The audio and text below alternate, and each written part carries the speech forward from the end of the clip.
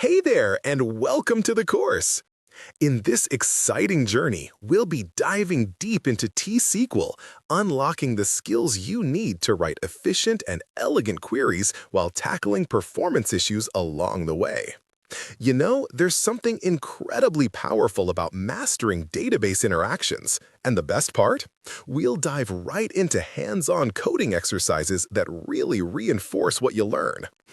So, remember to check the description for a link to our GitHub repository, where you'll find all the code examples we'll be using throughout the course.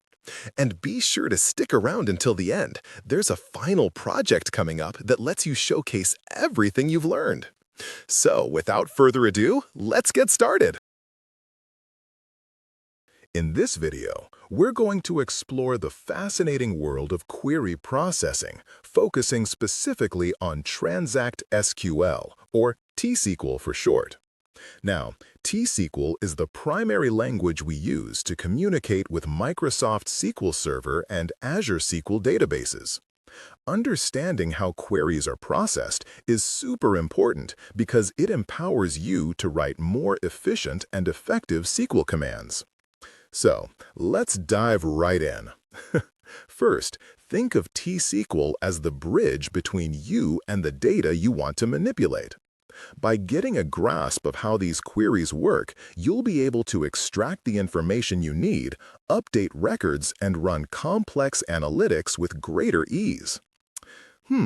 Remember, every query you write goes through a process of parsing, optimizing, and then executing, and each of these steps has a significant impact on performance. So it's all about efficiency here. By the end of this session, you'll feel much more confident in your querying abilities, and trust me, that'll make working with SQL databases so much more enjoyable. All right, ready? Let's jump into the details. Now, let's take a look at a basic SQL query that retrieves specific information from our employees table. This query is designed to fetch the first and last names of all employees working in the sales department. To start, we utilize the select statement. This is where we specify the columns we're interested in, first name and last name, followed by the from clause that indicates our data source, which is the employees table. Now, it's important to note that the query is filtered with the where clause. This ensures that we only get those entries where the department equals sales. This conditional filter is crucial for narrowing down results to just the relevant subset of data. By executing this query, we let SQL Server parse the statement, verify its syntax, and check if the specified columns and table exist. After that, SQL Server processes the command to retrieve the desired information efficiently. Understanding this fundamental query structure really lays the groundwork for crafting more complex SQL statements in your future database interactions. Now, let's dive into implementing the command that'll help us generate and view the execution plan for our earlier query. By enabling the Show Plan XML option, SQL Server won't actually execute the query. Instead, it will present an XML representation of the execution plan. This approach allows us to really see how SQL Server plans to access and retrieve data from the employees table, specifically those lovely folks in the sales department. Once we have Show Plan XML turned on, you can run a simple select statement that retrieves the first name and last name from the employees table where the department is sales. It's pretty much like our earlier example, but this time we're really focused on understanding the execution plan SQL Server comes up with based on the existing indexes and row statistics, rather than just fetching actual results. Now, once we wrap this up, we'll disable the Show Plan XML setting to return to our normal query execution state. Reviewing this execution plan is crucial as it uncovers insights into the efficiency of our query. This way, we can make informed decisions about any optimizations and improvements we might need to consider. The accompanying figure, titled Understanding SQL Query Processing Stages, displays a bar chart with 4 distinct stages on the x-axis: parsing, compilation, optimization, and execution, and their measured durations on the y-axis in milliseconds. The bars are color-coded: green for parsing, blue for compilation, amber for optimization, and red for execution. And they're annotated with exact numeric values on top. Parsing takes 50 milliseconds, compilation is at 120 milliseconds, optimization comes in at 80 milliseconds, and execution, the longest stage, takes 150 milliseconds. Now, from these numbers, we can observe some clear patterns.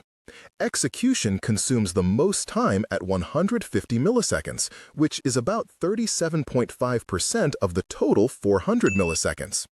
After that, we see compilation at 120 milliseconds, making up 30%. Optimization contributes a solid 80 milliseconds, or 20%, while parsing, the smallest segment, comes in at 50 milliseconds, only 12.5%. This distribution highlights something quite interesting. A whopping 67.5% of processing time is spent on compilation and execution combined. So, if we're looking to improve overall query performance, it makes sense to focus on reducing execution time using better indexing, updated statistics, or optimized plan choices. And for the compilation stage, streamlining could involve simplifying complex queries or reusing cached plans, which can help a lot. Even though optimization is smaller in duration, it still plays a meaningful role, and it can be influenced by keeping statistics up to date or rewriting certain queries for efficiency. The annotations in the chart make it straightforward to see which stages will yield the greatest benefits when optimized. So there you go. The stage labels directly map to our discussion of parsing, planning, optimization, and execution in this lesson. Now, let's see how we can implement an index on the department column of our employees table, which is essential for improving the performance of queries that filter by this field. The syntax is pretty straightforward. It starts with the create index statement, followed by the name we want to give our index. In this case, let's name it IDX Department.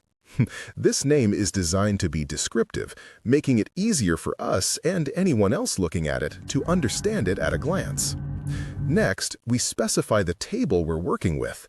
In this instance, that would be employees. And then we indicate the column we want to index, which is, of course, department. So, when we execute this command, SQL Server creates a structured index specifically for that column. This allows SQL Server to quickly locate the relevant rows whenever we run queries that filter based on the department, without having to sift through each record one by one. However, it's crucial to keep in mind that while indexes significantly enhance read operations, they can also introduce some overhead for write operations, since the database needs to update the index every time records are inserted, updated, or deleted.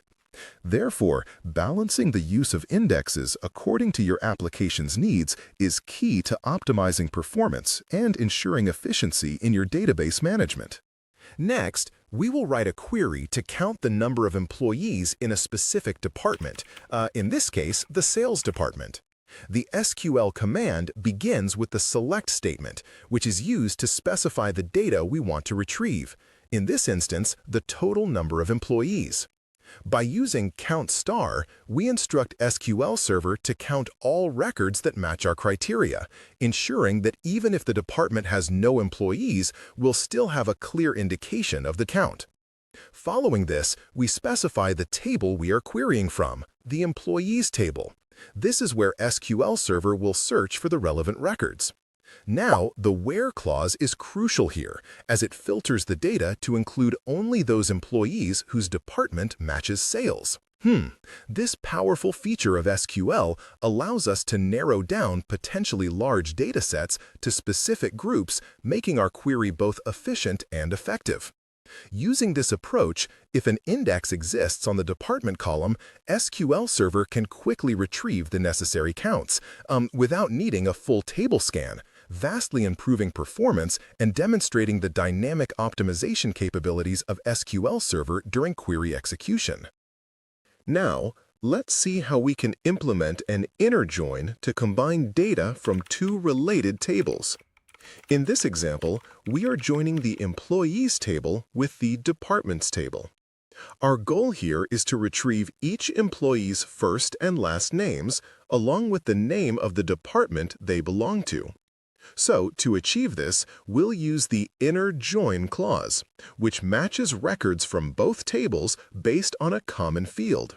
In this case, that's department ID.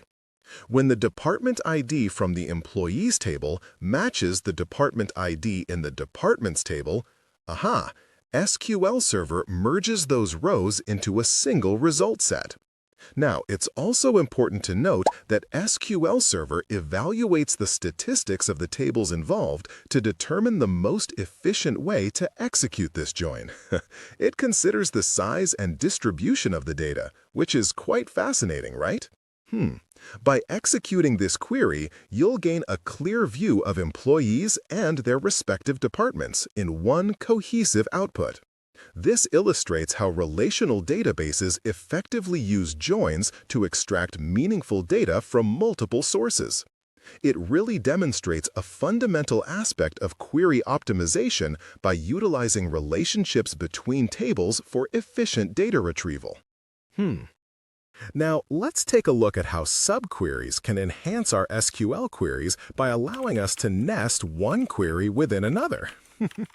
In the following example, we'll retrieve the first and last names of employees whose department ID matches a specific condition obtained from another query. So, here we go. The inner query fetches the department ID from the departments table where the department name is sales. This efficiently creates a filtered list of department IDs tied to the sales department. Now, the outer query then uses this list to select employee names from the employees table that correspond to those department IDs. This method allows for a clear separation of logic. It's like isolating the logic for identifying the relevant department while still extracting the necessary employee information. However, while this approach definitely improves readability, it's important to remember that performance might take a hit, especially in larger datasets. So, it's often recommended as a best practice to consider transforming subqueries into joins when possible. This can lead to more efficient query execution in T-SQL. Now, let's see how we can implement a set-based operation to increase the salary of all employees in the sales department. The SQL command begins with the update statement, which is used to modify existing records in a table. In this case, we're targeting the employees table, where we'll filter for specific records based on the department column. So, by specifying set salary equals salary times 1.10, we're instructing the database to take the current salary of each employee in the sales department and increase it by 10%. This operation is efficient because, unlike procedural code that loops through each record and updates them individually, this command processes the entire set of qualifying records in one go. The where department equals sales clause ensures that only the employees in that specific department are affected. This bulk operation minimizes overhead, showcases the power of T-SQL's set-based capabilities, and leads to a performance boost compared to handling row-by-row updates. By leveraging this method, we're ensuring that our data manipulation is both efficient and effective. Now, let's explore how we can implement error handling and transaction control in T-SQL, ensuring our database operations maintain integrity and reliability. We start with the try block, where we kick off a transaction to update employee salaries by 10% for those in the sales department. This transaction envelops our update operation, treating all changes as a single unit of work. If everything runs smoothly, we can confidently commit the transaction, which permanently applies the changes made. However, as we know, real life can be a bit unpredictable. Things don't always go as planned. Errors can pop up for various reasons, like network failures or deadlocks. This is where the catch block becomes essential. If an error happens during the execution within the try block, control smoothly transitions to the catch block, where we roll back the transaction. This crucial action undoes any changes made during the transaction, reverting the database to its previous stable state. Plus, the code prints out the error message, giving you valuable feedback to help diagnose the issue. This structured approach to error handling is absolutely vital for maintaining data integrity during those critical operations. Now, let's dive into a practical example that shows how to increase the salaries for employees in a specific department. Yep, we're zeroing in on our sales team. So, we begin with the update statement, which we'll use to modify some existing records in our employees table. The magic happens in the set clause, where we get to specify just how we want to change things up. In this case, we're giving each employee a nice little 10% raise. And how do we do that? Simple. We multiply their current salary by 1.10. Now, to make sure we're only updating the right folks, we'll add a where clause. This narrows down our focus just to those employees in the sales department. With this precise targeting, we're not only boosting efficiency by avoiding unnecessary changes, but also keeping the integrity of our data intact. Using these set-based operations really showcases the strength of T-SQL, allowing us to handle bulk actions with ease, meaning the database can process all these changes in one go, rather than having to loop through each employee one by one. By embracing this set-based logic, we can really supercharge performance, especially when we're working with larger datasets. Understanding query processing in T-SQL allows you to write better, optimized SQL commands that effectively communicate with your databases. For anyone looking to advance their SQL skills, mastering these concepts is crucial. From parsing to execution to optimization, each step in processing your queries is essential to ensure that your database performs at its peak. Embrace these principles and apply them to your work, and you'll find yourself not just writing SQL, but becoming a maestro in data manipulation. Thank you for watching, and happy querying! Welcome to today's lesson on Query Optimization Essentials in T-SQL. This is a crucial topic, as it can dramatically enhance the performance of your database operations. So far, we've learned about query processing in T-SQL, starting from the way SQL Server interprets and executes commands through parsing, generating execution plans, and the importance of indexes for efficient data retrieval. We also discussed query optimization techniques, including the use of joins and subqueries, as well as set-based operations that improve performance.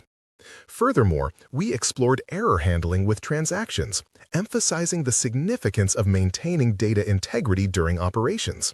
Lastly, we highlighted best practices for improving query performance and the value of documenting SQL code for clarity and collaboration. Now, we will cover the essentials of query optimization and how understanding the roles of the query processor can lead to better SQL performance.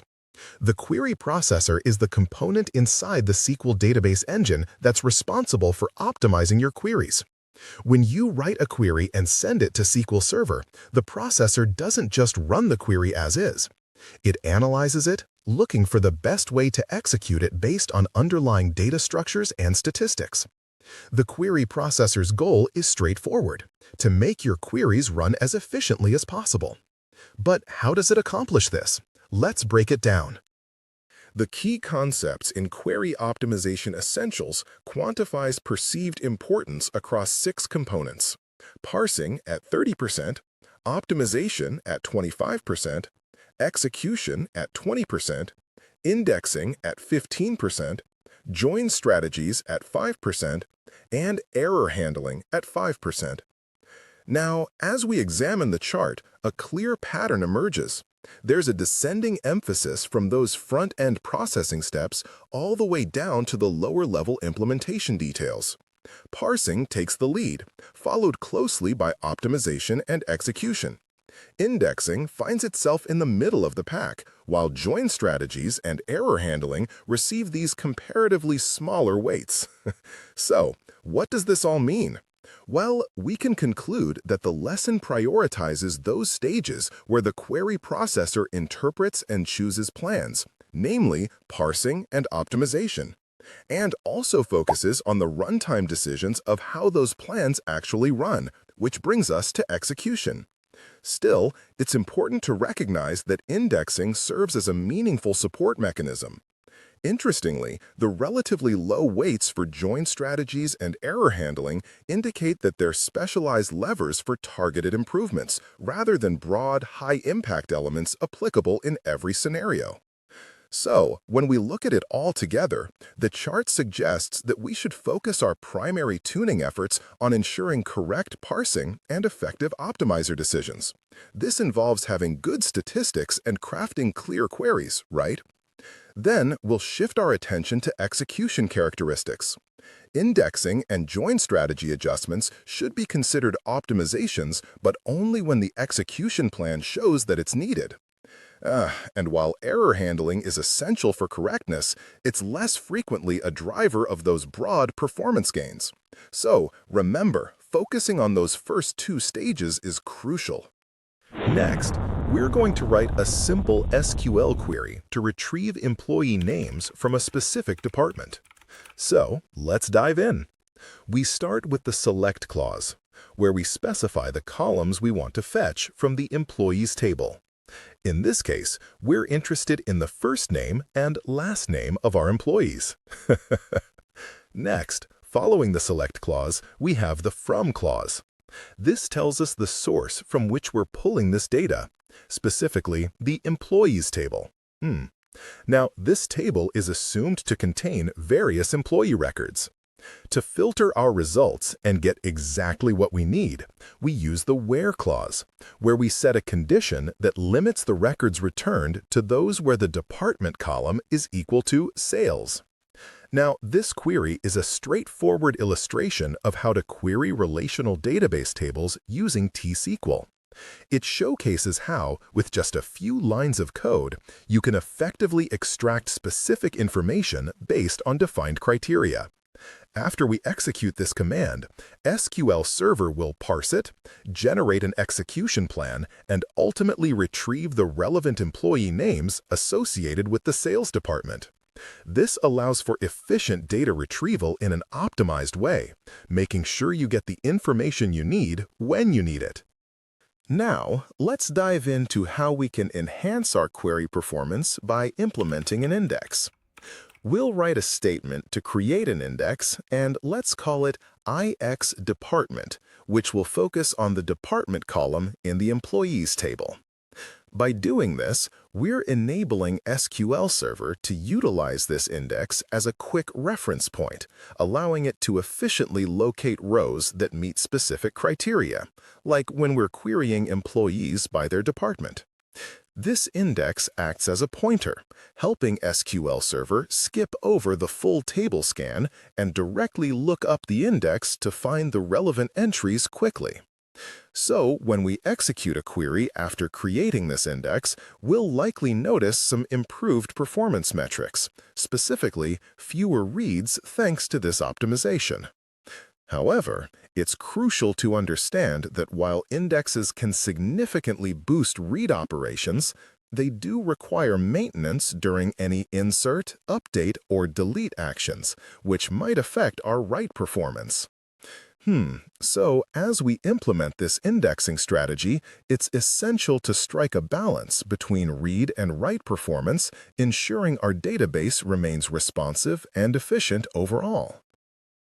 Now, let's see how we can optimize our database performance by updating statistics. The command we will use is update statistics employees. Now, this command is really important because it refreshes the statistical info linked to the employees table, a detail that the SQL Server Query Optimizer uses to make smart decisions during query execution. By running this command, we ensure that the optimizer has the latest data characteristics at its disposal, including the number of rows and data distribution. Accurate statistics are super critical because they affect whether the optimizer goes for an index to retrieve data or, decides to conduct a full table scan. If those statistics are outdated, the optimizer might make some less than ideal choices, which can slow down your query performance. So, when you're in situations where there are significant modifications to your data, like doing a bunch of inserts, updates, or deletes, it's even more crucial to perform this update. Refreshing the statistics helps the optimizer keep pace with changes in data distribution, ensuring your queries run smoothly and efficiently. Therefore, getting comfortable with and regularly applying the Update Statistics command can really boost your T-SQL optimization efforts, making it a valuable tool in your query performance toolkit. Now, let's dive into how we can implement a join operation to combine data from two related tables, employees and departments. In this example, we want to retrieve both the first and last names of employees alongside their corresponding department names. So we begin by selecting the required fields, e.firstname, e.lastname, and d.departmentname. To do this, we use a join statement, which lets SQL Server combine rows from these two tables based on a common column, which in this case is department ID. The ON clause specifies the condition for the join, mentioning that we're looking to match rows where the department ID in the employees table corresponds to the department ID in the departments table. Now, this implementation not only helps us understand how employees relate to their departments, but also takes advantage of the query optimizer's capabilities. You see, it determines the most efficient way to execute the join. As SQL Server evaluates the join type, it may utilize indexes on the department ID columns, ultimately improving the execution speed and performance of our query. Understanding these connections and optimizations is truly essential for effective query design in T-SQL. Next, we will examine how subqueries can impact the efficiency of our SQL queries. The first code example shows a subquery that retrieves the first and last names of employees in the sales department by generating a list of department IDs. Now, the limitation here is that SQL Server has to execute the inner query first, which makes it less efficient because it operates independently from the outer query.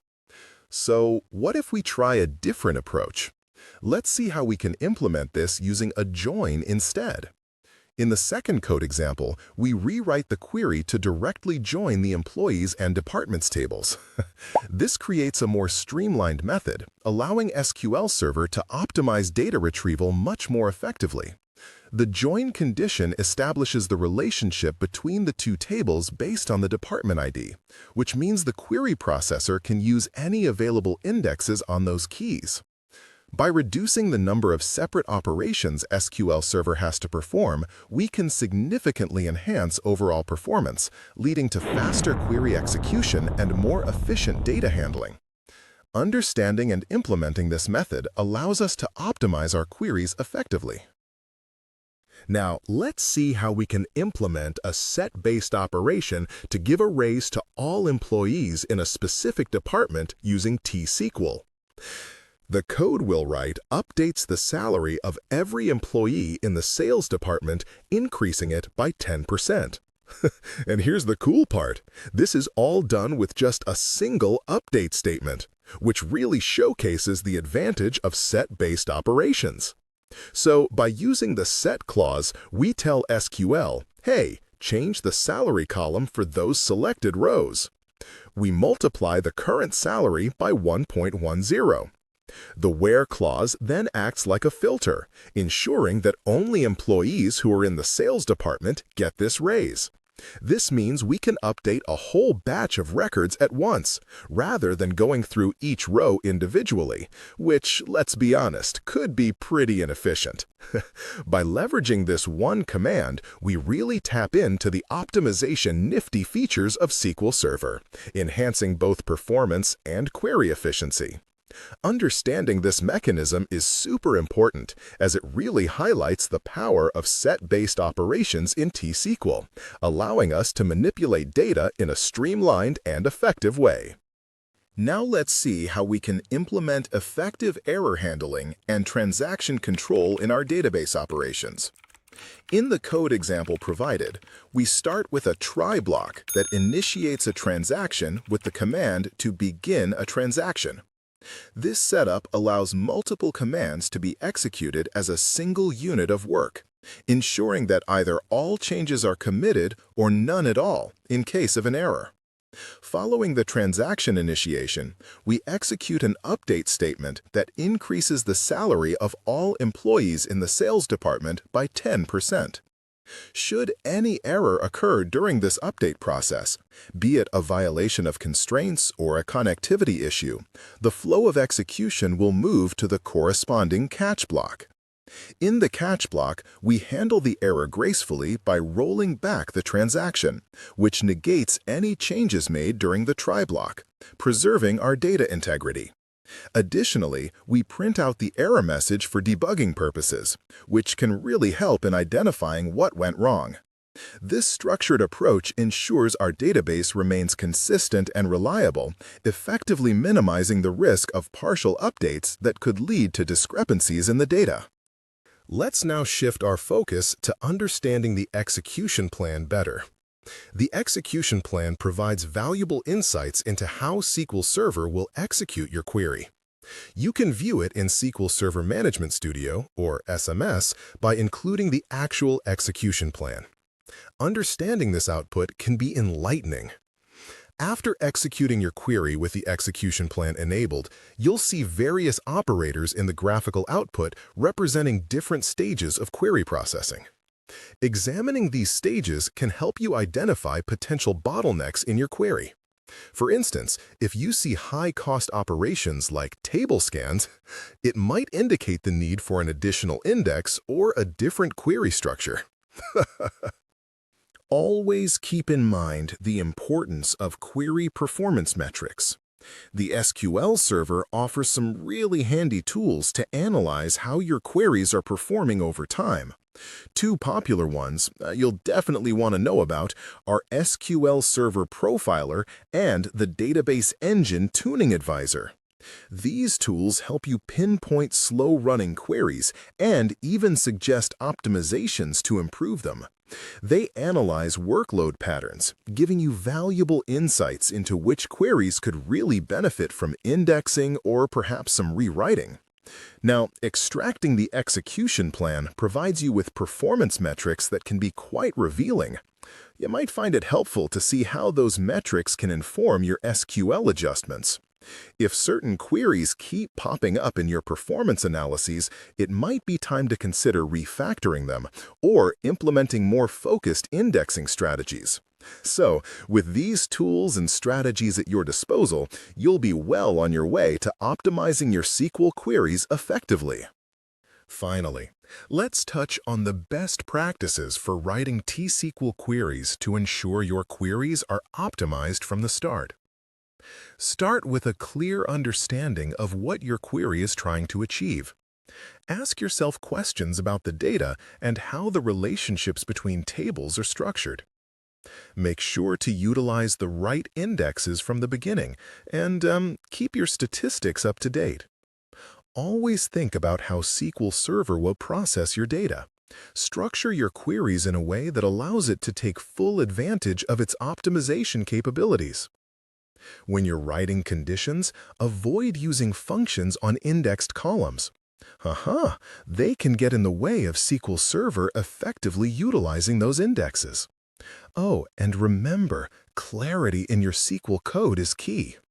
It's a really good practice to comment your SQL scripts. This not only helps you understand your logic when you review the code later, but it also assists your colleagues who might work with your queries. A simple comment explaining the intention behind a complex query can save time and effort for both you and others. In conclusion, query optimization is a complex but rewarding aspect of working with T-SQL. By understanding how the query processor operates and the roles of indexing and statistical information, you can write efficient queries that perform well even under heavy loads. So, keep using those execution plans to guide your optimizations. And remember, writing clear, understandable SQL really pays dividends. As you continue your T-SQL journey, always prioritize performance and accuracy in your database interactions. With these skills, you'll be able to leverage SQL Server fully and perform like a database wizard. Happy optimizing! Now, let's see how we can implement a simple SQL command to retrieve specific data from our employees table. The goal of this query is to select the first and last names of employees who belong to the sales department. So, we start with the select statement, where we specify the columns we want to retrieve, first name and last name. Then, the from clause tells SQL Server to pull this information from our employees table. Next, we apply a where clause to filter the results. Here, we check that the department column matches sales. This is crucial because it ensures we're only pulling the relevant records, which helps improve efficiency by eliminating unnecessary data retrieval. Now, it's essential to consider the potential impact of indexing on this query. If there's an index on the department column, the SQL Server Optimizer can quickly find the relevant records, speeding up our query execution significantly. If no index is available, though, SQL Server might end up scanning the entire employees table, which can be pretty time-consuming, especially as the dataset grows. So, this straightforward example really reinforces the importance of structuring our queries effectively and being mindful of database indexes. The donut chart, titled Key Concepts in Query Execution Essentials, quantifies the relative emphasis placed on each stage. Execution is 30%, optimization checks in at 25%, parsing at 20%, indexing follows at 15%, while join strategies and error handling each take up the last 5%. This distribution really highlights that three core stages, parsing, optimization, and execution, account for a whopping 75% of the visual weight. So, this tells us that most of the effort and attention in query processing is concentrated right there.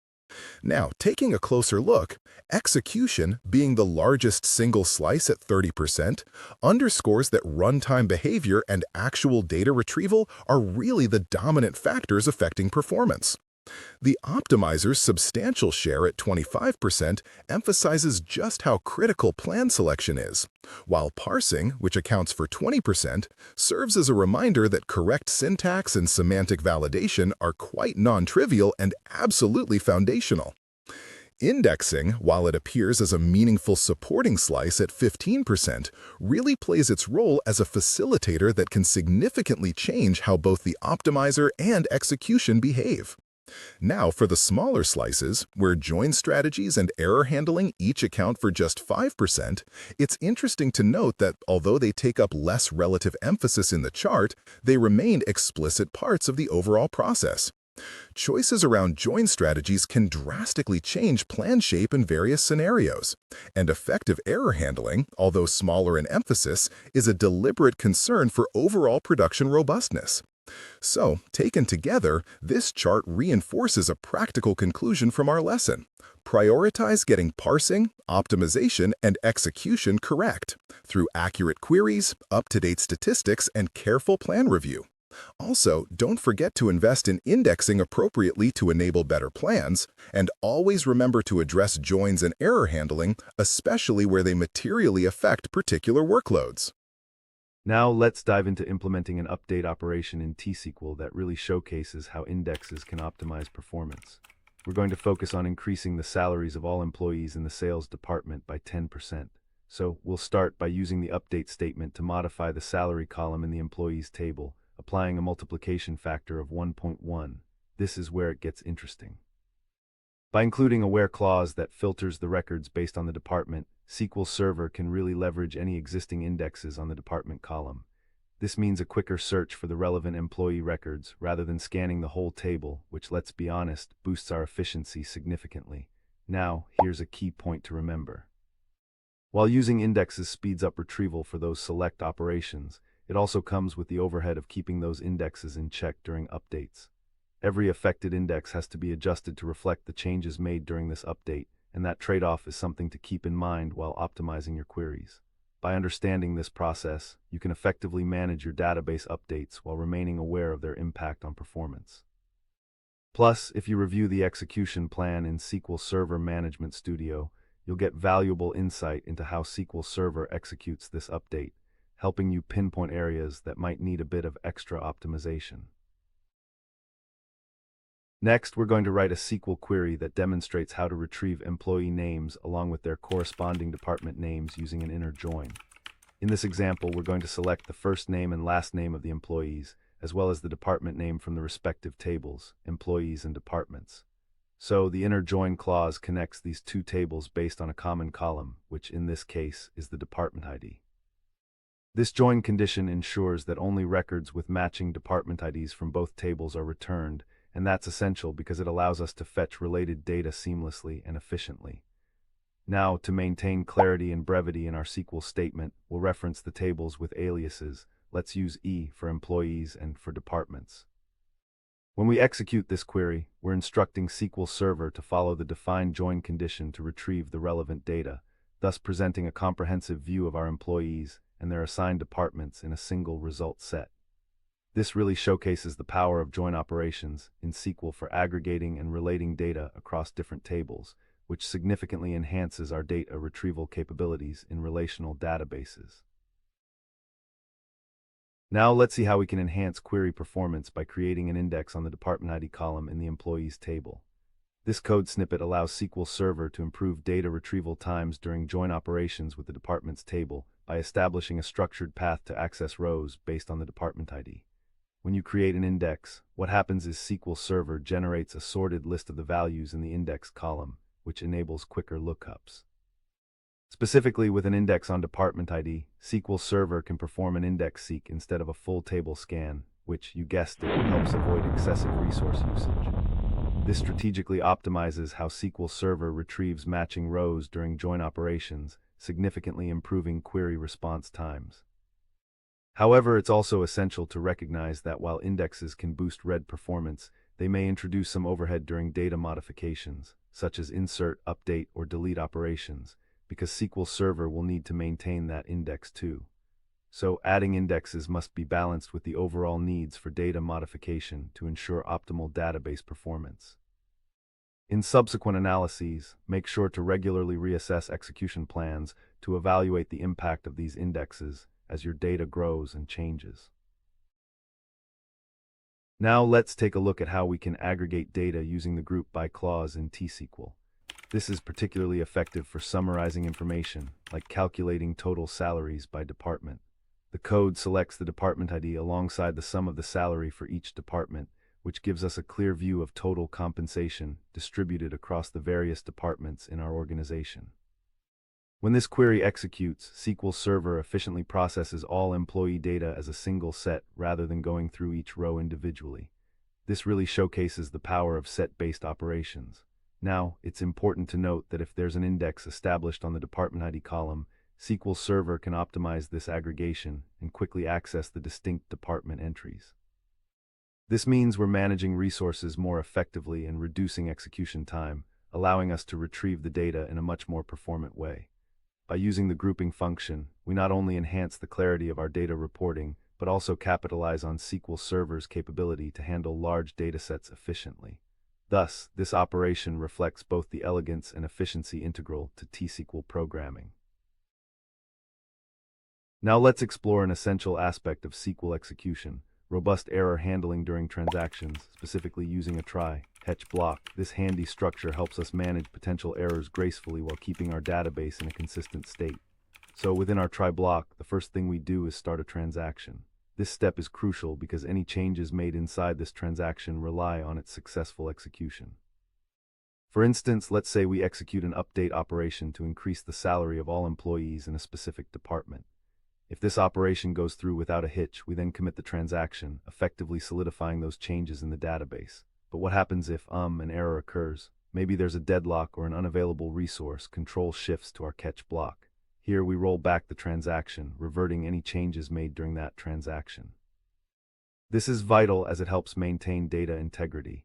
Additionally, we print an error message, which is super helpful for developers as it provides useful feedback for troubleshooting issues. This implementation really enhances the reliability of your SQL operations, ensuring users have a smoother experience even when things go wrong. Finally, let's demystify the execution plan analysis process. Understanding the execution plan is like reading the blueprint of various operations that SQL Server undertakes to retrieve and manipulate data. By using the actual execution plan feature in the Management Studio, you can see a visual representation of every step SQL Server takes during execution.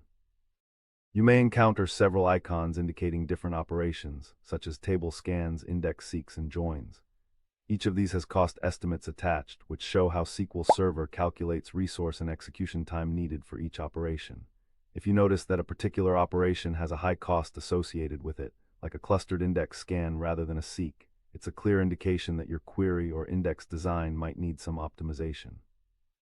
Here's where you can make strategic decisions about query structure and indexing strategies to improve overall performance. In summary, understanding the query execution process within SQL Server's relational engine, like how queries are parsed, optimized, and executed, equips you with the skills to write efficient T-SQL code. By appreciating how different operations affect performance, you can really boost the effectiveness of your database tasks. So, keep tinkering with your queries and don't shy away from using execution plans. They're fantastic for deepening your insights. With a bit of time and practice, you'll find yourself becoming quite proficient at both writing and optimizing your SQL code, making sure your applications run smoothly and efficiently, like a well-oiled machine. Happy querying. SQL Server 2022 has introduced an exciting feature called Parameter-Sensitive Plan Optimization, or PSP optimization for short. This innovative capability really stands out. It allows the database engine to cache multiple execution plans for a single parameterized query, especially those that involve equality predicates. In this lesson, we're going to explore how this feature enhances query performance and boosts the overall efficiency of your database. So far, we've learned about the query execution process in T-SQL, focusing on the crucial role of the relational engine, which handles parsing, optimization, and execution of SQL commands. Remember, we talked about how parsing checks the syntax and semantics of SQL statements, while optimization is responsible for generating execution plans, to determine the most efficient ways to execute our queries. We've also explored things like the significance of indexing for performance improvement, the various types of joins, and the important need for robust error handling and execution plan analysis. Overall, having a solid grasp of these concepts is essential if you want to write optimized T-SQL code and enhance your database's performance. Now let's dive into the details of parameter-sensitive plan optimization, its benefits, when you might want to use it, and of course, we'll check out some code examples to see it in action. Next, we will write a simple SQL query that retrieves customer data based on a specified country. The query specifically looks for records in the Customers table where the country field matches the parameter @country. Now, you might be wondering why parameterization is so important.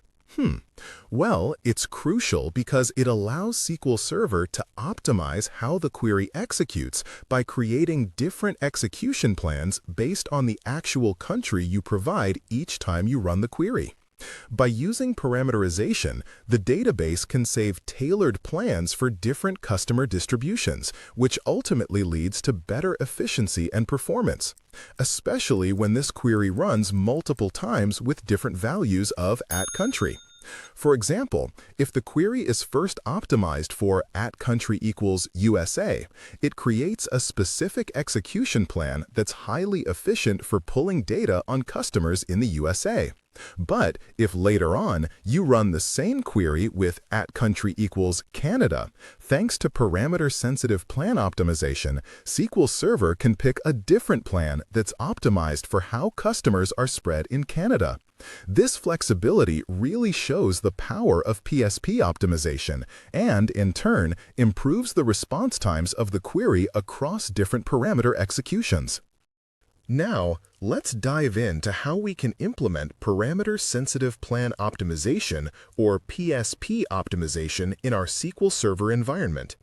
The first step involves enabling this feature, which we do by using the alter database scoped configuration command to set parameter-sensitive plan optimization to on. This configuration allows SQL Server to maintain multiple cached execution plans for parameterized queries. Pretty cool, right? It significantly enhances performance, especially for queries that involve equality predicates. Next, we'll create a stored procedure designed to fetch order details based on specific start and end dates, as well as a region. So let's define our procedure, and we'll name it Get Orders by Date and Region. We'll establish parameters for the start date, end date, and the region. Within the body of the procedure, we run a select statement to pull data from the orders table, filtering according to the parameters we provided. This method allows SQL Server to generate and cache execution plans that are tailored to the changing values of the @region parameter, really optimizing the query's performance for different regions. Through this approach, the flexibility and power of PSP optimization become evident in practice. The figure displays a dual bar comparison across 5 countries: the USA, Canada, the UK, Germany, and Australia. For each country, the blue bars represent execution time in seconds, while the orange bars illustrate performance improvement as a percentage. Now, from the plotted values, we see execution times ranging from 1.5 seconds for the USA to 2.5 seconds for the UK. On the flip side, the reported performance improvements span from 10% in the USA to 15% in the UK. There's a noticeable pattern here. Countries with higher baseline execution times, like the UK at 2.5 seconds and Australia at 2.3 seconds, are also showing larger percentage improvements of 15% and 13%, respectively. Meanwhile, the USA, which has the lowest execution time at 1.5 seconds, corresponds to that smaller improvement of just 10%. This alignment suggests that parameter-sensitive plan optimization, or PSP for short, tends to provide proportionally greater benefits where the original execution plan was more costly. Isn't that interesting? And the good news is every country in this figure benefits to some degree, as all improvements fall within the range of 10% to 15%. This demonstrates a consistent positive impact across regions. The chart's dual y-axes and color-coded legend make it absolutely clear that we're comparing absolute cost in seconds against relative gain in percentage terms. So we can conclude that PSP is particularly effective at reducing the relative performance burden, especially in those cases where execution times are at their highest. Now let's take a moment to explore how to retrieve information about cached execution plans in SQL Server, shall we? The query we're going to use starts by selecting the type of cached plan, the associated query plan, and importantly, the number of times each plan has been executed. Here we tap into the SIS, DM exec cached plans dynamic management view, which gives us access to the query plans stored in memory. By employing a cross-apply with the SIS, DM exec query plan function, we can directly pull out the execution plan details that correspond to each cached plan. Now, in the where clause, we're filtering the results to focus on plans categorized as ad hoc or compiled. This distinction is critical since it helps us target the relevant plans generated during the execution of parameterized queries. And to make things neat, we order the results by execution count in descending order. This way, we can quickly see which plans are put to use the most. This analysis is essential for checking if the parameter-sensitive plan optimization feature is effectively caching multiple plans for a single parameterized query. Another critical aspect to be aware of when working with parameter-sensitive plan optimization is its interaction with other optimization features. For instance, let's talk about the idea of optimize for ad hoc workloads, which can really shine in large environments where you have a ton of ad hoc queries. Now, when you enable this feature, SQL Server optimizes by caching just a single plan the first time a query is run.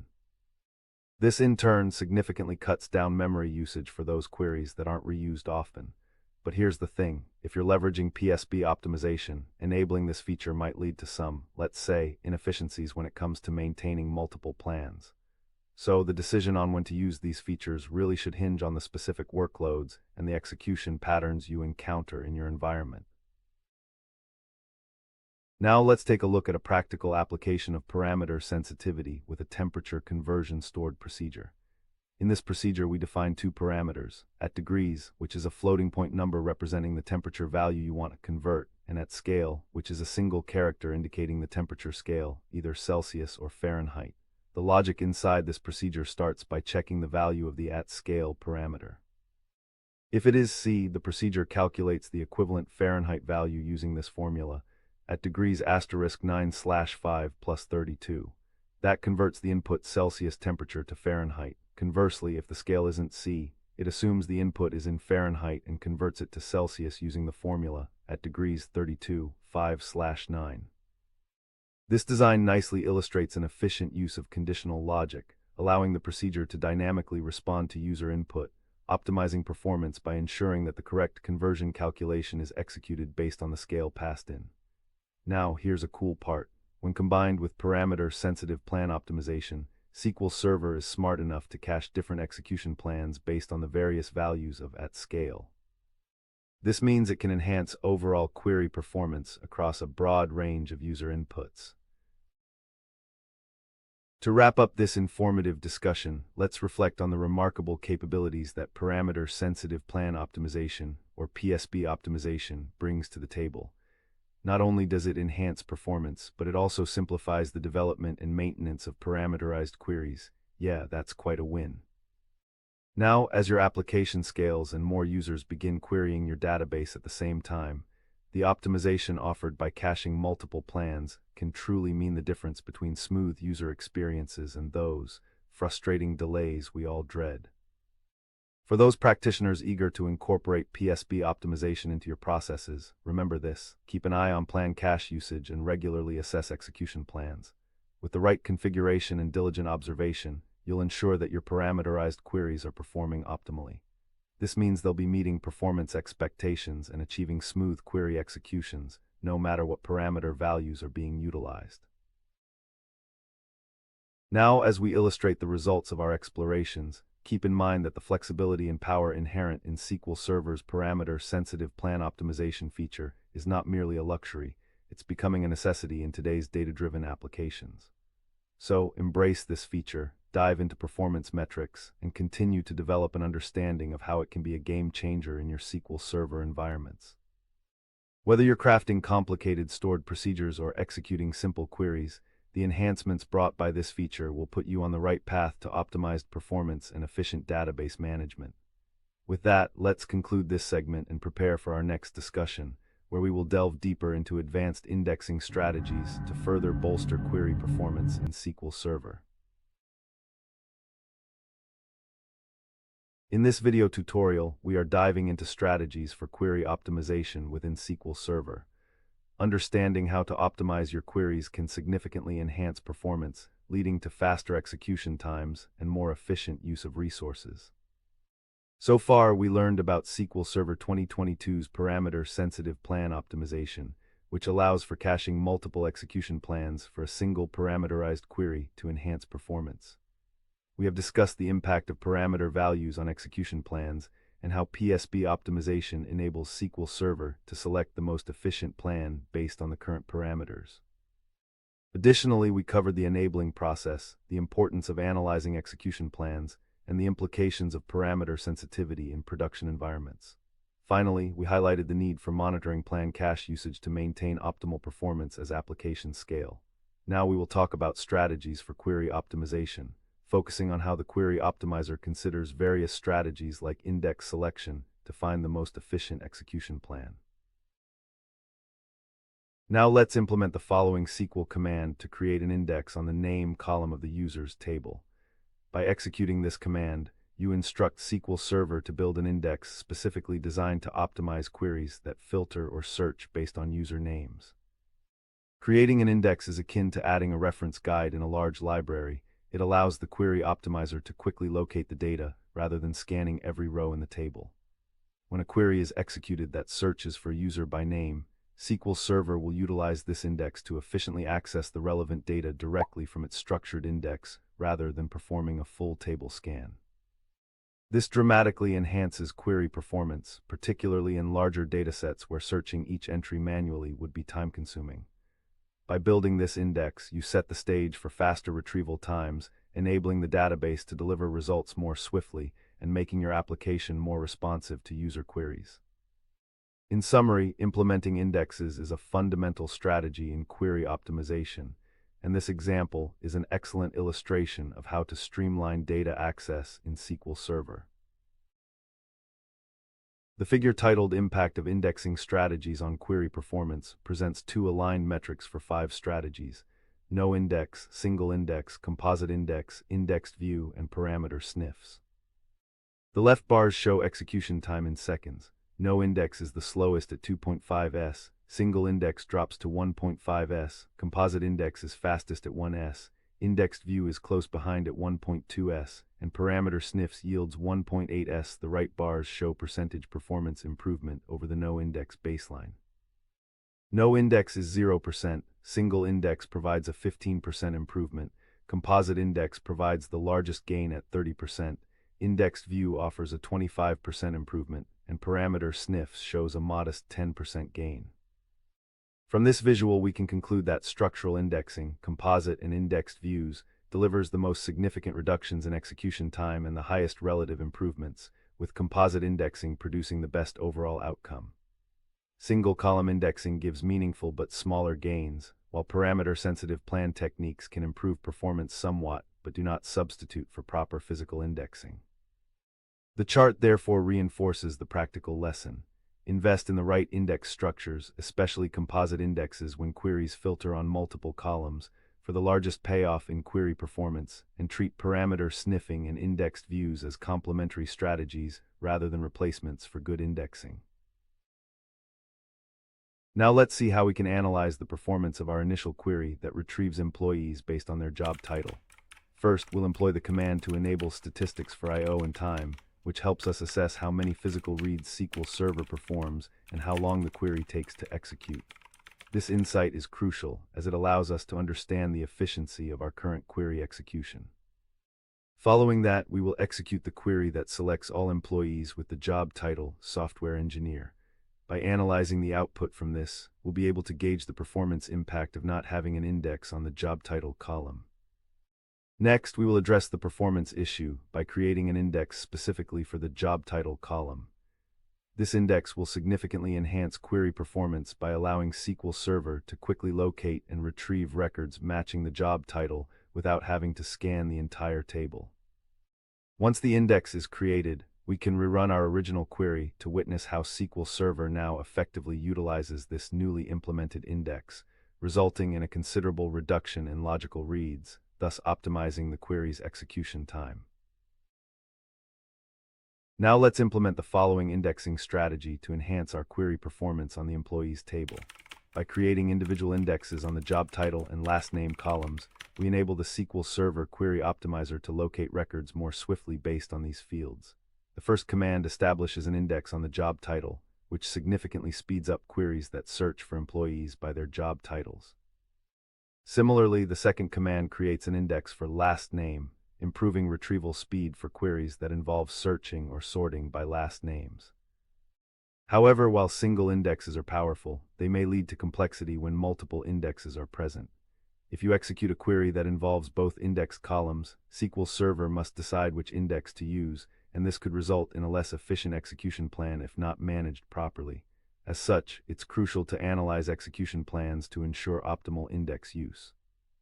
This is where understanding composite indexes becomes beneficial, as they can offer further optimization for queries that filter based on multiple criteria. Now let's see how we can create a composite index to optimize queries that filter on multiple columns. We begin by executing a command to create an index named ixEmployees job title last name on the employees table, specifically focusing on the job title and last name columns.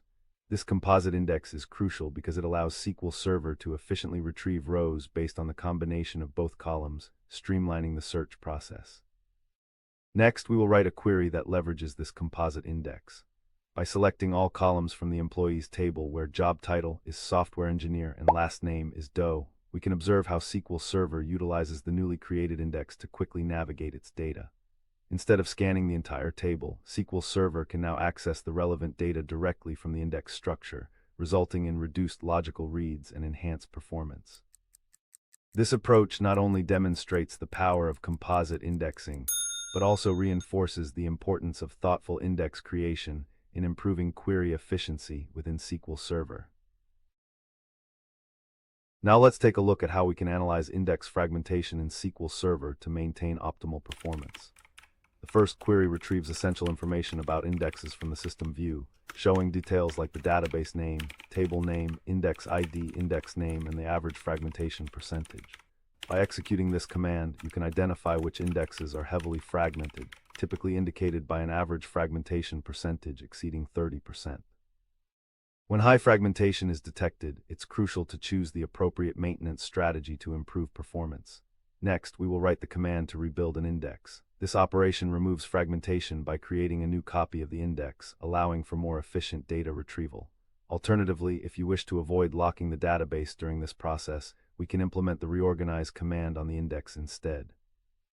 This method allows for online maintenance, enabling concurrent transactions while still improving the index structure. By leveraging these commands, you can ensure that your indexes remain healthy, leading to faster query execution and an overall enhancement in database performance.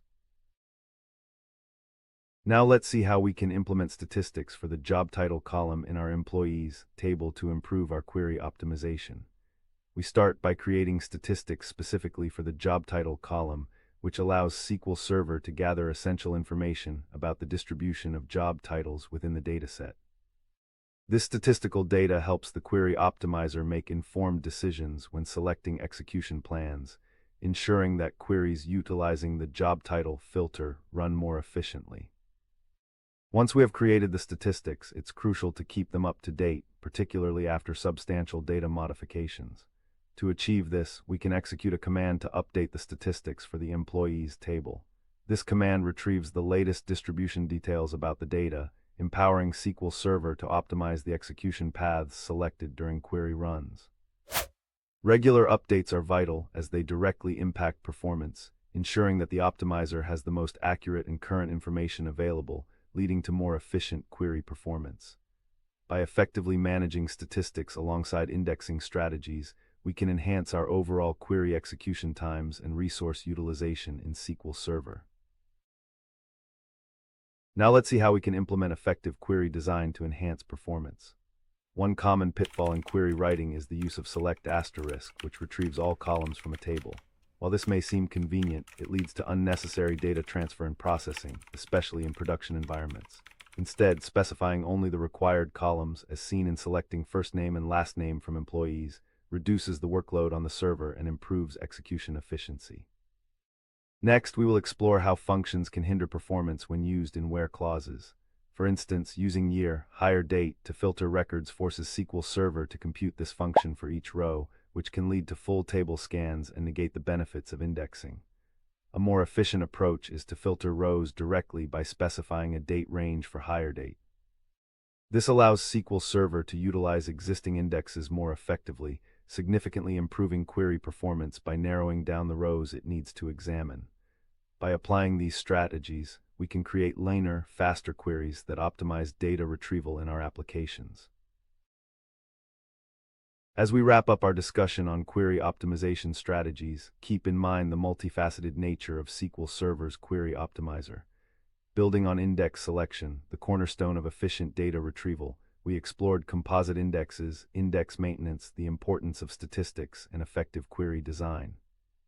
Remember, optimizing queries is not just about slapping on an index and calling it a day. It's about understanding how your data interacts with the database engine and designing your queries precisely to get the results you need without unnecessary overhead. Incorporate the strategies discussed in this lesson, and you will see a notable improvement in your application's performance, ultimately leading to a smooth user experience. Query optimization is a continuous journey. Monitor and adjust regularly as the dataset and queries evolve, and you'll always stay at the top of your game. Thank you for joining me in this lesson. In our next session, we'll delve into advanced indexing strategies that can further elevate your database performance. Until then, keep optimizing.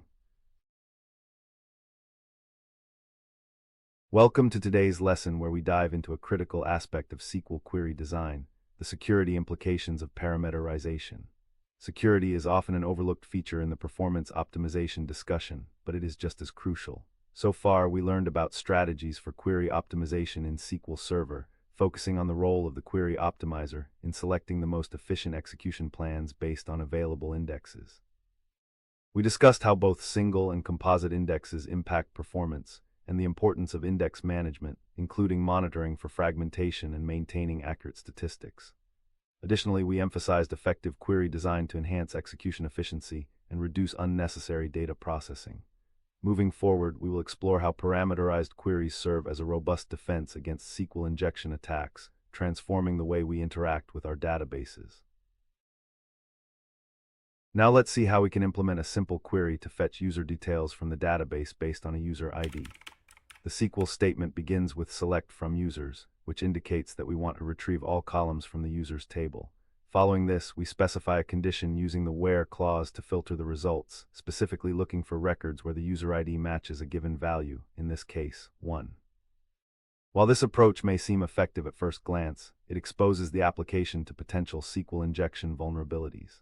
If untrusted user input is directly embedded in such a query, as illustrated by an SQL injection attempt, it could allow an attacker to execute harmful commands such as dropping tables. To address this security risk, we will soon explore parameterized queries that utilize placeholders instead of directly injecting user input into our SQL commands.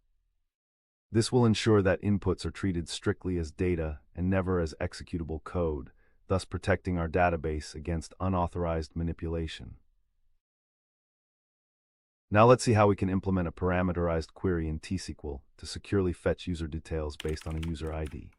We start by declaring a variable named @userid of type int, which will hold the user ID we want to query against. Using a variable instead of directly embedding the user input into our SQL statement helps prevent SQL injection attacks, as the database server treats this placeholder as a value rather than executable code. Next, we assign a specific value, in this case, 1, to @userid. This demonstrates how we can dynamically set the target user ID while keeping our query structure intact. Finally, we write a select statement that retrieves all records from the users table where the user ID matches our placeholder variable.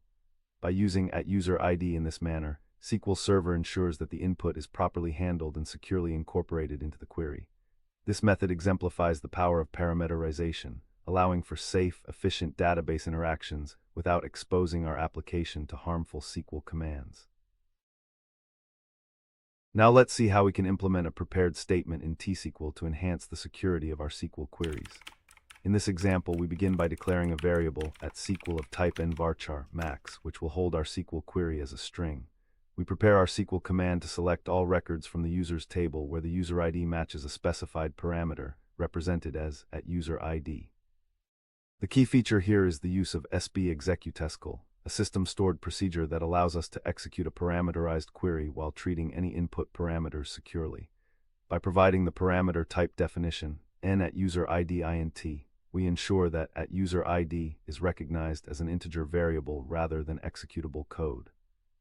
When we pass a value of 1 to @userid, SQL Server efficiently processes this command without the risk of SQL injection, since the query structure is predetermined and cannot be altered by user input.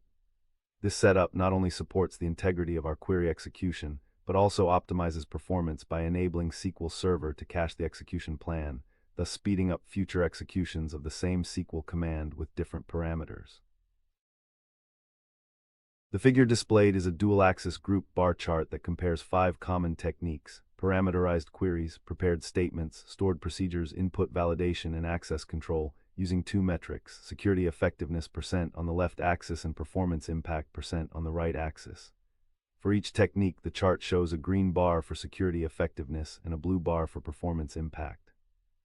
Key numerical observations visible on the plot are: parameterized queries score highest in security, about 95%, and also show the highest performance impact, about 85%.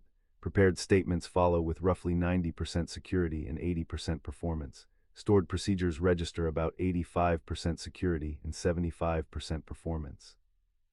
Input validation is lowest among these measures with approximately 80% security and 70% performance. Access control matches prepared statements on security at about 90%, but has a slightly lower performance impact, around 75%. From these patterns, we can conclude that parameterization techniques, parameterized queries, and prepared statements deliver the strongest combination of security and performance improvements. Stored procedures and access control provide solid security with moderate performance benefits, and input validation, while important, appears on this chart as the least impactful on both metrics compared with the other techniques. This visual reinforces the lesson point that parameterization is both highly effective at preventing injection and beneficial for runtime behavior relative to the alternatives. Next, let's examine how we can utilize parameterized queries to enhance our SQL query security. Imagine you want to fetch user details based on their user ID. A common vulnerability arises when an attacker includes malicious input like drop table users. To protect against this, we can use the following approach. Now let's implement the following. We start by declaring a variable called @userid to store the user ID we want to query. We then set this variable to a specific value like 1. By using @userid in our SQL statement, we separate the data from the query structure. This means the SQL Server treats @userid purely as a value, not executable code, drastically reducing the risk of SQL injection attacks. Let's also take a look at how we can implement string parameters securely. For instance, we can declare another variable @username and assign it a value containing an apostrophe, such as John's Coffee. By using this parameter in our SQL query, SQL Server automatically escapes the apostrophe, ensuring that our query remains intact and secure from injection attempts. This illustrates the robust safety that parameterized queries offer when handling various data types, safeguarding our database against unwanted manipulations. Now let's take a look at how we can include multiple parameters in a SQL query for enhanced filtering. In this example, we declare 2 variables, @startDate and @endDate, both of which are of type dattime. These variables will allow us to filter results based on a specific date range. We start by assigning values to these variables, setting @startDate to 2023-0101 and @endDate to 2023-0131. Next, we perform a select operation on the orders table. The where clause utilizes the between operator to filter the order date field. This method effectively retrieves all records where the order dates fall within the specified range provided by the parameterized variables. By parameterizing the dates, we enhance security as SQL Server treats these variables as pure values, mitigating the risk of injection attacks. This approach not only secures our query, but also illustrates the smooth and dynamic capabilities of using parameters in SQL, allowing us to craft complex queries while maintaining robust security practices. Now let's see how we can implement dynamic SQL in conjunction with parameterization. Here, we start by declaring a variable named @SQL of type nvarchar max, designed to hold our dynamically constructed SQL query as a string. The next step involves setting this variable within SQL command that retrieves user records based on a user ID, which is concatenated directly into the SQL string. However, this method has a significant downside. If the @userid variable were to contain user-supplied data that is untrusted, it can lead to SQL injection vulnerabilities. Following this, we execute the SQL command using the sb-executesql stored procedure. While this approach provides flexibility to construct SQL dynamically, it is inherently risky when not used with parameterization. To protect against potential exploitation, it's crucial to ensure that user inputs are sanitized, illustrating the need for a balanced approach that leverages both the dynamic nature of SQL and the safety of parameterized queries. By recognizing these vulnerabilities, we can safeguard our applications against malicious attacks effectively. Moreover, let's not forget the importance of regular audits and practices surrounding user inputs. Ensure your team enforces policies that restrict user inputs, validate them at the application level, and follow the principle of least privilege. Even with parameterized queries in place, a security mindset can mean the difference between a secure application and a total disaster. A good practice is to use form validations on the client side along with server-side checks. For instance, if you're taking in numeric inputs, do not rely solely on the database to handle them. Instead, validate the inputs in your application before they ever reach your SQL server. Additionally, employ extensive logging practices to catch any unusual activities as soon as they occur. In summary, parameterization is an absolute must for ensuring the safety of your SQL queries against injection attacks. By utilizing parameterized queries and prepared statements, you can create a rigorous defense that protects both data and application integrity. A secure database isn't just built by technology, it thrives on best practices, vigilance, and a proactive approach to security. With that said, we have journeyed through the labyrinth of SQL security implications with parameterization. You now have the knowledge to safeguard your SQL queries from malicious attacks and maintain a robust database environment. Remember, security isn't just a feature, it's a mindset that you need to carry through your entire development process. Thank you for joining this lesson. In the next session, we will continue to explore more advanced indexing strategies that can help enhance database performance even further. Until then, keep your queries safe and secure.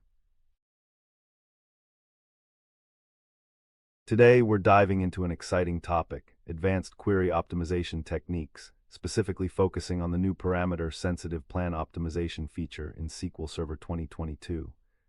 This feature significantly enhances the way SQL Server manages query execution plans, promoting efficient resource usage and better performance for parameterized queries. Next, we will write a query to retrieve sales data based on the region. The SQL statement begins with the select asterisk statement, which indicates that we want to return all columns from the results of our query. Following this, we have the from sales clause, which specifies the sales table as the source of our data.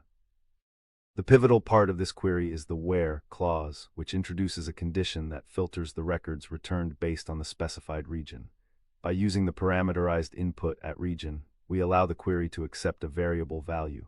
This means that we can dynamically change the region we wish to filter by, significantly enhancing the flexibility of the query. Utilizing parameterization not only boosts security by preventing SQL injection attacks, but it also optimizes performance, as SQL Server can cache execution plans for various parameter values. In practice, this query can be used to analyze sales performance in different regions, and it demonstrates how the new parameter-sensitive plan optimization feature can effectively manage and optimize execution plans depending on the input provided. The displayed chart titled Advanced Query Optimization Techniques, Execution Metrics by Region, is a stacked bar chart with regions on the x-axis east, west, north, south, and execution metrics on the y-axis. Each region's bar is composed of two stacked components labeled in the legend as execution time, the lower segment, and execution count, the upper segment.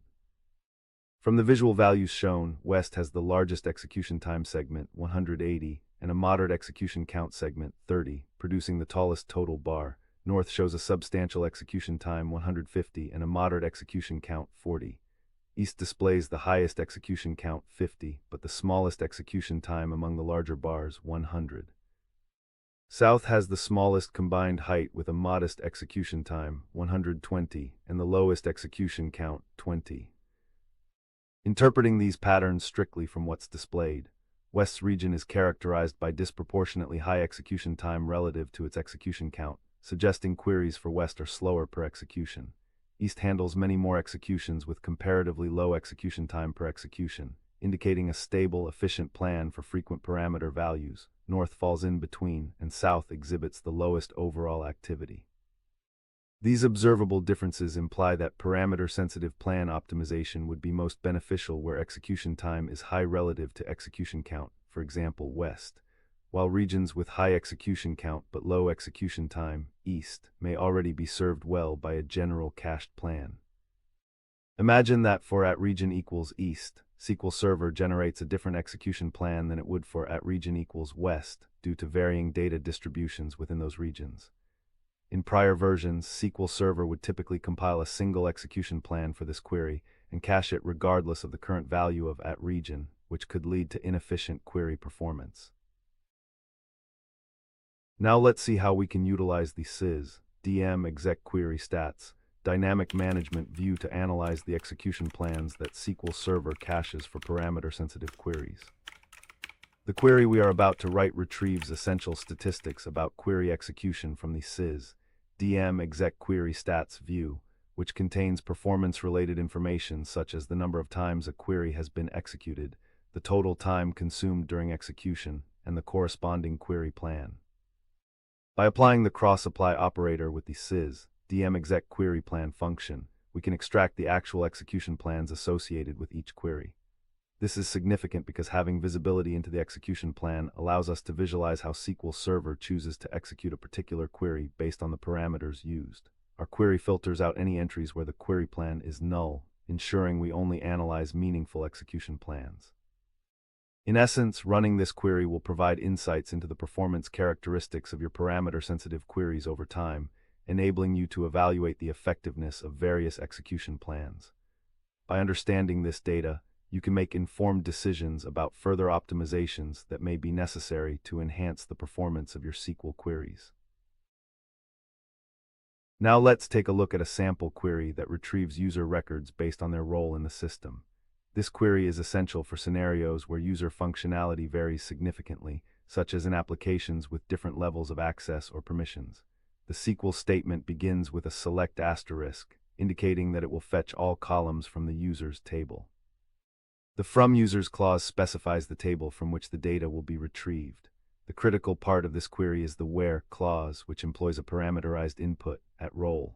This parameter allows the query to dynamically adjust based on the user's role being filtered.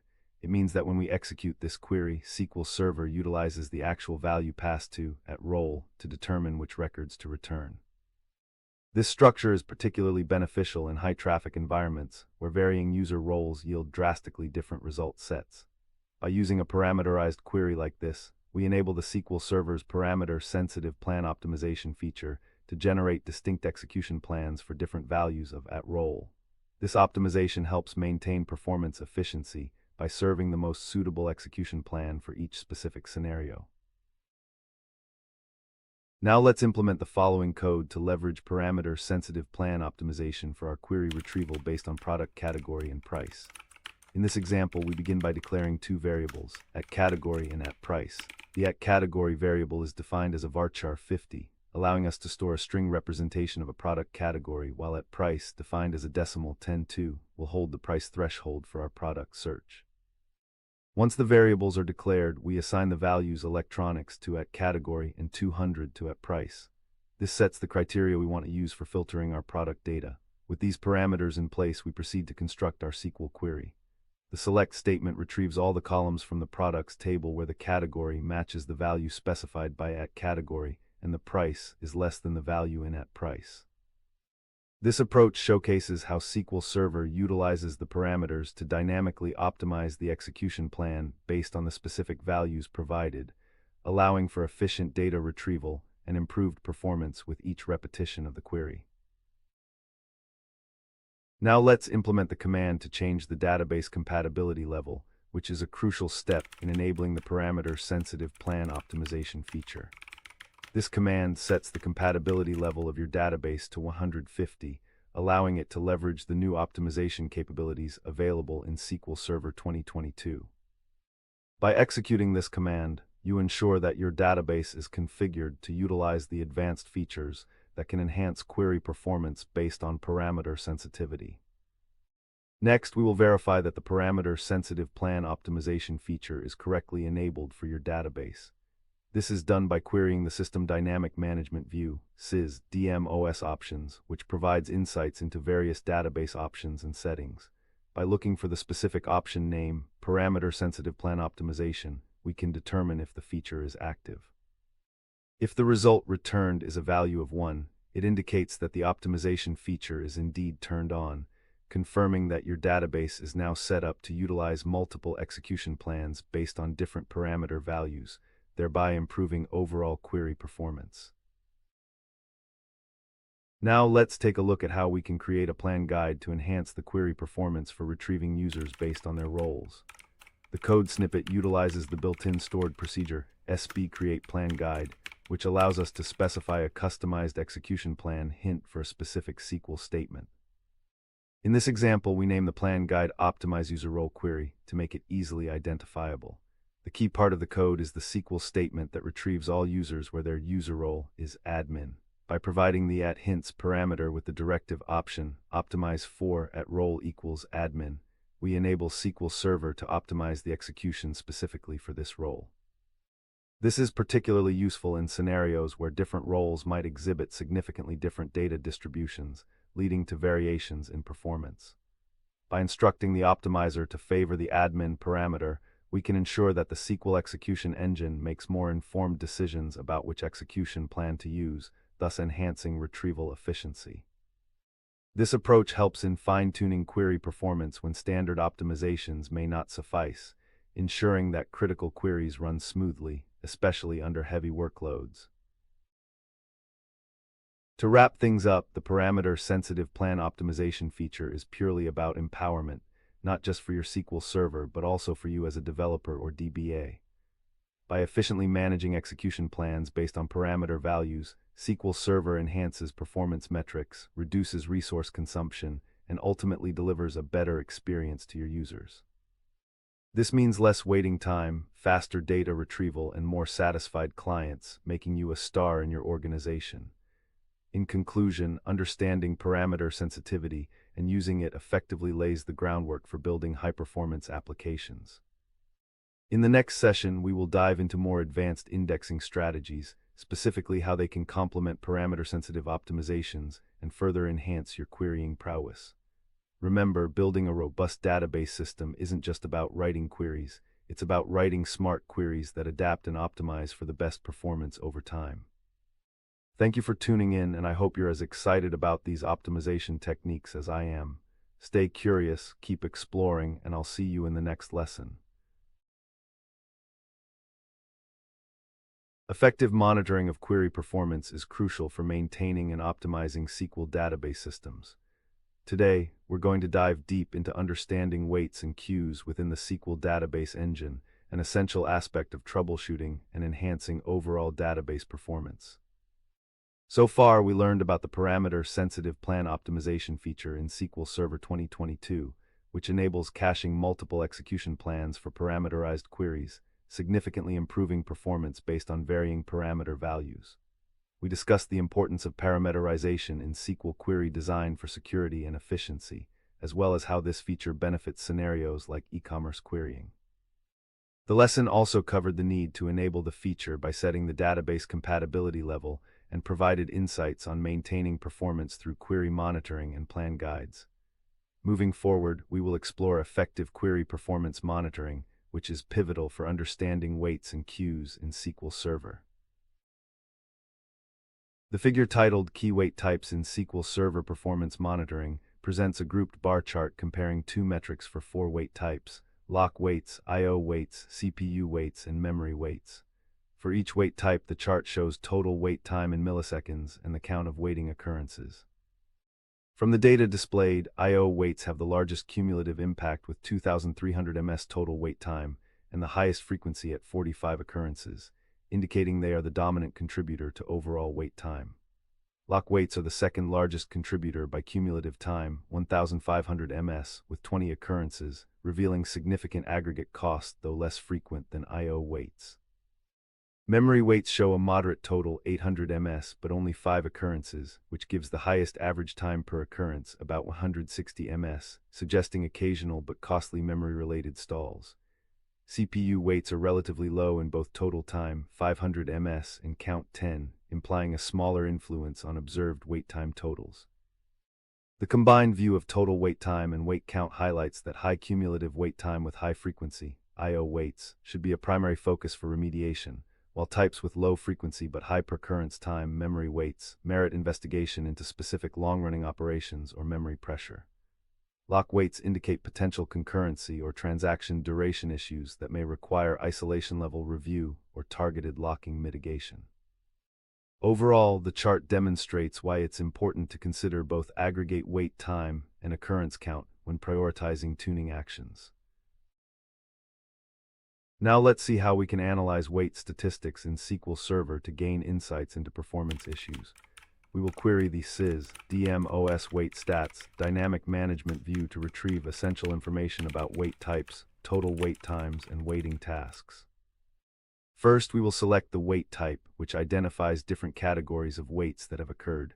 Then, we'll calculate the total wait time in seconds by dividing wait time ms, which is the total wait time in milliseconds, by 1000. This conversion makes our results more intuitive when interpreting durations. Next, we will also capture the total count of waiting tasks using waiting tasks count, giving us an idea of how frequently each wait type has occurred. Furthermore, to understand the impact of each wait type, we will calculate its percentage of overall waits by using a window function that divides wait time ms by the sum of all wait times. Finally, we'll filter out any wait types with 0 wait time and order the results by wait time ms in descending order. This will highlight the wait types that are contributing the most to performance degradation and allow us to prioritize our optimization efforts effectively. Now let's take a look at a query that helps us identify the most resource-intensive queries in our SQL database. By executing this statement, we retrieve the top 10 queries that consume the most CPU time, which is crucial for spotting performance bottlenecks. The query selects several important metrics from the sys.dm exec query stats dynamic management view DMV. It includes total worker time, which indicates the total CPU time consumed by the query, and total elapsed time, representing the total time from execution start to finish. Understanding execution frequency is also vital, so we include execution count to tell us how many times each query has run. To dig deeper into query performance, we calculate the AVG duration, which is derived from dividing the total elapsed time by the execution count. This metric reveals the average time each execution of the query takes. Finally, we also include the SQL handle, which provides a reference to the SQL text of the executed query. By analyzing these metrics, you can effectively pinpoint which queries are lagging and may need optimization, enabling you to maintain optimal database performance. This approach is essential for proactively managing SQL execution efficiency. Now let's take a look at how we can utilize the with NOLOCK table hint in our SQL query to improve concurrency. In situations where queries are frequently waiting for locks, this approach allows us to read data without acquiring shared locks, effectively reducing contention on the database. In the provided code, we are selecting all columns from the products table specifically for records where the category is set to electronics. By adding the with NOLOCK hint, we enable dirty reads, meaning that we can retrieve data even if other transactions are currently modifying it. This can be particularly beneficial in high transaction environments, as it minimizes wait times and allows for faster data retrieval. However, it's crucial to understand the trade-offs involved. While this method improves performance by sidestepping locking issues, it can lead to scenarios where uncommitted data is read, potentially resulting in inaccuracies. Therefore, it's essential to weigh the benefits against the risks and consider implementing this strategy judiciously, ensuring that your application can handle any inconsistencies that may arise from dirty reads. Now let's take a look at how we can gather detailed execution metrics for our queries using the SQL commands setStatisticsTimeOn and setStatisticsIO.on. These commands, when executed, enable the output of detailed information regarding the execution time and I/O statistics of the subsequent queries run in that session. By turning on these statistics, SQL Server provides insights into the performance of your query by displaying metrics such as logical reads, physical reads, and the time taken to execute. For our example, we will execute a simple query that selects all records from the orders table where the order date is January 1, 2023. Upon running this query with the statistics commands enabled, you will receive output reflecting not just how long the query took to execute, but also crucial information about how efficiently SQL Server accessed data. Analyzing this output can help identify potential bottlenecks and inefficiencies in query performance, allowing you to make informed decisions about query tuning and optimization efforts moving forward. Now let's see how we can implement an extended event session to monitor query performance in our SQL environment. We begin by creating an event session called Monitor Query Performance on the server, which is designed to gather data on completed SQL statements for analysis. The event we are tracking is SQL Server, SQL statement completed, and we specify that we're particularly interested in completed statements executed within a specified database by using a filter based on the database ID. The results from this event will be stored in a file located within a designated path on the server, which allows us to conduct further analysis later. Additionally, we configure the session with parameters such as maximum memory allocation and event retention mode, ensuring that the system operates efficiently without losing important data. Once we have defined our session, we can start it to begin capturing the events. To halt the session, we use a simple command which ensures that we can stop monitoring when it's no longer needed. Utilizing this extended event session, we can effectively pinpoint problematic queries, closely examine relevant weight statistics, and gather valuable context that aids in diagnosing performance issues over time. This leads us towards a more refined approach to performance tuning. Next, we will write the following command to create a non-clustered index on the product name column in the products table. This index aims to enhance the speed at which SQL Server can retrieve data based on filtering by product name, thereby improving query performance significantly for queries that often reference this column. When executed, this command generates a separate data structure that SQL Server can reference when looking for specific entries related to product name, rather than scanning the entire table. However, it is vital to understand that while this index can drastically reduce retrieval times, it also comes with some trade-offs. Specifically, additional storage is required to maintain the index, and it may introduce overhead on data modification operations such as inserts, updates, or deletes. Therefore, after implementing this index, ongoing monitoring is essential to ensure it remains beneficial. Regularly checking for unused or duplicate indexes will help maintain an efficient database structure, allowing you to adapt to changing data access patterns and keep your database performing optimally. In conclusion, effectively monitoring query performance in SQL Server requires a multifaceted approach that encompasses weight statistics, execution statistics, extended events, and indexing strategies. It's a layered process. You start by diagnosing the symptoms of poor performance through weight and execution stats, then dive deeper into the underlying issues with extended events, and finally optimize your database structure with strategic indexing. Remember, a robust monitoring practice is essential for maintaining healthy database performance over time and ensuring that your queries remain efficient as your data grows. The SQL Server ecosystem is intricate yet exciting, and with the right tools and knowledge, you can ensure your applications run smoothly while delighting your users with quick data access. Thank you for attending this session, and I hope you feel empowered to monitor and optimize your SQL queries effectively. In our next lesson, we will delve into advanced indexing strategies that can further enhance database performance. Keep exploring and happy querying. In this lesson, we're diving deep into strategies for enhancing query execution in SQL Server. Our focus will be on how the relational engine interacts with the storage engine during query execution and how we can optimize these processes to improve performance. So far, we learned about the importance of effective monitoring in SQL Server to optimize query performance, focusing on weights and queues.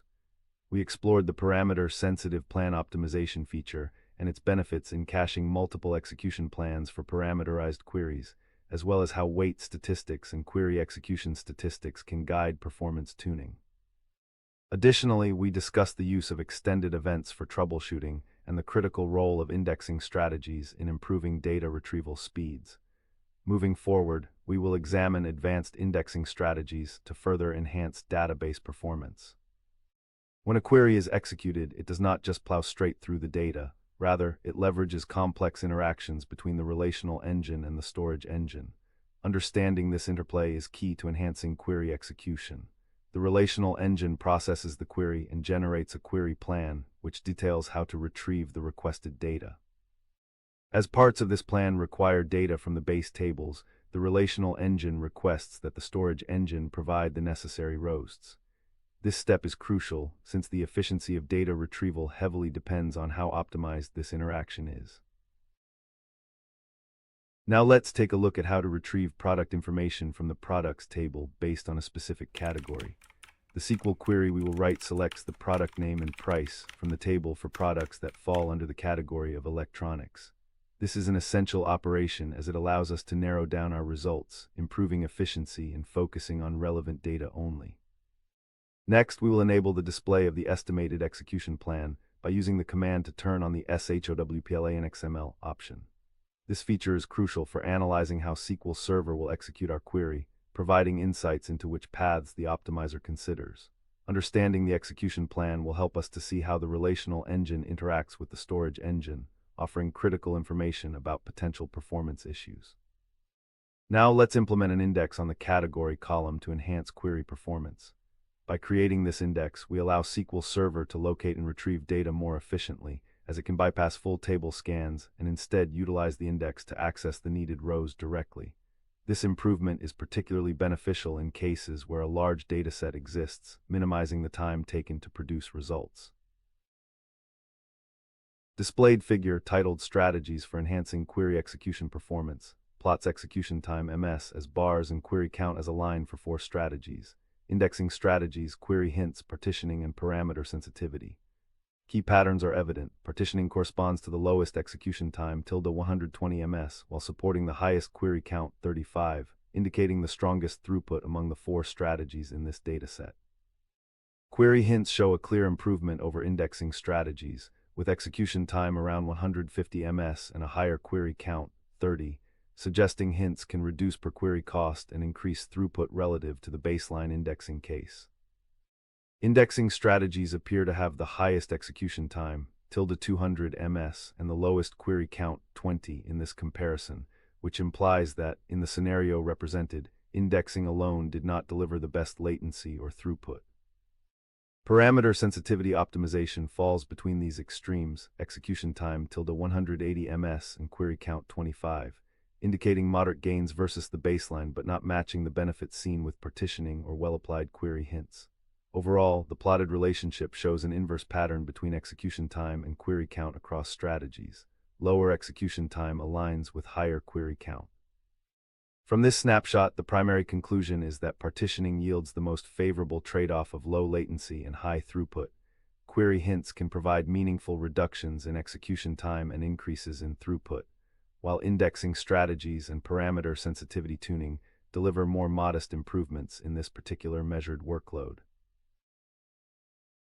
Now let's take a look at how to manage and maintain statistics for our SQL Server tables, which is crucial for optimizing query performance.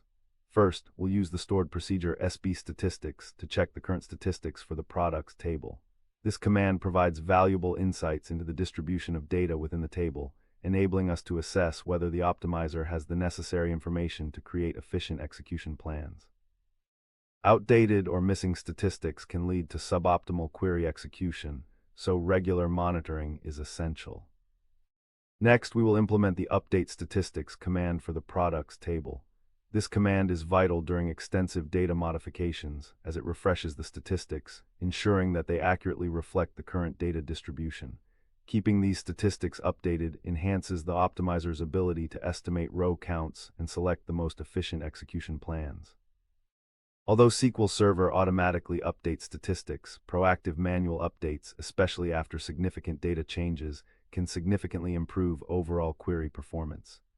By incorporating these practices, you can ensure more efficient interactions between the relational engine and the storage engine, ultimately leading to faster query execution and better resource utilization. Next, we will write a stored procedure designed to retrieve products based on a given category. This procedure takes one parameter, at category, which specifies the category of products to search for, allowing for dynamic querying based on user input. Inside the stored procedure, we will execute a select statement that retrieves the product name and price columns from the products table, filtering the results using the provided at category parameter in the where clause. This design ensures that users can look up products efficiently based on their specified category. As an important feature, we will include the option recompile hint at the end of the query. This hint instructs SQL Server to generate a new execution plan for each execution of the stored procedure, tailored to the actual parameter values provided. By employing this approach, we mitigate issues related to parameter sniffing, ensuring optimal performance, especially in scenarios where the same query might perform variably based on different inputs. However, it's crucial to use this hint judiciously, as frequent recompilation can introduce overhead and affect overall performance. Now let's see how we can implement partitioning to enhance query performance in SQL Server.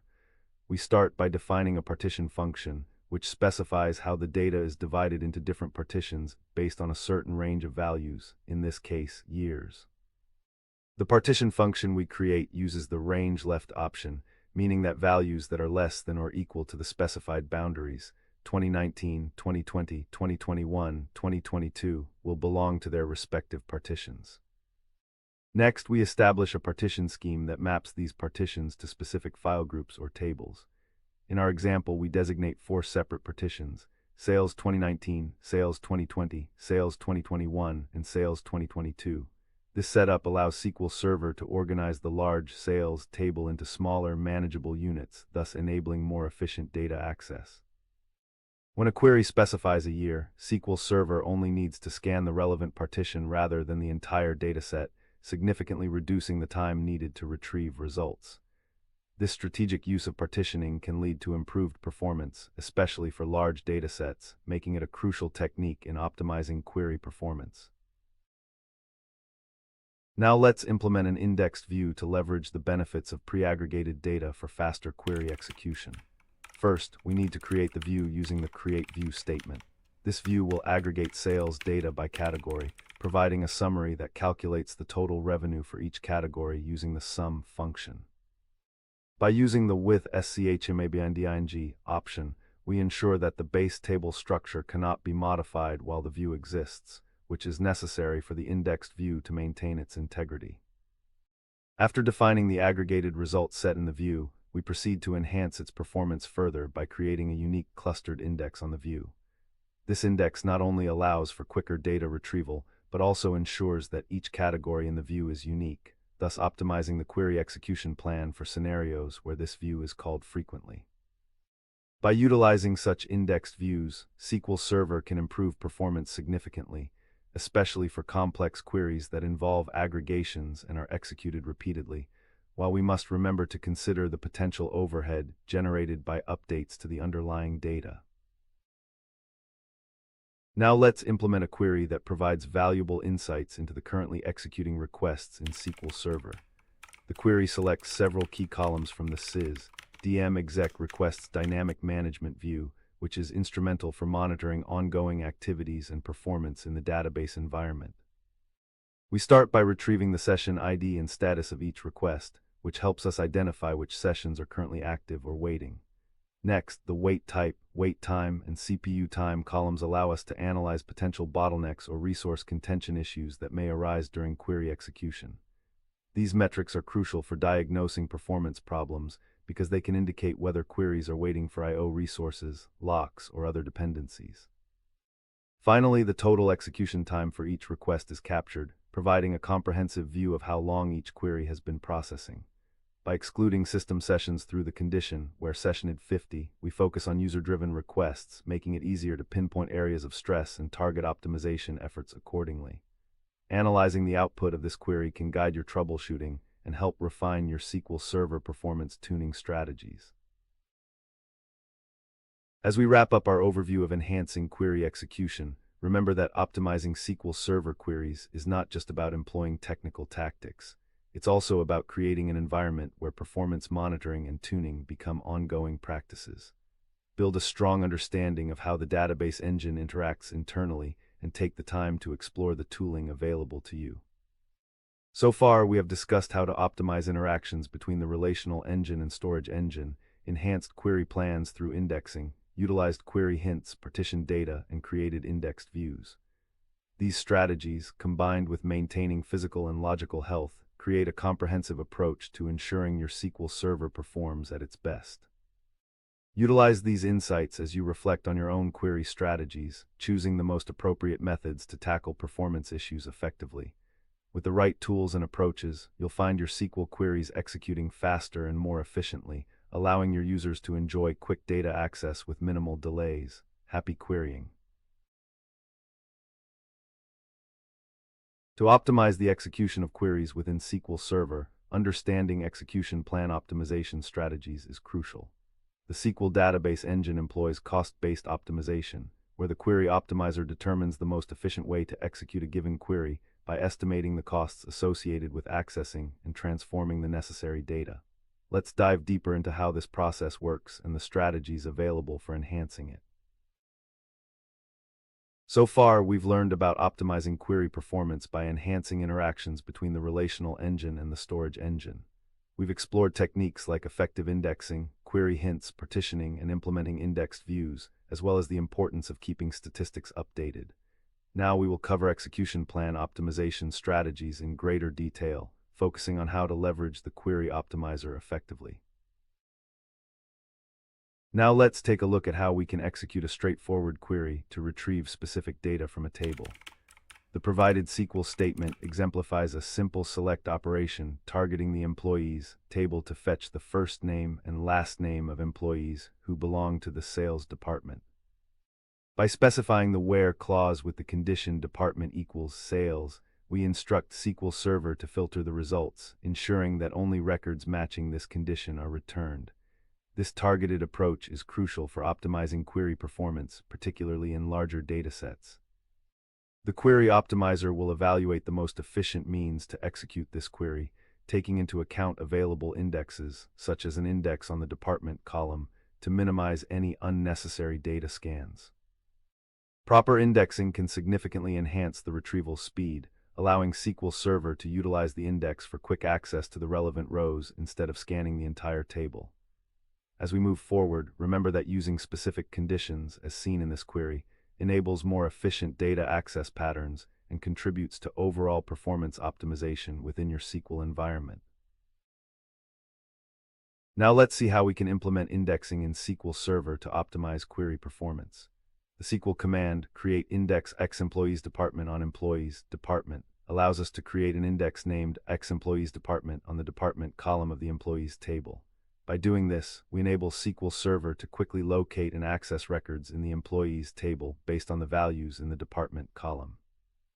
Indexes are powerful tools in database management, functioning like a catalog in a library, dramatically reducing the time needed to search within large datasets.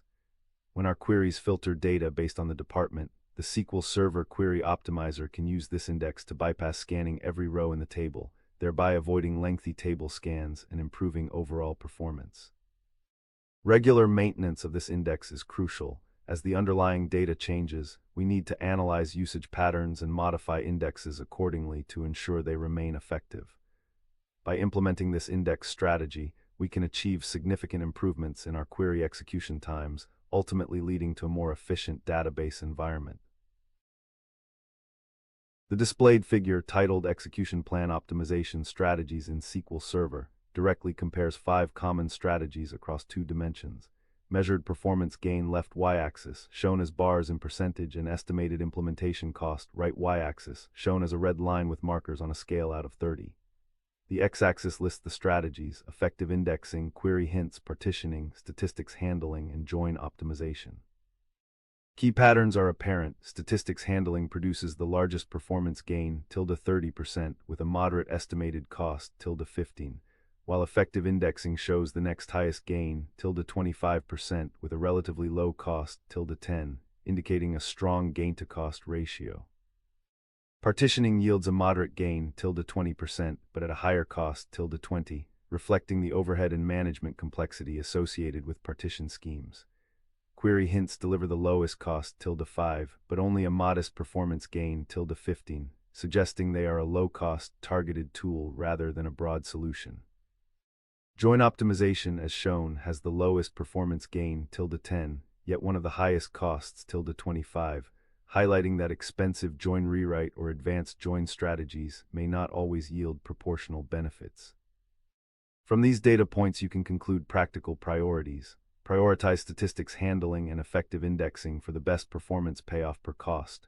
Reserve partitioning and join optimization for large-scale or specific scenarios where their particular benefits justify the cost, and use query hints selectively where minimal intervention is needed. This figure thus reinforces the earlier discussion about balancing estimated optimizer cost, index investment, statistics maintenance, and the selective use of hints or structural changes when planning execution plan improvements. Now let's take a look at how we can leverage the FORCSEK query hint in SQL Server to optimize query performance. By explicitly specifying this hint within our select statement, we instruct the query optimizer to utilize an index seek operation instead of a potentially less efficient table scan. This is particularly impactful in scenarios with large datasets, where the difference in efficiency can be significant. In this example, we are selecting the first name and last name columns from the employees table, specifically filtering for entries where the department is sales. By doing so, we're indicating to SQL Server that we want to retrieve only relevant records. The inclusion of with FORCSEK ensures that our query leverages the best available index, minimizing resource consumption and execution time. However, it's crucial to use such hints carefully, as a frequent change in the underlying data can lead to performance degradation if the hint becomes inappropriate. Thus, understanding when and how to apply query hints like FORCSEK can significantly enhance the efficiency of database operations while ensuring optimal performance management. Now let's take a look at how we can implement partitioning in SQL Server using a partition function and a partition scheme. The first part of the code creates a partition function named pfEmployeeRange that defines how to distribute data across partitions based on year ranges. Specifically, this function uses the range left specification, meaning that the boundary values are included in the range of the preceding partition.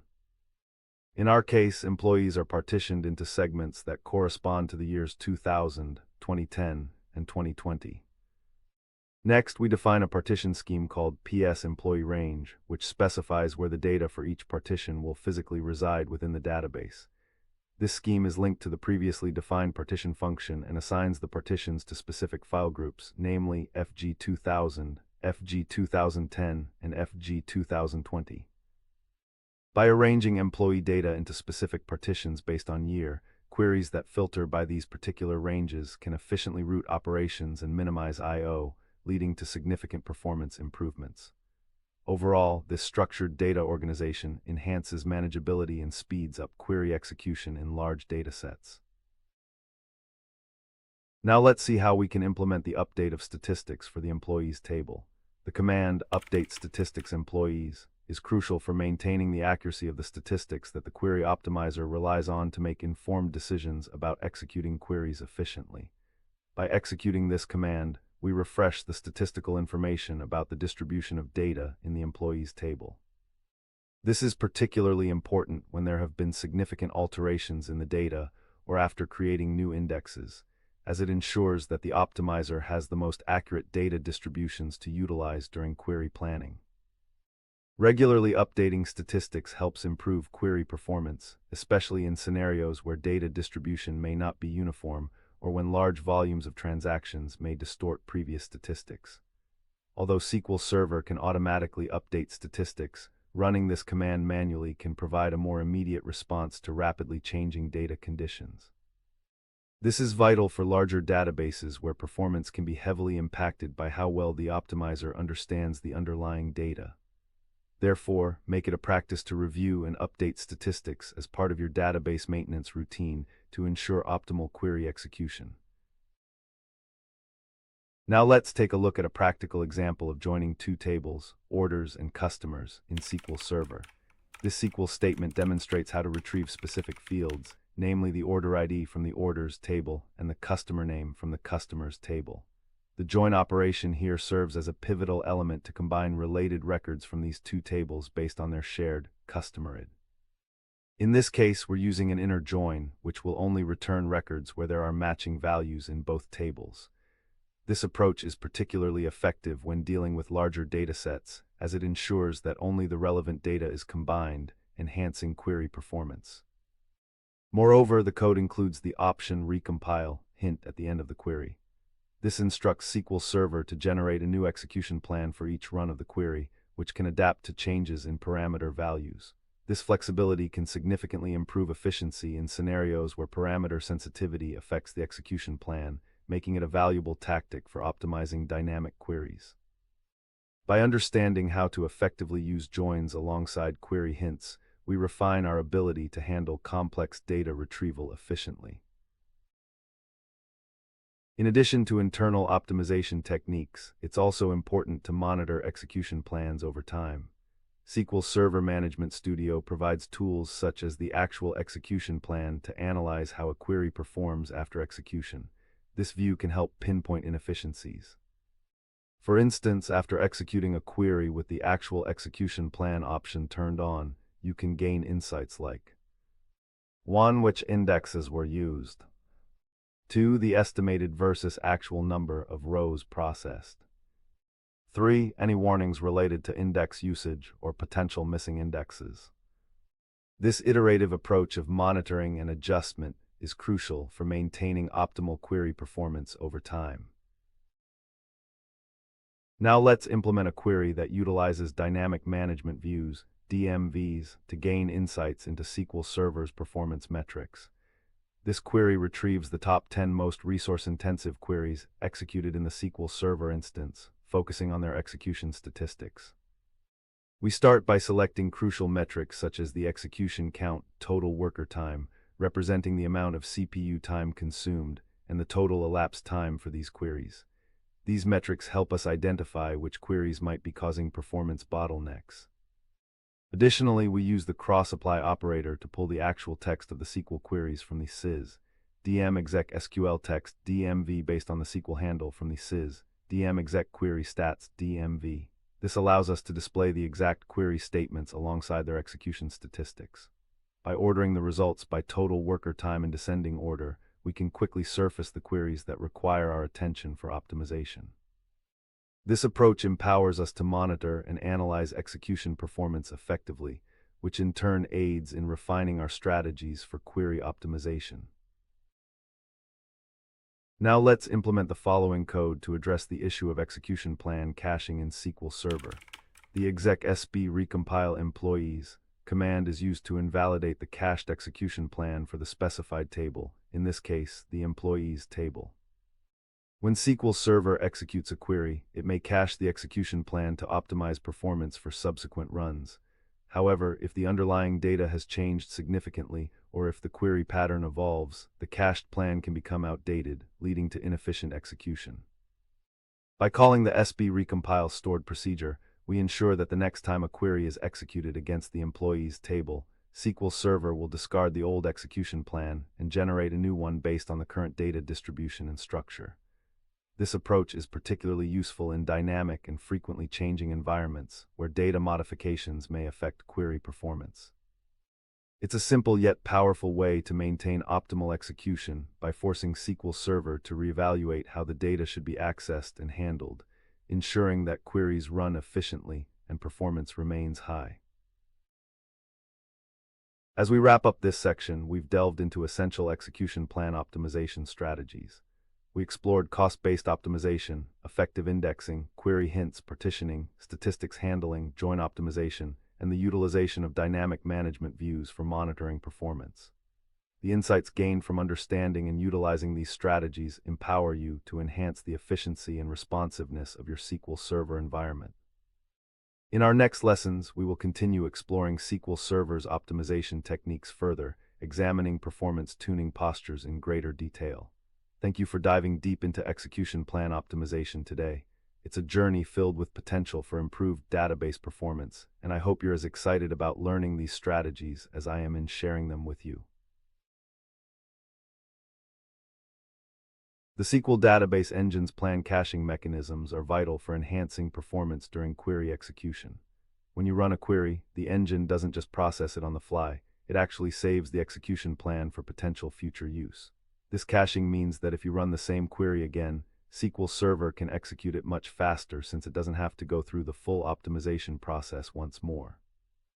In this lesson, we are going to explore the intricacies of plan caching, explaining how it works, its benefits, and some considerations to keep in mind.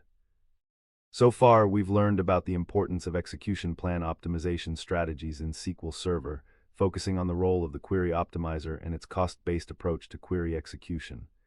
We discussed key techniques such as effective indexing, query hints, partitioning, and statistics management, highlighting how these methods can enhance query performance. Additionally, the significance of join operations and monitoring execution plans was emphasized, offering insights into maintaining optimal database performance. Now, we will talk about how plan caching mechanisms play an essential role in improving query execution efficiency. Now let's take a look at a simple SQL query that retrieves employee names from the database. This query is designed to select the first and last names of employees who work in the finance department. In the SQL statement, the select clause specifies the columns we want to retrieve, which are first name and last name. These represent the given names and surnames of the employees stored within the employees table. The from clause indicates that the data is coming from the employees table, highlighting the foundational role of this table in our query. To focus our results, we include a where clause that filters the entries to only those where the department column equals finance. This clause is essential as it ensures we retrieve only relevant records, thereby optimizing our query performance and the efficiency of our execution plan. This example illustrates the importance of precise query structure, as SQL Server will analyze it and generate a plan cache for future executions, speeding up performance for subsequent requests that match the same filtering criteria. Now let's see how we can implement a stored procedure that retrieves employee details based on their department. The stored procedure is named getEmployeesByDepartment, and it takes a parameter called @departmentName, which specifies the department whose employees we want to fetch. Inside the procedure, we use a SQL select statement to retrieve the first and last names of employees from the employees table. The where clause filters the results, ensuring that only those employees belonging to the department indicated by the @departmentName parameter are returned. This structure allows for flexible querying, as the same stored procedure can be executed with different department names without rewriting the SQL code. This approach optimizes query performance because SQL Server can cache the execution plan for this procedure. If executed with varying department names, SQL Server creates distinct execution plans for each unique parameter input. This mechanism not only enhances performance through efficient caching, but also promotes reusability and maintains the clarity of the code. Now let's take a look at a query that enables us to inspect the current state of the execution plans in SQL Server's plan cache. This SQL statement begins by selecting from the Dynamic Management View, sys, dmexec cached plans, which acts as a repository containing all the cached plans in memory. By identifying the plan handle for each cached plan, we can reference them later for analysis. Next, we utilize the cross-apply operator to join with two other DMVs, sys dmexec text, which retrieves the original SQL text for each cached plan, and sys dmexec query plan, which provides the actual execution plan in an XML format. This allows you to see not just which queries are cached, but also understand how SQL Server intended to execute them. The query also includes a condition that filters the results to show only those plans classified as ad hoc, meaning plans generated from ad hoc queries. By executing this query, you will effectively gain insights into the performance characteristics of your execution plans, helping you to identify candidates for optimization and performance tuning in your database environment. The figure titled Key Metrics in SQL Server Plan Caching Mechanisms presents two complementary views, a bar chart of performance metrics percentages, and a line plot of how frequently each metric contributes to overall performance. The bars show cache hit ratio at 80%, the highest metric, execution time at 60%, index usage at 50%, memory grant at 30%, and plan retrieval time at 15%. The overlaid frequency line indicates index usage is referenced most often frequency 30, followed by execution time 25, cache hit ratio 20, memory grant 15, and plan retrieval time 10. From these values, we can conclude several points. A high cache hit ratio implies the plan cache is effectively serving repeated queries, but the still elevated execution time, 60%, indicates cached plans alone do not eliminate runtime cost. Execution resource consumption remains substantial. Index usage's combination of a moderate metric, 50%, and the highest frequency, 30, highlights indexing as a frequent and impactful lever for tuning. Improvements here are likely to reduce execution time across many executions. Memory grant sits at a moderate metric and lower frequency, suggesting intermittent memory pressure that can affect some queries and should be monitored. Reducing oversized grants or tuning queries can lower contention. Plan retrieval time is both low in percentage and least frequent, indicating retrieval overhead is not a primary bottleneck in most cases. The dual-axis display therefore helps prioritize actions, preserve or improve cache hit ratio, target index usage and execution time for optimizations, and keep an eye on memory grants, while plan retrieval overhead appears to be a lesser concern based on the plotted frequencies. Now let's see how we can implement a stored procedure that retrieves employee details based on the department they belong to. The procedure named getEmployeesByDepartment accepts one parameter, @departmentName, which specifies the department for which we want employee information. Inside the procedure, we perform a SQL query that selects the first name and last name columns from the employees table. The query filters the results based on the department by using the where clause to match the department column with the provided parameter. This setup utilizes parameterization, allowing the stored procedure to be flexible for different department queries.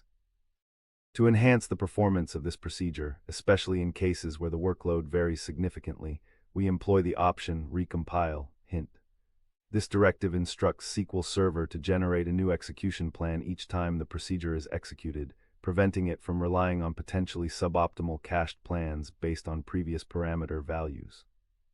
Consequently, this approach ensures that the execution plan is tailored to the specific parameter values used during each call, aiming for improved performance and consistency across varied execution scenarios. Now let's take a look at how we can remove unused cached execution plans from SQL Server's memory. The command dbccfreprocache is specifically designed for this purpose. When you execute this command, SQL Server clears the entire plan cache, which includes any cached execution plans that are not currently being used by active sessions. This command can be particularly useful when the workload on your server changes significantly, or when you suspect that old query plans are taking up space and potentially affecting performance. However, it's essential to use this command with caution because it impacts all sessions simultaneously. After clearing the cache, SQL Server may temporarily experience a performance dip as it regenerates execution plans for subsequent queries, which can lead to increased execution time until the cache is filled again with optimized plans. Because of these potential ramifications, it's advisable to monitor the performance implications closely and consider running this command during maintenance windows or less busy periods to minimize disruption to users.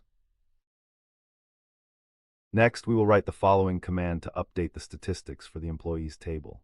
The command, update statistics employees, serves a crucial role in optimizing query performance by ensuring that SQL Server has the most accurate and relevant information regarding data distribution within the table. By updating the statistics, SQL Server can reevaluate existing execution plans and potentially generate improved plans that reflect the current state of the data. This step is essential because outdated or inaccurate statistics can lead to suboptimal query plans being cached, causing delays in query execution. By keeping statistics fresh, the query optimizer can make better informed decisions when processing queries, leading to more efficient data retrieval. Regular maintenance of statistics is a part of effective database management, helping to avoid performance bottlenecks as the data evolves. Thus, periodically executing this command as part of your routine database maintenance strategy is highly recommended to maintain optimal performance and responsiveness in your SQL environment. Now let's implement a plan guide to enhance query performance without modifying the underlying SQL code directly. In this example, we create a plan guide named Quick Access Guide that targets a specific SQL statement to optimize execution based on predefined hints. The statement we specify is a simple select query to retrieve first and last names from the employees table filtered by the HR department. By using the SB create plan guide stored procedure, we bind this query to a particular plan guide while indicating the type of the guide as SQL. The @params argument is set to null, which denotes that we aren't providing any specific parameters for this query at the moment. Most importantly, the @hints parameter includes the option recompile, hint, instructing SQL Server to generate a new plan each time the query is executed.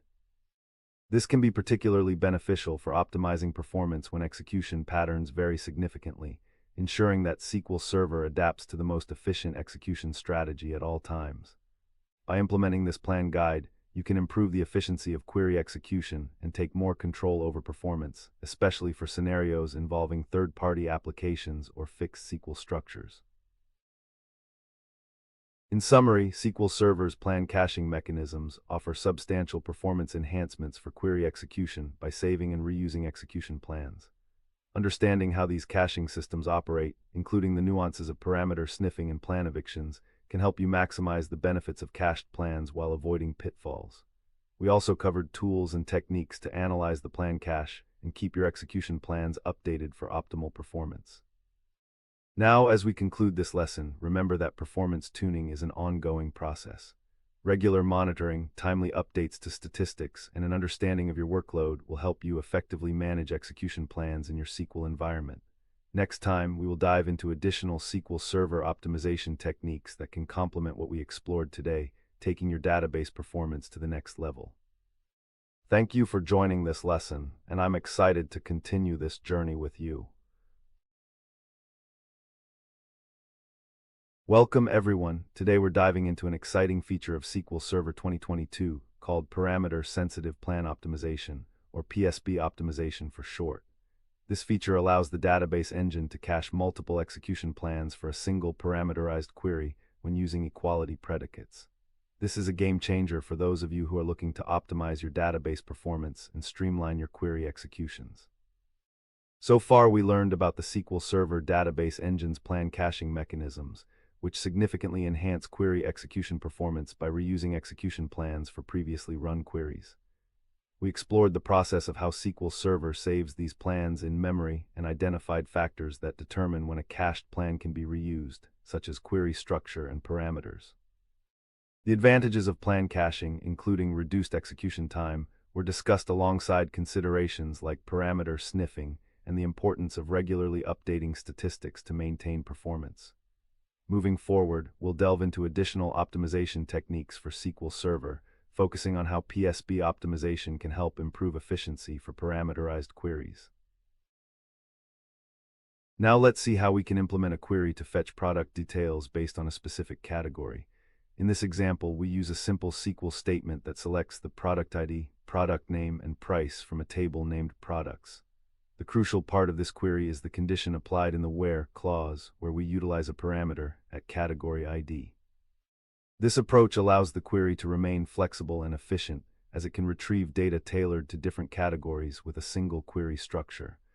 When executed with varying values for @category ID, SQL Server can leverage parameter-sensitive plan optimization to create and cache multiple execution plans. This means it can choose the most suitable execution plan optimized for the specific category ID being queried, enhancing performance by significantly reducing execution time and resource usage.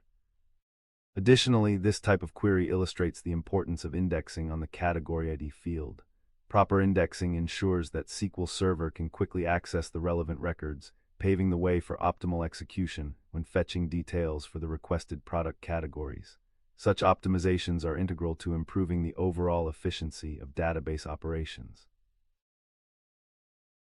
The displayed figure, titled Key Metrics for Parameter-Sensitive Plan Optimization in SQL Server, plots 5 optimization parameters on the x-axis: cache hit ratio, execution time, plan retrieval time, index usage efficiency, and stale plan frequency, with 2 distinct measures: performance metrics as vertical bars, percentages, and a secondary risk assessment line, scale out of 100. From the bar values, we see index usage efficiency is highest at 80%, followed by cache hit ratio at 75%, plan retrieval time at 60%, execution time at 50%, and stale plan frequency considerably lower at 30%. The risk assessment line shows complementary but not identical behavior. Index usage efficiency carries the lowest risk 5, cache hit ratio low risk 10, plan retrieval time moderate low risk 15, execution time higher risk 20, and stale plan frequency the highest risk 25. These patterns indicate a clear inverse relationship for most parameters between performance and risk. Higher performing areas, index usage efficiency, cache hit ratio, correspond to lower risk scores, whereas the weakest performance area, stale plan frequency, has the highest risk. Execution time sits in the middle with mediocre performance and a relatively elevated risk, suggesting it is a key area needing attention. The combined view implies targeted priorities. Maintain and leverage strong index usage and cache efficiency while directing optimization efforts toward reducing stale plan occurrences and improving execution time, for example by refreshing statistics, tuning indexes, or adjusting plan retention policies, because those actions should yield the greatest reduction in overall risk while improving performance. Now let's implement the following SQL commands to demonstrate how parameter-sensitive plan optimization enhances query execution when retrieving products by category. When we execute the first command with @category ID equals 1, SQL Server generates an execution plan specifically optimized for that particular category. This plan is likely designed to handle a larger dataset efficiently, given that it has many products under that category. Then upon executing the second command with @category ID equals 2, a different execution plan is created, tailored for a category that might have fewer products. What's crucial here is that both plans are stored in memory for future use. This allows SQL Server to quickly access the most suitable plan for each execution context without needing to re-optimize, drastically reducing execution times and improving overall performance. By managing multiple cached plans for the same parameterized query, the database engine can adapt dynamically to varying workloads, thus enhancing scalability for applications that demand high performance and responsiveness. This is particularly valuable in environments with fluctuating parameter values, as it helps maintain optimal query efficiency and resource utilization. Now let's take a look at how to create a structured orders table that will serve as the foundation for our querying process.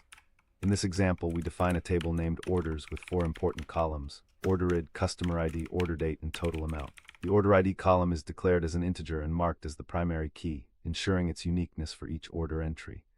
This key will play a vital role in maintaining data integrity and allowing efficient data retrieval. The customer ID column will link each order to a specific customer, while the order date records when the order was placed.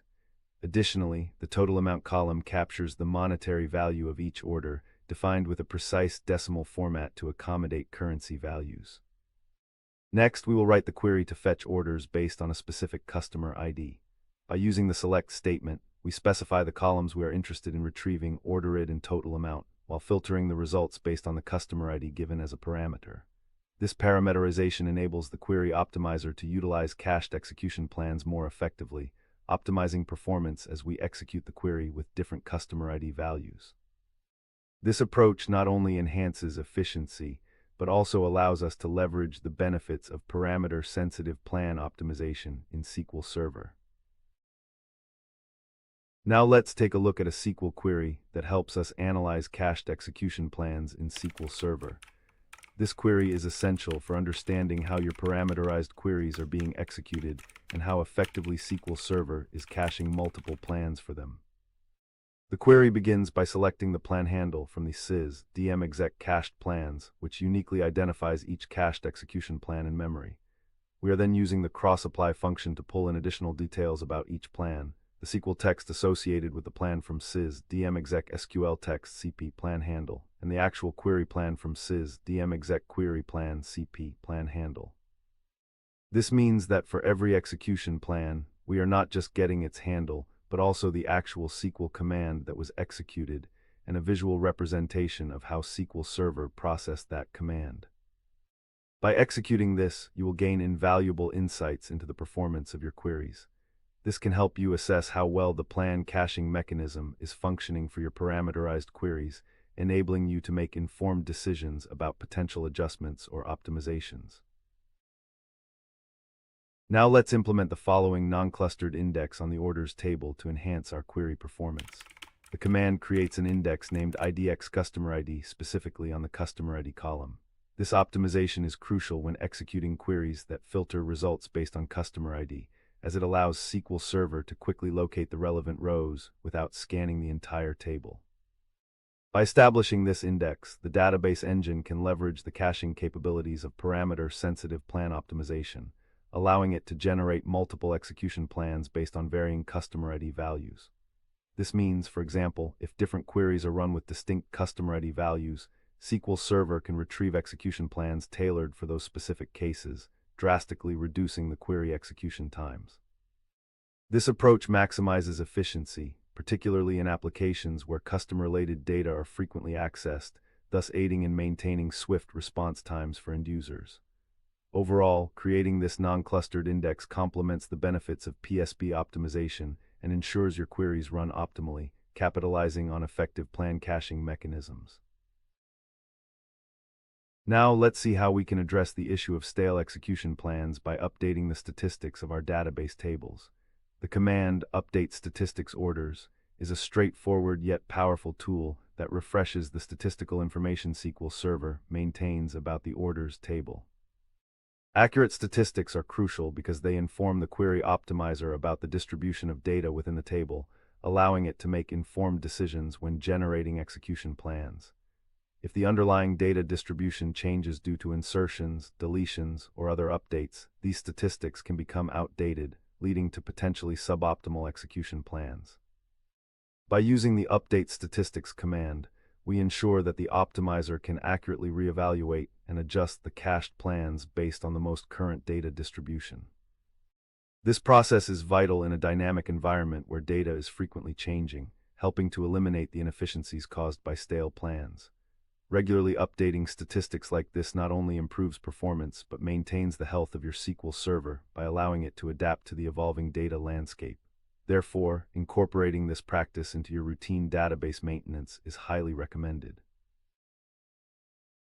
Now let's implement the following command to enable the query store feature in SQL Server.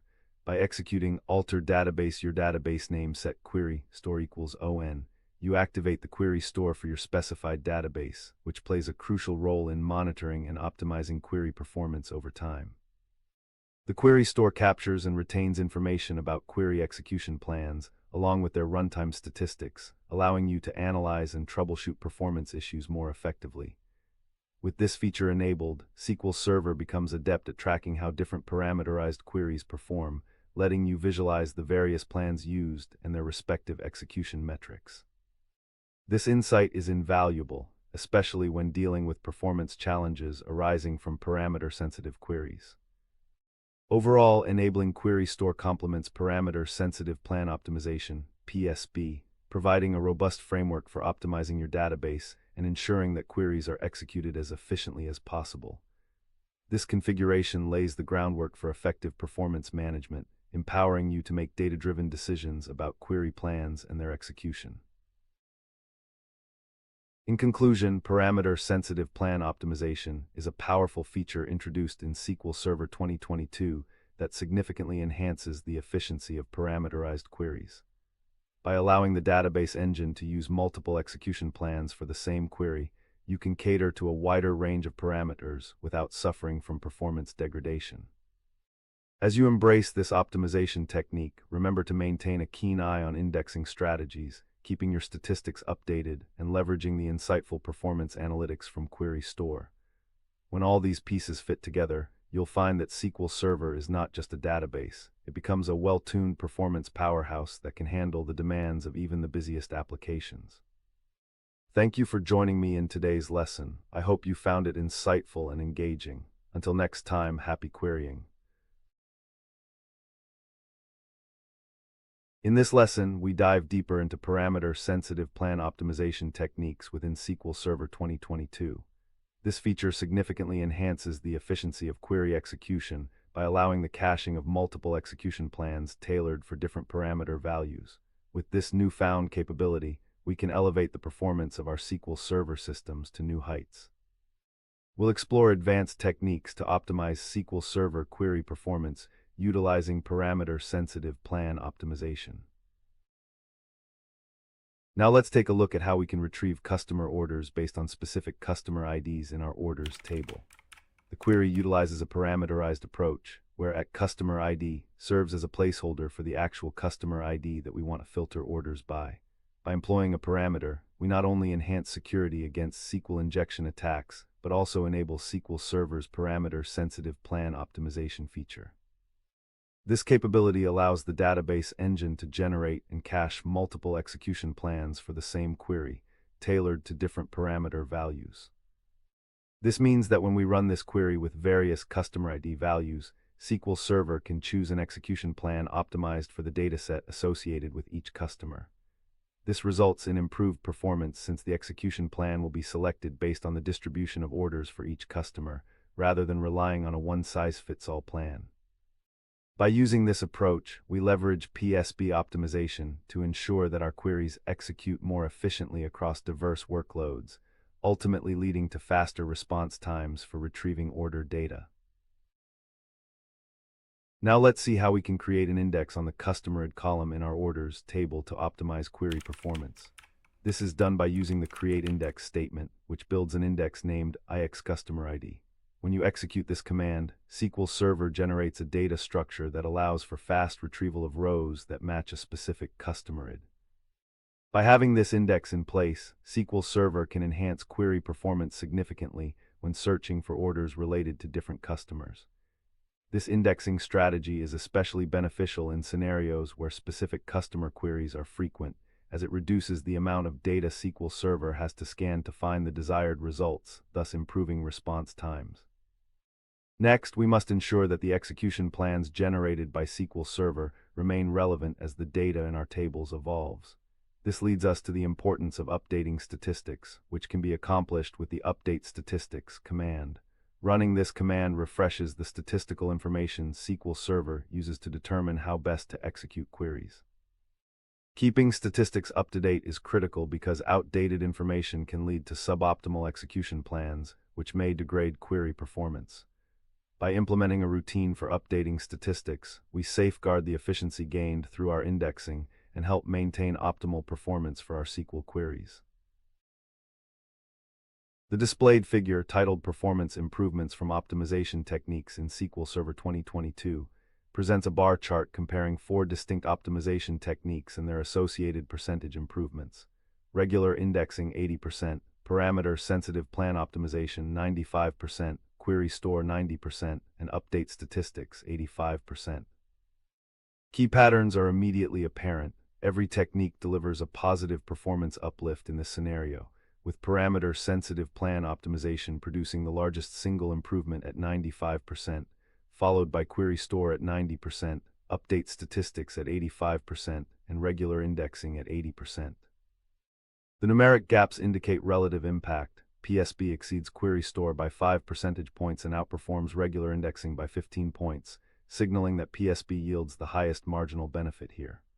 The close values between query store and PSB, only a 5-point difference, suggest that combining PSB with query store could amplify benefits, while update statistics and regular indexing still contribute meaningful baseline gains. From these values, we can conclude an ordering of priority for interventions in this dataset. Prioritize enabling and validating PSB, use query store for tracking and plan comparisons, and maintain indexing and statistics as essential supporting measures to sustain the observed improvements. Now let's see how we can implement a query to gather performance metrics about the executed queries in SQL Server. This query utilizes the SIS DMExec Query Stats Dynamic Management View, which provides execution statistics for cached query plans. We'll select key metrics that help us evaluate performance, such as the execution count, average elapsed time, logical reads, and worker time, which collectively offer insights into how a query runs over time. Additionally, we use the cross-apply operator to join with SIS DMExec SQL text, which retrieves the text of the SQL statement for each cached plan. This allows us to see the specific query that corresponds to the performance data collected. By ordering the results by average elapsed time in descending order, we can easily identify the slowest performing queries that may need further optimization. This analysis will empower us to make informed decisions about which queries require attention and how we can enhance their performance through indexing or adjustments in the execution plans they utilize. Now let's see how we can implement Query Store to monitor and analyze query performance. The first command allows you to enable Query Store for your database, which is a vital step in gathering execution history and performance metrics. By turning on Query Store, SQL Server will start capturing data about your queries, enabling you to gain insights into their behavior over time. This captured data can be instrumental in identifying query performance issues and understanding how different execution plans are utilized depending on the parameters used. Next, we will write a SQL query to fetch performance statistics from the Query Store. This query joins several system views to extract relevant metrics such as average duration, CPU time, and logical I/O for various queries. By ordering the results by average duration, we can easily identify which queries take the most time to execute. This information is essential for pinpointing potential areas for optimization, whether through better indexing, modifying the query structure, or reevaluating parameter sensitivity. Together, these steps will provide a comprehensive view of how your queries perform, allowing you to make data-driven decisions for further tuning. Next, we will write the following command to set the parameterization option at the database level. Executing the command to alter the database and set the parameterization to forced instructs SQL Server to utilize a single execution plan for all parameter values passed to queries. This strategy is particularly useful in cases where query patterns are predictable and consistent, as it helps mitigate memory bloat caused by caching multiple execution plans for the same query with varying parameters. By enforcing forced parameterization, we can enhance performance through reduced compilation overhead, as SQL Server optimizes the execution process by relying on one plan that is deemed efficient for all parameter values. However, while this approach can decrease memory usage, it's essential to remain vigilant and monitor query performance closely, since different workloads may necessitate unique execution plans tailored to specific parameter distributions. Thus, carefully balancing this parameterization strategy is key to ensuring optimal performance while avoiding potential pitfalls. Efficient query plan management is crucial for optimizing your SQL Server performance. The SQL database engine caches nearly every execution plan created so that it can be reused the next time the same query is executed. This process not only speeds up query execution, but also minimizes the computational overhead of compiling new execution plans each time.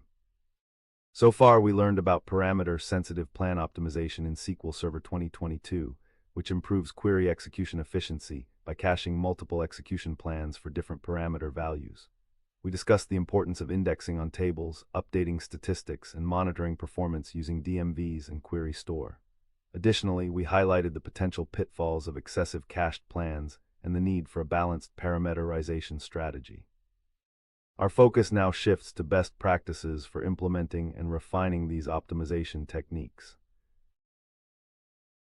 Now let's see how we can implement a simple SQL query to retrieve specific customer data from the customers table. The query begins with a select statement, which is utilized to fetch all columns represented by the asterisk from the customers table. The from clause specifies the source of the data, and we specifically target the customers table, which contains the records of our customers. Next, we impose a condition using the where clause to filter the results based on the customer ID. In this instance, we are looking for a customer whose customer ID is equal to 1.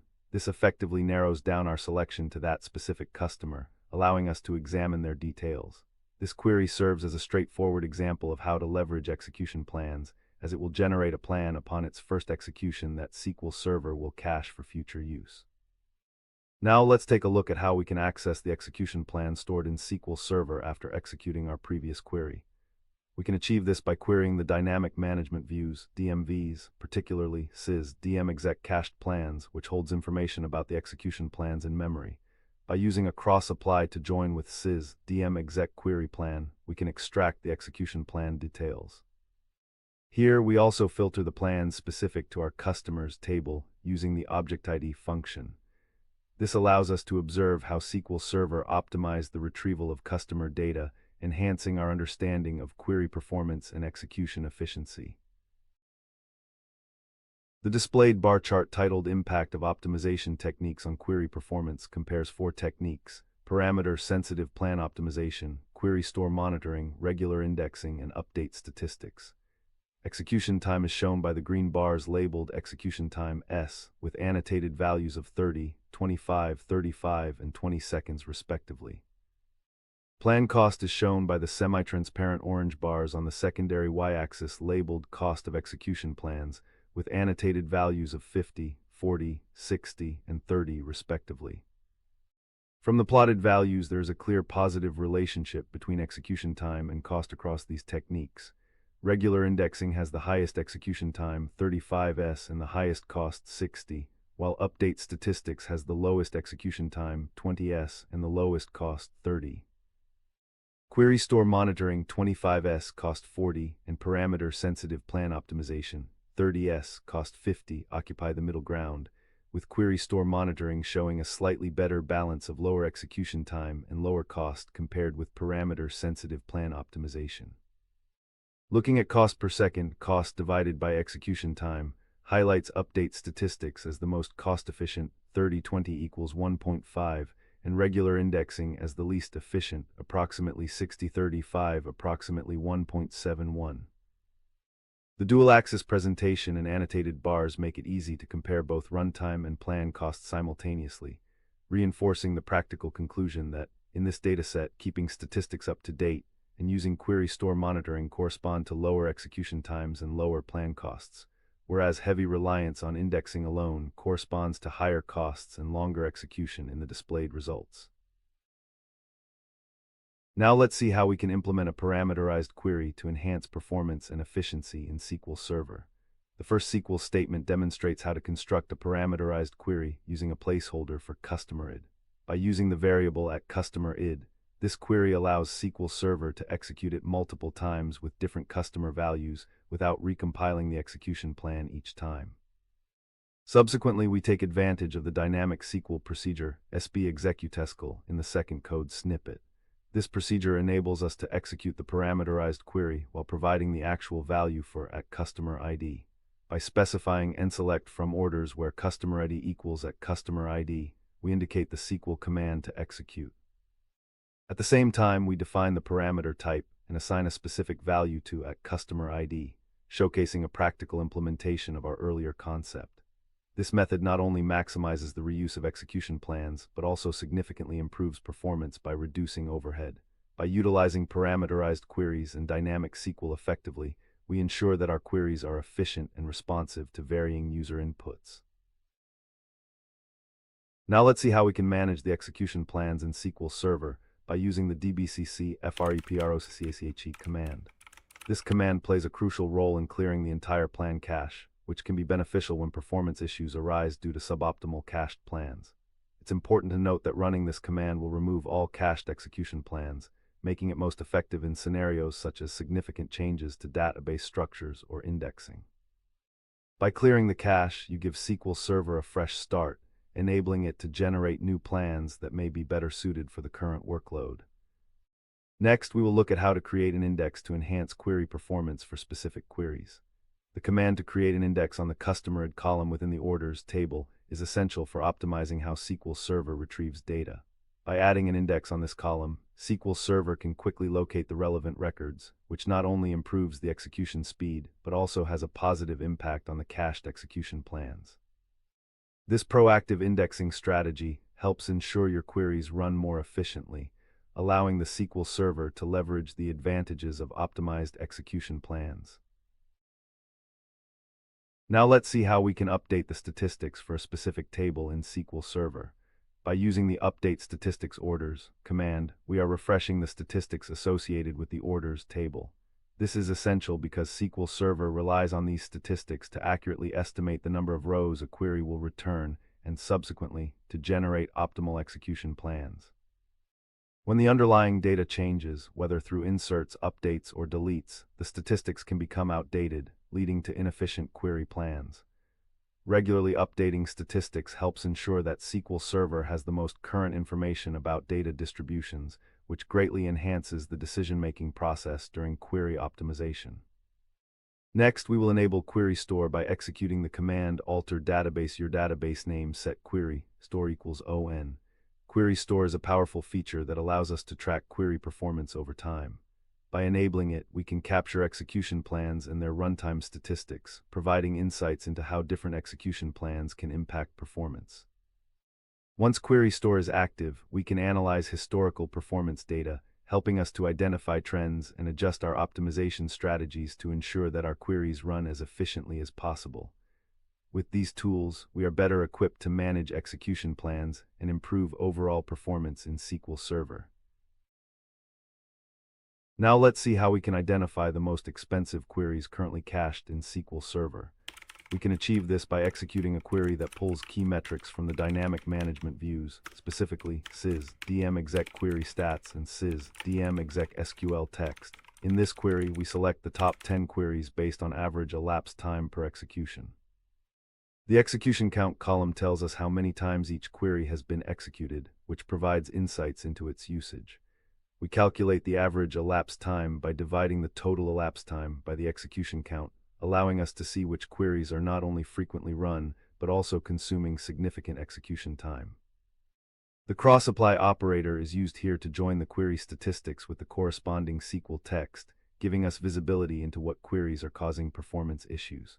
By ordering the results by average elapsed time in descending order, we can easily pinpoint queries that may require optimization. This systematic approach helps us focus our attention on resolving performance challenges effectively. Next, let's implement a query that can manage parameter-sensitive plans by utilizing the option recompile hint. This hint instructs SQL Server to generate a fresh execution plan every time this query is executed, disregarding previously cached plans. Through this, we can tailor the execution plan to the current parameter values, which is particularly useful when dealing with varying data sets. As we wrap up this discussion, let's highlight the importance of balance in query plan management. While caching execution plans greatly enhances performance for repeat executions of the same query, it's essential to be vigilant about the potential downsides, such as memory bloat and excessive recompilation. Implementing a proactive approach toward managing parameters and execution plans is key. This might mean regularly revisiting your indexing strategies, maintaining updated statistics, and utilizing tools like Query Store to keep an eye on query performance. Thus, you'll be equipped to adjust your approach and refine your SQL queries effectively. Remember, tuning your SQL Server environment is an ongoing process. The more data you gather, the more responsive and efficient your database can become. The goal is improved performance not by simply relying on cached plans, but by informed decision-making based on thorough analysis and continual adjustments. In conclusion, mastering efficient query plan management in SQL Server is your pathway to optimizing database performance. With the blend of theory, strategic indexing, updating statistics, monitoring execution plans, and using Query Store, your SQL queries can run smoothly and efficiently. As you implement these strategies, think of yourself as not only a developer, but as a database performance maestro, fine-tuning the symphony of SQL queries for a seamless user experience. Thank you for joining this lesson on efficient query plan management. I hope you found it enlightening and empowering for your SQL Server journey. Keep practicing, and may your queries always run faster than you expect. Welcome to today's lesson, where we'll dive deep into understanding parameter sniffing impacts in SQL Server. This is an important topic, especially when it comes to optimizing performance for your SQL queries.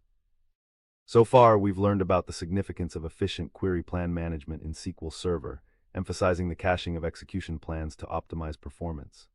We explored techniques like parameter-sensitive plan optimization, the importance of indexing and updating statistics, and how to monitor performance using dynamic management views and Query Store. Additionally, we discussed the challenges associated with excessive cached plans and the need for a balanced approach to parameterization.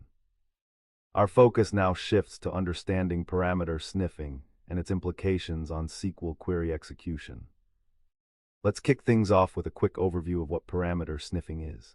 In SQL Server, when a query is executed, the database engine generates an execution plan based on the parameters provided at the time of execution. This execution plan can be highly optimized for those particular parameter values. However, when the same execution plan is reused for different parameter values, it can lead to performance issues. This phenomenon is known as parameter sniffing. In simpler terms, we can think of it as SQL Server making an educated guess based on what it knows at the moment of execution, which may not hold true for all cases. Now let's see how we can implement a SQL query to retrieve customer orders based on a specific customer-id parameter. The query starts with a select statement, which indicates that we want to retrieve data from the orders table. By using the asterisk, we specify that we want to select all columns from the orders dataset. The from clause indicates the source of the data, which in this case is the orders table. The critical part of this query is the where clause, which filters the results according to the provided customer ID. This parameterized query allows users to dynamically specify different customer IDs when executing the query, enabling the retrieval of orders associated with any specific customer. However, as discussed earlier, while this query is straightforward, it can lead to performance issues due to parameter sniffing. When SQL Server executes this query, it generates an execution plan tailored to the specific customer ID provided at runtime. If this plan is reused for different customer ID values, it may not be efficient, potentially resulting in slower query performance. Therefore, understanding the implications of such a query is crucial for optimizing database interactions. Now let's examine how we can implement parameterized queries in SQL Server using the SB_executesql stored procedure. This command allows us to execute a parameterized SQL statement safely, promoting better execution plan caching and security against SQL injection attacks. In this example, we are retrieving records from the orders table based on the customer-id parameter. The use of SB_executesql enables SQL Server to compile an execution plan that can be reused for different parameter values. By declaring the parameter at customer ID as an integer, we ensure that the data type aligns with what is in the database, reducing the chance of conversion errors. This specific execution is optimized based on the parameter provided, in this case, customer ID equals 1, allowing SQL Server to utilize appropriate indexes effectively. However, when you later run this query with a different customer ID, say 1000, you may find that the execution plan may not be optimized for this new context, potentially leading to performance issues. Understanding this behavior is crucial for addressing efficiency concerns related to parameter sniffing in SQL Server. Now let's implement the following SQL command to illustrate how we can avoid the pitfalls of parameter sniffing by using the option recompile directive. This query retrieves all orders from the orders table based on a specific customer-id parameter. By adding the option recompile hint to the end of the query, we instruct SQL Server to ignore any cached execution plan and generate a new plan every time the query is executed. This ensures that SQL Server optimally tailors the execution plan based on the current customer-id value, reflecting the latest data distribution rather than relying on potentially outdated assumptions. This approach can significantly improve performance, especially in scenarios where different customer ID values lead to very different datasets and query optimizations. However, it's essential to understand that while recompiling can help mitigate the issues caused by parameter sniffing, it can also be resource-intensive. Therefore, consider this strategy carefully, especially for high-frequency queries, as the trade-off between plan optimization and CPU usage should be evaluated in light of your specific application requirements. Now let's implement the following technique using local variables to combat parameter sniffing issues in SQL Server. In this code, we start by declaring a local variable named local customer ID of type integer. This variable will be used to store the value of the original parameter, customer-id. By assigning the parameter's value to this local variable, we are effectively decoupling the execution plan from the specific parameter that was provided at runtime. Next, we construct our query to select all records from the orders table where the customer-id matches our local variable, local customer ID. Using a local variable in this manner prompts SQL Server to compile the query plan based on the value of the local variable instead of the parameter. While this approach sacrifices the potential for highly optimized plans tailored to specific parameter values, it generally promotes better performance consistency across various executions, reducing the risk of significant performance variance when parameter values differ widely. This strategy is particularly useful when dealing with datasets with uneven data distribution, ensuring that your queries exhibit more reliable performance throughout their lifespan. Next, we will write a performance comparison to analyze the effectiveness of different execution plans with respect to parameter sniffing. We'll start by declaring two data time variables, at start time and at end time, which will be used to measure the execution duration of our stored procedures. Now let's implement the first execution block. We will set at start time to the current date and time before executing the stored procedure that utilizes the option recompile, hint. After executing the procedure with a specified parameter, we will capture the end time in at end time. To understand the performance difference, we will use the DAT-DIFF function to calculate the elapsed time in milliseconds and print it. Next, we will repeat a similar process for the stored procedure that uses local variables. Again, we will set at start time, execute the procedure, and then capture the end time. Finally, using the same DAT-DIFF function, we will print the execution time for this second method. By logging these execution times, we will gain valuable insights into how the use of recompilation versus local variables affects query performance under similar conditions, allowing us to make data-driven decisions in optimizing our SQL queries. The accompanying figure titled Impact of Techniques on Query Performance in SQL Server presents a side-by-side comparison of 4 techniques: parameter-sensitive plan optimization, using option recompile, using local variables and dynamic management views. For each technique, the chart shows 2 metrics, execution time in seconds and a performance improvement percentage. Key observations: using local variables registers the lowest execution time, 20s, and the highest reported performance improvement, 95%, indicating the best combined outcome in this dataset. Parameter-sensitive plan optimization follows with a relatively low execution time, 25s, and a high improvement, 90%, suggesting it effectively balances plan specificity and generality. Using option recompile shows a higher execution time, 30s, and a lower improvement, 80%, which aligns with the known recompilation CPU cost trade-off despite preventing poor cached plans. Dynamic management views have the highest execution time, 35s, and the lowest improvement, 75%, implying that while DMVs are valuable for monitoring and diagnosis, they alone do not directly reduce execution time. The annotated values above each bar make these contrasts explicit and support the conclusion that, in this presented scenario, adopting local variable-based plans or parameter-sensitive plan optimization yields superior runtime performance compared with relying solely on recompilation or DMVs. Now let's take a look at how we can analyze index usage statistics using a query against the system views in SQL Server. The code we have here retrieves crucial information about how various indexes are utilized within user tables. By selecting the object name of each index and its corresponding index name, we can gain clarity on which indexes are actually beneficial for our queries.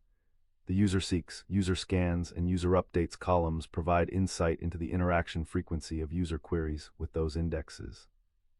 Specifically, user seeks indicates how often the index is used for lookups, while user scans shows how frequently the index is scanned, and user updates indicates how many times the index has been modified. We perform a join between the sys indexes view and the sys DMDB index usage stats dynamic management view, ensuring we only focus on user-defined tables by filtering with the objctproprty function. The results are ordered by user seeks in descending order, allowing us to prioritize the indexes that are most frequently used for searches. This query is a powerful tool for optimizing your indexing strategy and ensuring that your database performs at its best. As a summary, we've tackled the intricate dance between query parameterization and the possibility of performance hit due to parameter sniffing.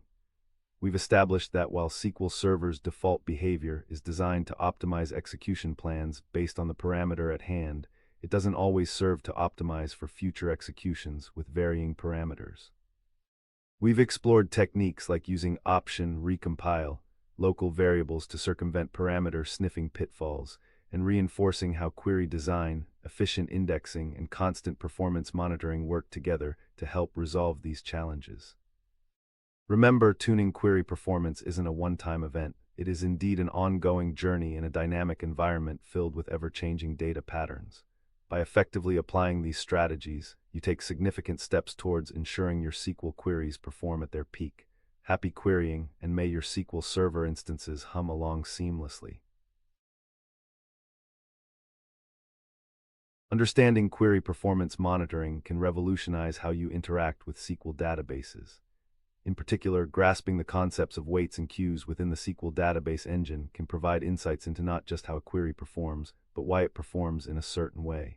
These concepts are essential for diagnosing performance bottlenecks, optimizing queries, and ensuring a smoother operation of your database queries. Now let's implement the following query to retrieve critical weight statistics from SQL Server. This code pulls data from the SIS DMOS weight stats dynamic management view, which provides invaluable insights into wait times categorized by different wait types. The query selects the wait type, converting the total wait time from milliseconds to seconds for a more intuitive understanding of the duration, along with the count of tasks that were waiting. Additionally, it calculates the percentage of total wait time for each wait type, allowing us to see the relative impact of each. The condition where wait time MS0 ensures that we only consider wait types where waiting actually occurred, filtering out any record without significant waits. Finally, the results are ordered by wait time in descending order, enabling us to quickly identify which wait types are causing the most significant delays. By analyzing this output, you can pinpoint potential areas for optimization, whether it's through query tuning, indexing strategy adjustments, or investigating hardware limitations that could be affecting performance. The figure titled SQL Server Weights and Queues Overview displays a stacked bar chart whose x-axis lists 5 wait types: CXPACKT, PAGOLATE, CHSH, LCKMS, ASY and CIO completion, SOS scheduler yield, and whose y-axis is labeled count/time S. Each wait type has 2 stacked components. The lower sky blue bar shows wait time S and the upper orange bar shows tasks waiting. The plotted numeric values are CXPACKT wait time 50S and tasks waiting 100, PAGOLATE CHSH 30S and 60 tasks, LCKMS 70S and 80 tasks, ASYNCIO completion 20S and 40 tasks, SOS scheduler yield 40S and 20 tasks. From these plotted values, we can draw several concrete observations and action-oriented conclusions. First, LCKMS exhibits the highest absolute wait time, 70S, indicating lock contention that produces long delays per occurrence and is a priority for investigation. Look for blocking sessions, long transactions, or poorly scoped locks. Second, CXPACKT shows the highest number of tasks waiting, 100, while its wait time, 50S, is high but not the highest. This pattern suggests widespread queuing related to parallelism. Many sessions are affected even if individual wait durations are somewhat lower, so addressing parallelism, query plans, MAXDOP, or plan tuning could reduce the number of concurrent waits. PAGOLATE CHSH has moderate wait time, 30S, and a substantial number of waiting tasks, 60, pointing to IO-related bottlenecks that merit checking indexing, buffer pool hit ratio, and storage performance. ASYNCIO completion appears low on both metrics, 20S, 40 tasks, implying asynchronous I/O completion is not a dominant bottleneck in this snapshot. SOS scheduler yield shows a moderate wait time, 40S, but relatively few tasks waiting, 20, which indicates isolated CPU scheduling or worker thread yields affecting specific sessions rather than broad contention. Examining the ratio of tasks waiting to wait time further refines priorities. CXPACKT, PAGOLATE CHSH, and ASYNCIO completion each have roughly 2 tasks per second equivalent when comparing tasks to seconds, e.g. CXPACKT 150 equals 2, PAGOLATE CHSH 6030 equals 2, meaning many tasks experience relatively shorter waits, while SOS scheduler yield 2040 equals 0.5 suggests fewer tasks endure longer waits. Combining absolute wait time and the volume of tasks waiting gives a practical prioritization. First, address high total wait time, LCKMS, and high task volume, CXPACKT, then investigate I/O issues, PAGOLATE CHSH, and finally tune scheduler or CPU-related concerns if SOS scheduler yield persists. This stacked visualization therefore helps you balance whether to prioritize reducing per event latency, high wait seconds, or reducing the number of affected sessions, high tasks waiting, for the most impactful performance improvements. Now let's take a look at how we can analyze queues in SQL Server using the SIS DMExec requests dynamic management view. This query retrieves essential information about the current requests executing in the SQL Server instance, particularly those that are waiting for resources. We start by selecting several key columns, including sessionid, which identifies the session making the request, allowing us to track specific connections. The wait type column tells us the type of wait the session is experiencing, which is crucial for diagnosing performance issues. The wait time and wait resource columns provide insights into how long the session has been waiting and the resource it is waiting on, respectively. Additionally, we include the blocking sessionid to identify any sessions that may be obstructing progress, which can be critical for resolving contention. The status and command columns indicate the current state of the request and the command being executed, respectively, while estimated completion time gives us an estimate of how long the request will take to complete. By ensuring the wait type is not null, we focus on those requests that are actually experiencing delays, allowing you to pinpoint performance bottlenecks effectively. Now let's see how we can implement a query to retrieve completed orders from our database. The SQL statement selects the customer ID and order date from the orders table where the order status is completed. This command focuses specifically on filtering the data to ensure we only get records that meet our criteria, which is essential for performance optimization. By narrowing down the dataset we're querying, we can reduce the amount of resources needed for processing the request, thereby reducing potential wait times. Next, we will write the command to create an index on the order status column. This step is crucial because it will help SQL Server retrieve rows based on order status more efficiently. Without an index, SQL Server may need to scan the entire table for matching rows, resulting in increased wait times for queries. The creation of the index not only enhances our application's performance, but also improves overall user experience by enabling quicker data retrieval. Lastly, let's implement the command to enable the query store feature for our database. Activating the query store allows us to monitor query performance over time.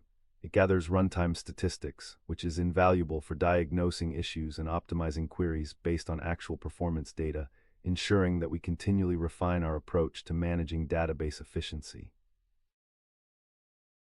Now let's take a look at how we can gather essential hardware metrics for our SQL Server instance using the DMOS sysinfo dynamic management view. The query retrieves critical information about the server's configuration, including the number of CPU cores through the CPU count column and any hyperthreading ratio from hyperthread ratio. These metrics provide insights into the processing power available to your SQL Server, which is vital for understanding performance capabilities. Additionally, the query extracts the physical memory and virtual memory sizes by converting the values from kilobytes to megabytes. This conversion is done using simple arithmetic. The columns physical memory KB and virtual memory KB are divided by 1024 to present these values in a more manageable format.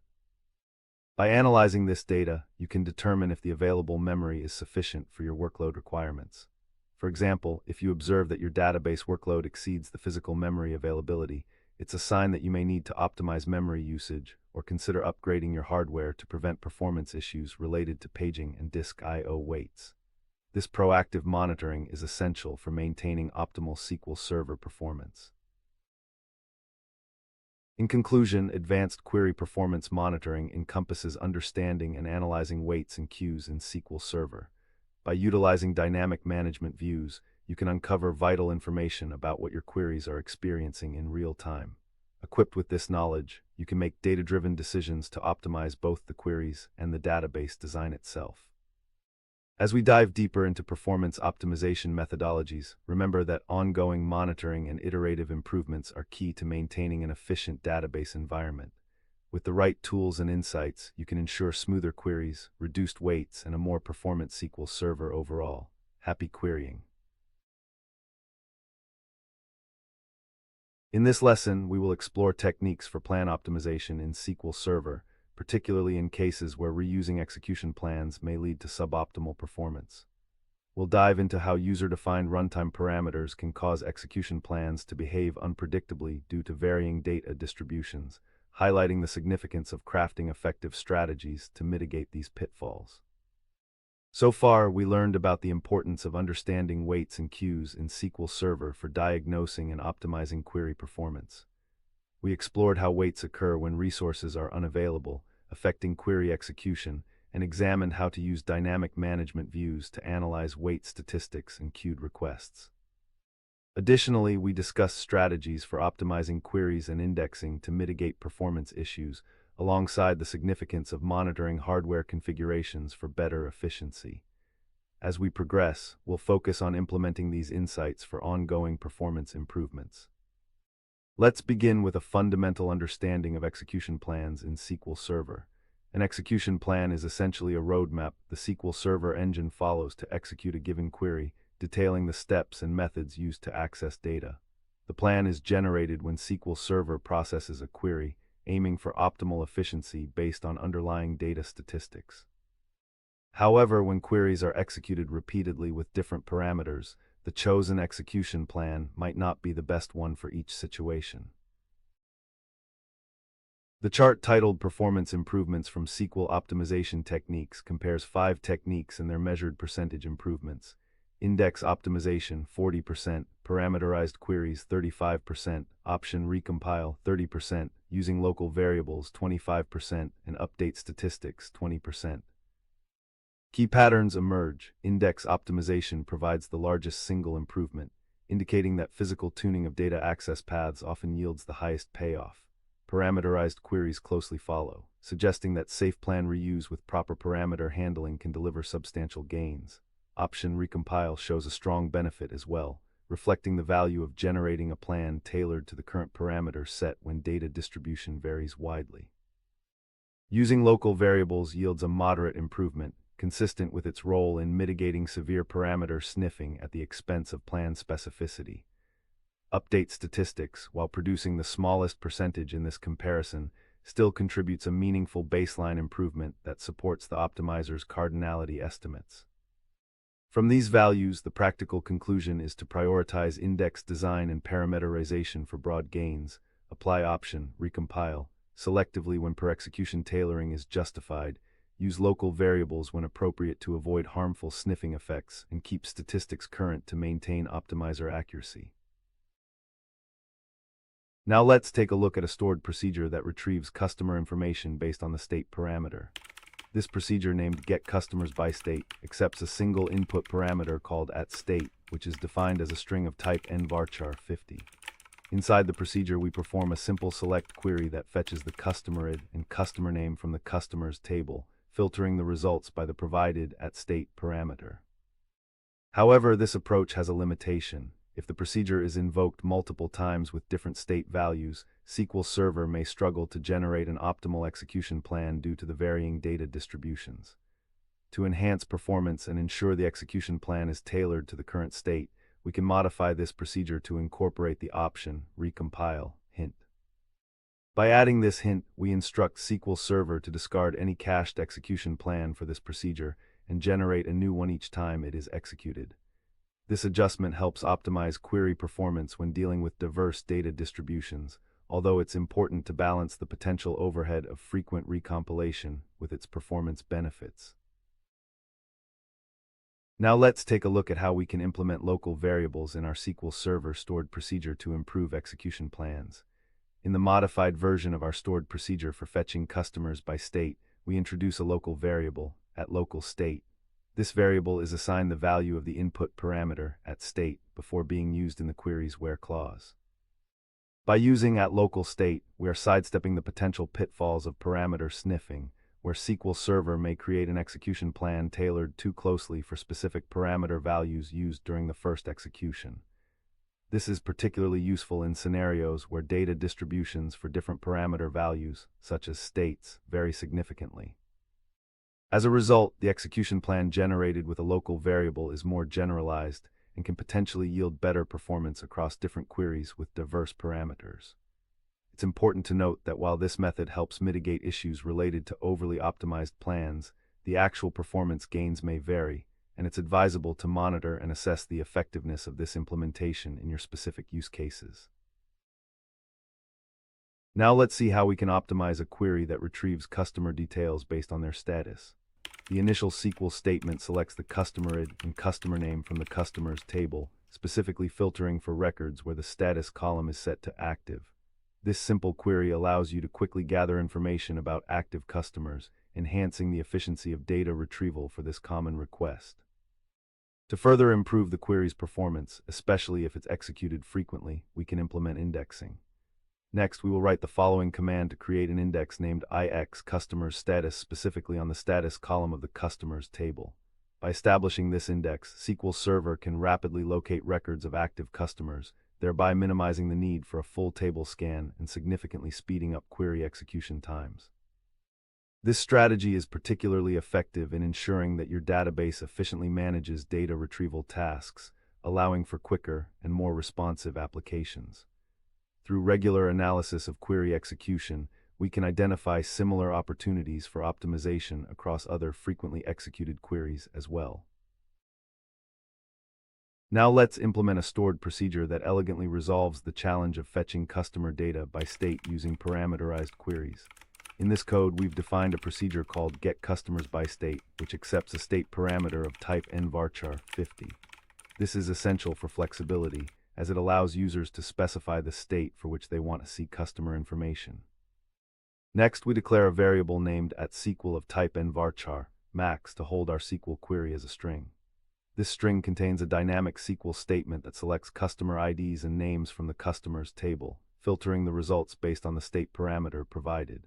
By utilizing the sbExecutSQL command, we can execute this string while safely passing the state as a parameter, ensuring that SQL Server can generate a reusable execution plan. This method not only enhances security by preventing SQL injection, but also optimizes performance by allowing SQL Server to adapt the execution plan to different parameter values, thus minimizing the potential downsides of parameter sniffing. In summary, this approach combines dynamic SQL with parameterization for efficient and secure data retrieval. Now let's see how we can ensure that our statistics are up to date, which plays a vital role in the query optimization process. The command update statistics customers is used to refresh the statistics for the customers table. Having current statistics allows SQL Server to make better estimates regarding the number of rows that will be returned for a query, directly impacting the optimizer's decision-making. Accurate statistics help SQL Server choose the most efficient execution plan, thereby improving overall query performance. By running this command, you are refreshing the data that the SQL Server engine relies on to assess how data is distributed within the customer's table. This action is particularly important when significant changes to the data have occurred, as outdated statistics may lead to suboptimal execution plans. While SQL Server can automatically update statistics in most scenarios, executing this command periodically, especially in high-volume environments, is best practice to ensure optimal performance and efficient execution plan generation. To effectively utilize SQL Server's Query Store feature for monitoring performance, we need to first enable it for our database. Now let's implement the command that activates the Query Store.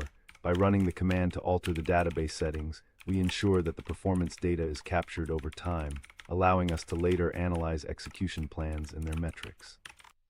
This foundational step is crucial for gaining insights into how queries are performing, which can significantly enhance our troubleshooting capabilities. Next, we will write a query to extract valuable performance metrics from the query store. By selecting key attributes such as query IDs, their corresponding text, execution plans, and average durations, we can gain an informative view of which queries may require optimization. This approach will allow us to prioritize our efforts effectively, focusing on queries that are underperforming. By ordering the results based on average duration, we can quickly identify the most time-consuming queries, setting the stage for informed decision-making regarding our optimization strategies. With these insights, we can adjust our execution plans or indexing strategies as needed to enhance overall performance. We also discussed the implications of environmental factors, such as hardware configuration, when optimizing execution plans. Resource constraints can severely impact performance, irrespective of the query optimizations you implement. Therefore, it is wise to periodically audit your database server's hardware settings, ensuring that you have an adequate CPU, RAM, and disk configurations suitable for your workload. Finally, as we wrap up these techniques, remember that performance optimization is an iterative process. Continuous monitoring, updating statistics, refining indexes, and evaluating execution plans are all parts of this ecosystem. In summary, leveraging techniques like option recompile, using local variables, refining indexing strategies, utilizing parameterized queries with SB-executescal, and keeping statistics current will empower you to optimize execution plans effectively. Combine this knowledge with a solid understanding of your database workload and infrastructure, and you will be well on your way to mastering SQL Server performance optimization. Thank you for joining this session on techniques for plan optimization. As you apply these methods, consider the nuances of your specific environments and monitor their impacts on query performance. Happy optimizing! In this segment, we're diving deep into the exciting world of SQL Server's parameter-sensitive plan optimization, also known as PSP optimization. This innovative feature introduced in SQL Server 2022 allows the database engine to cache multiple execution plans for a single parameterized query based on equality predicates. So far, we learned about the significance of optimizing execution plans in SQL Server, particularly when using user-defined runtime parameters that can affect performance due to varying data distributions. Techniques discussed include using the option recompile, hint, utilizing local variables to minimize parameter sniffing, and refining indexing strategies to enhance query performance. Additionally, the importance of keeping statistics current for accurate query optimization was highlighted, along with the benefits of analyzing historical query performance through the Query Store feature. These strategies together form a comprehensive approach to improving SQL Server performance.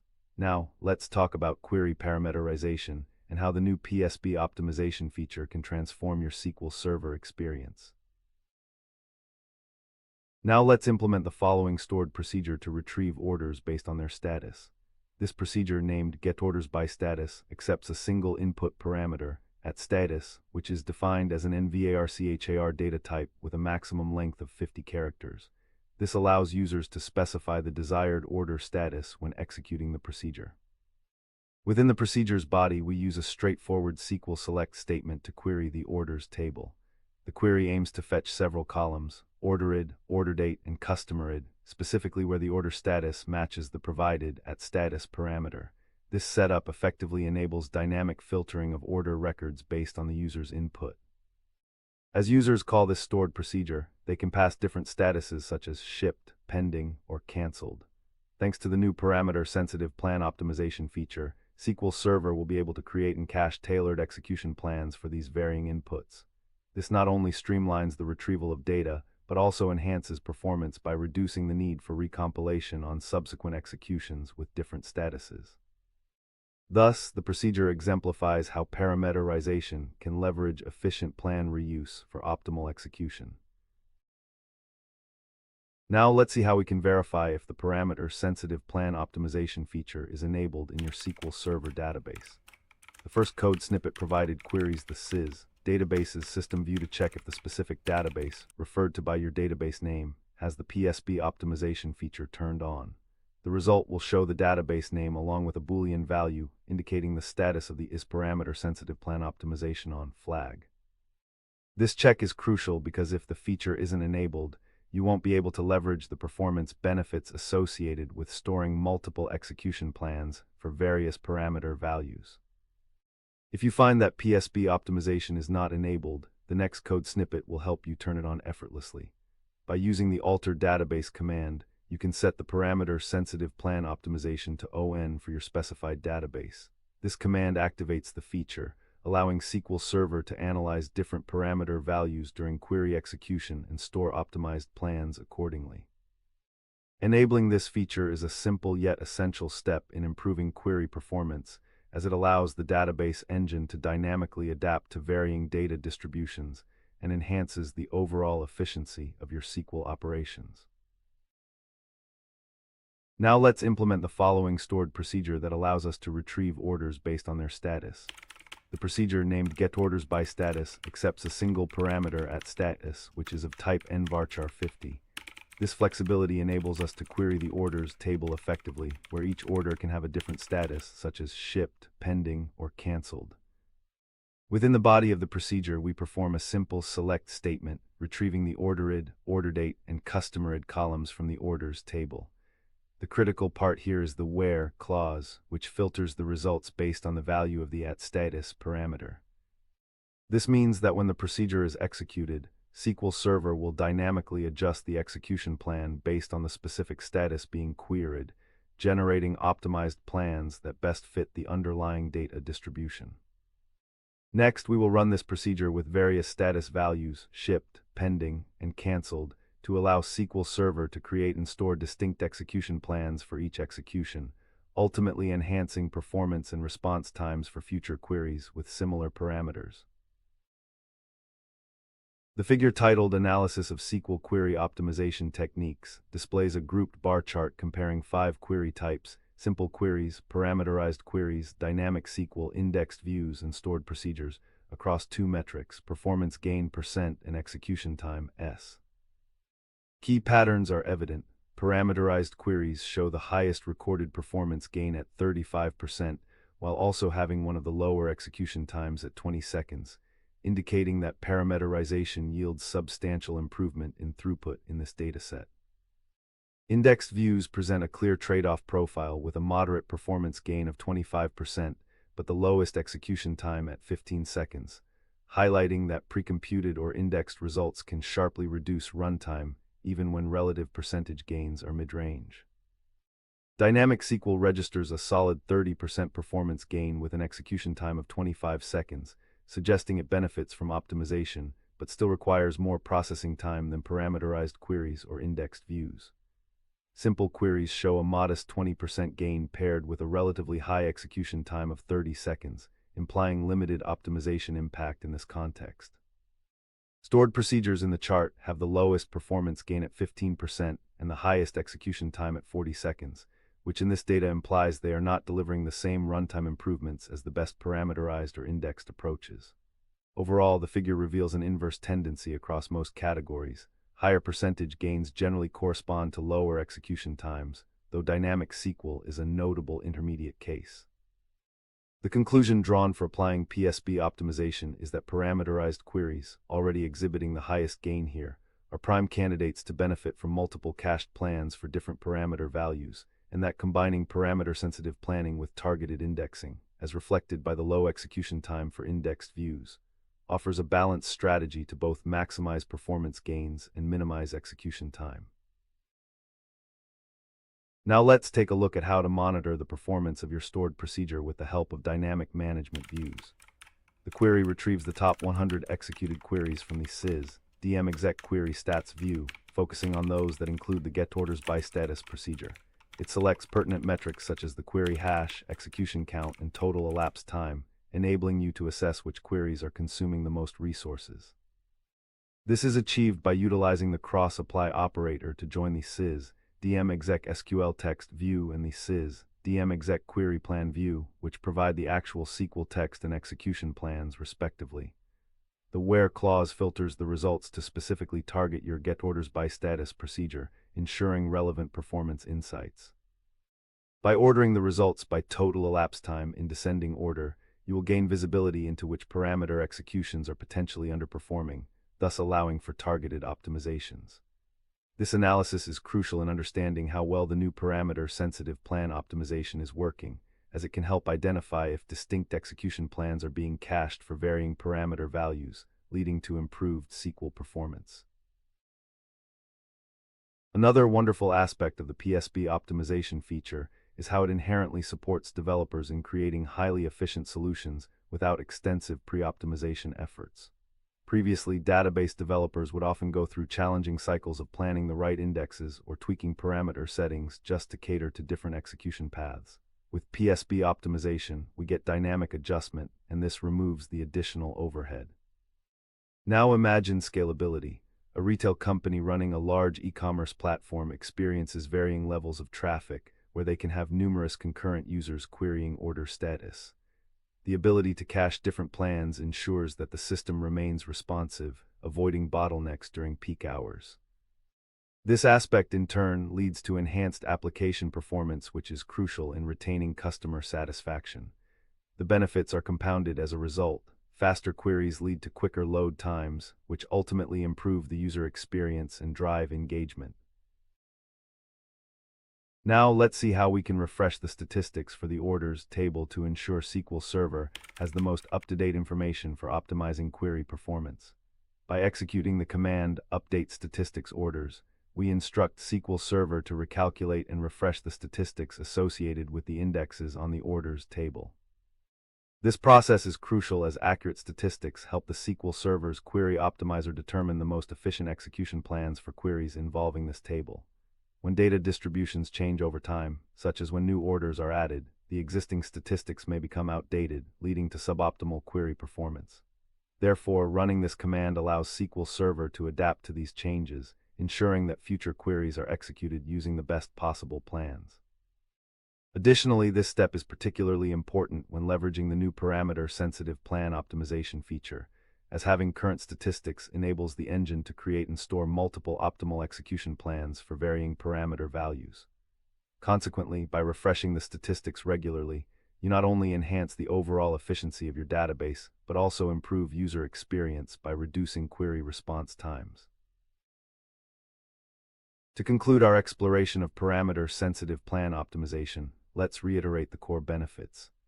With the introduction of this feature in SQL Server 2022, database developers can leverage the ability of the database engine to intelligently store and implement multiple execution plans based on various parameter values used in equality predicates. This results in significantly improved performance, reduced query execution times, and a seamless experience for end users interacting with your applications. As you implement and experiment with this feature in your environment, remember that it compiles best practices in performance tuning while simplifying a historically complex task. By leveraging caching intelligently and adapting to new data statistics dynamically, you're setting yourself and your applications up for success. Thank you for tuning in to this lesson. Explore this powerful feature further and see how it revolutionizes your SQL performance tuning processes. Happy querying! In today's session, we're diving into a fascinating feature of SQL Server 2022, Parameter-Sensitive Plan Optimization, or PSP optimization. This capability enhances the way SQL Server handles parameterized queries, opening new avenues for performance. So far, we covered the essentials of SQL Server's Parameter-Sensitive Plan Optimization, PSP optimization, which enables the database engine to generate multiple execution plans for a single parameterized query tailored to various parameter values. We emphasize the importance of executing optimal plans to address differing data distributions and the challenges posed by parameter sniffing. Additionally, we explored techniques like option recompile, maintaining up-to-date statistics, and optimizing indexing strategies to boost performance. Now, we will dive deeper into how PSP optimization works in SQL Server and the practical implications it has on your queries, alongside some code demonstrations. Now let's see how we can implement a simple query that filters data based on a parameter. The code defines a SQL query that retrieves all columns from the sales table, where the sales amount matches a specific parameter, at sales amount. This kind of parameterized query is essential for performance and security, as it helps prevent SQL injection attacks while allowing the database engine to optimize execution plans efficiently. When at sales amount is passed to the query, SQL Server uses parameter sniffing to determine the optimal execution plan based on the value provided. However, if the parameter values vary significantly, a single plan might not perform well for different scenarios. This is where parameter-sensitive plan optimization, PSP optimization, shines, allowing SQL Server to create and cache multiple execution plans tailored to the specific ranges or distributions of the sales amount. By leveraging this feature, you ensure that queries are executed with the most appropriate plan, leading to better performance and resource utilization across varying data loads. The displayed figure, titled Execution Times of Parameter-Sensitive Queries, is a bar chart that directly maps 4 parameter value categories to their measured execution times in seconds. The x-axis labels the parameter groups as low sales, medium sales, high sales, and very high sales, while the y-axis shows execution time in seconds. Each bar has a numeric label on top indicating the exact value. Reading the bars left to right, low sales runs at 30 seconds, medium sales at 60 seconds, high sales at 20 seconds, and very high sales at 90 seconds. 2 notable patterns emerge. First, execution time is not monotonic with sales category. For example, high sales is the fastest at 20s, while very high sales is the slowest at 90s. And second, there is a wide spread between the fastest and slowest cases, a 70-second difference between high sales and very high sales. From these observations, we can conclude that different parameter values produce substantially different runtime characteristics. Some parameters lead to highly efficient plans, as with high sales, while others result in much heavier execution, as with very high sales and medium sales. This variation is exactly what PSB optimization is designed to address. Instead of forcing a single plan to serve all 4 cases, SQL Server can maintain separate plans tailored to the selective or non-selective nature of each parameter value. The exact data labels on the bars 20, 30, 60, 90 seconds reinforce the need to monitor execution times and adapt plan caching strategies. Measuring such patterns helps decide whether multiple cached plans or selective recompilation will yield the best overall performance. Now let's implement a query that filters customer data based on their ratings, which will illustrate the adaptability of SQL Server's parameter-sensitive plan optimization. In this example, we first declare a variable named @customer_rating of type int, which will hold the customer rating we want to filter by. Setting this variable to a specific value like 5 allows us to focus our query on a particular segment of customers. Next, we write a select statement to retrieve relevant information from the customers table, specifically the customer ID and customer name. The where clause is crucial here, as it directly uses our @customer_rating parameter. This structure highlights how parameterized queries can lead to dynamic execution plans in SQL Server. Because SQL Server can create tailored execution plans based on the value of @customer_rating, it not only enhances performance but also ensures efficient data retrieval.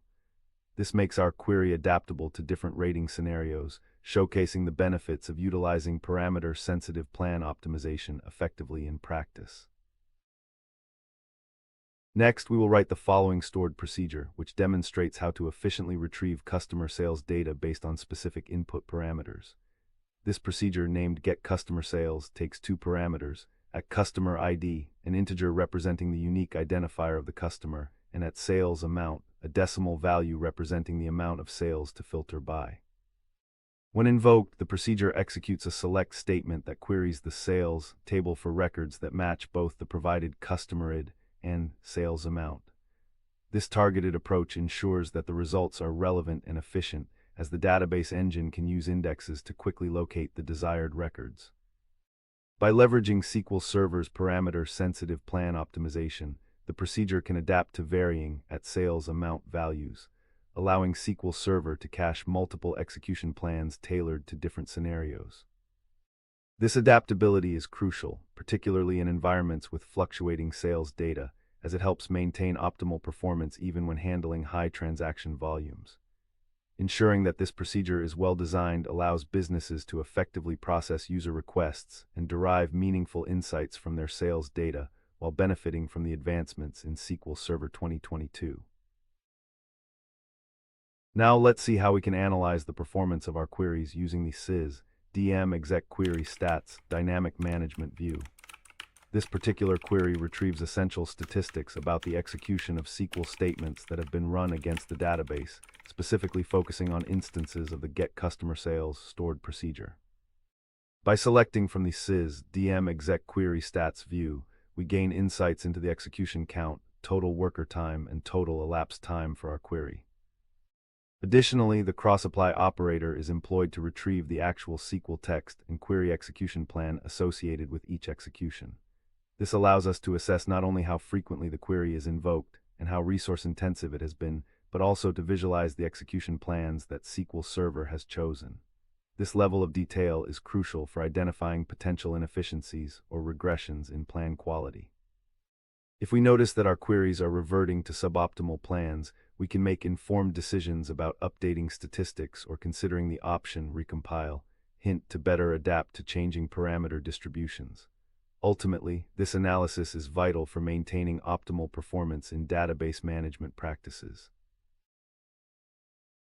Now, let's implement a compact yet powerful command to ensure our execution plans remain effective.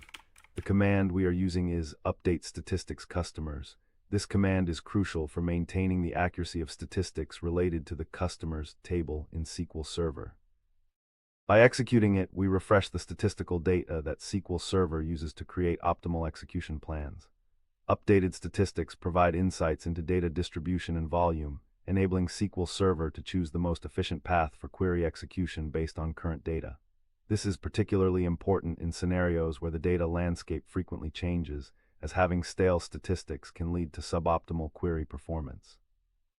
Regularly updating statistics ensures that the SQL Server engine does not rely on outdated information, ultimately improving responsiveness and execution speed across a variety of queries.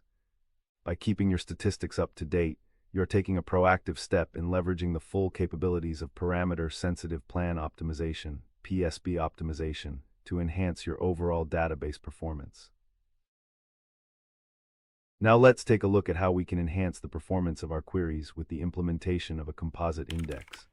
The code creates an index named X customer sales amount on the sales table, specifically targeting the customer ID and sales amount columns. By establishing this index, we are providing SQL Server with an efficient access path for queries that frequently filter based on these two columns. When executing parameterized queries, such as those that use customer ID and sales amount, having a well-designed index can significantly speed up data retrieval. This is especially important in scenarios where data distributions vary widely, as the index helps the query optimizer quickly locate the relevant rows.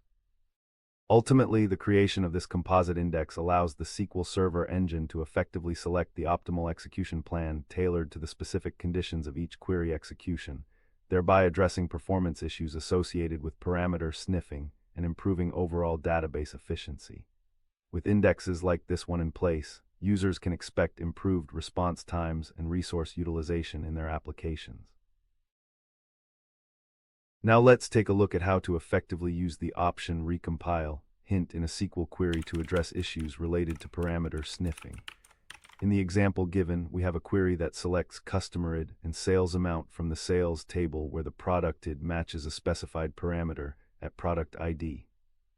By including option recompile, we instruct SQL Server to disregard any cached execution plans and create a new, tailored plan for each execution based on the current session's parameter values.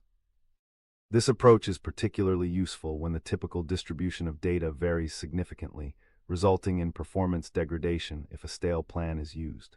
It emphasizes the importance of adaptability in query execution, as the database engine will generate a plan that best fits the current parameter scenario.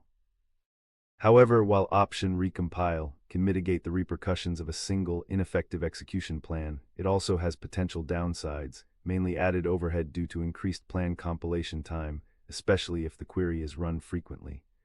Therefore, it is crucial to balance the need for fresh plans with the trade-offs involved.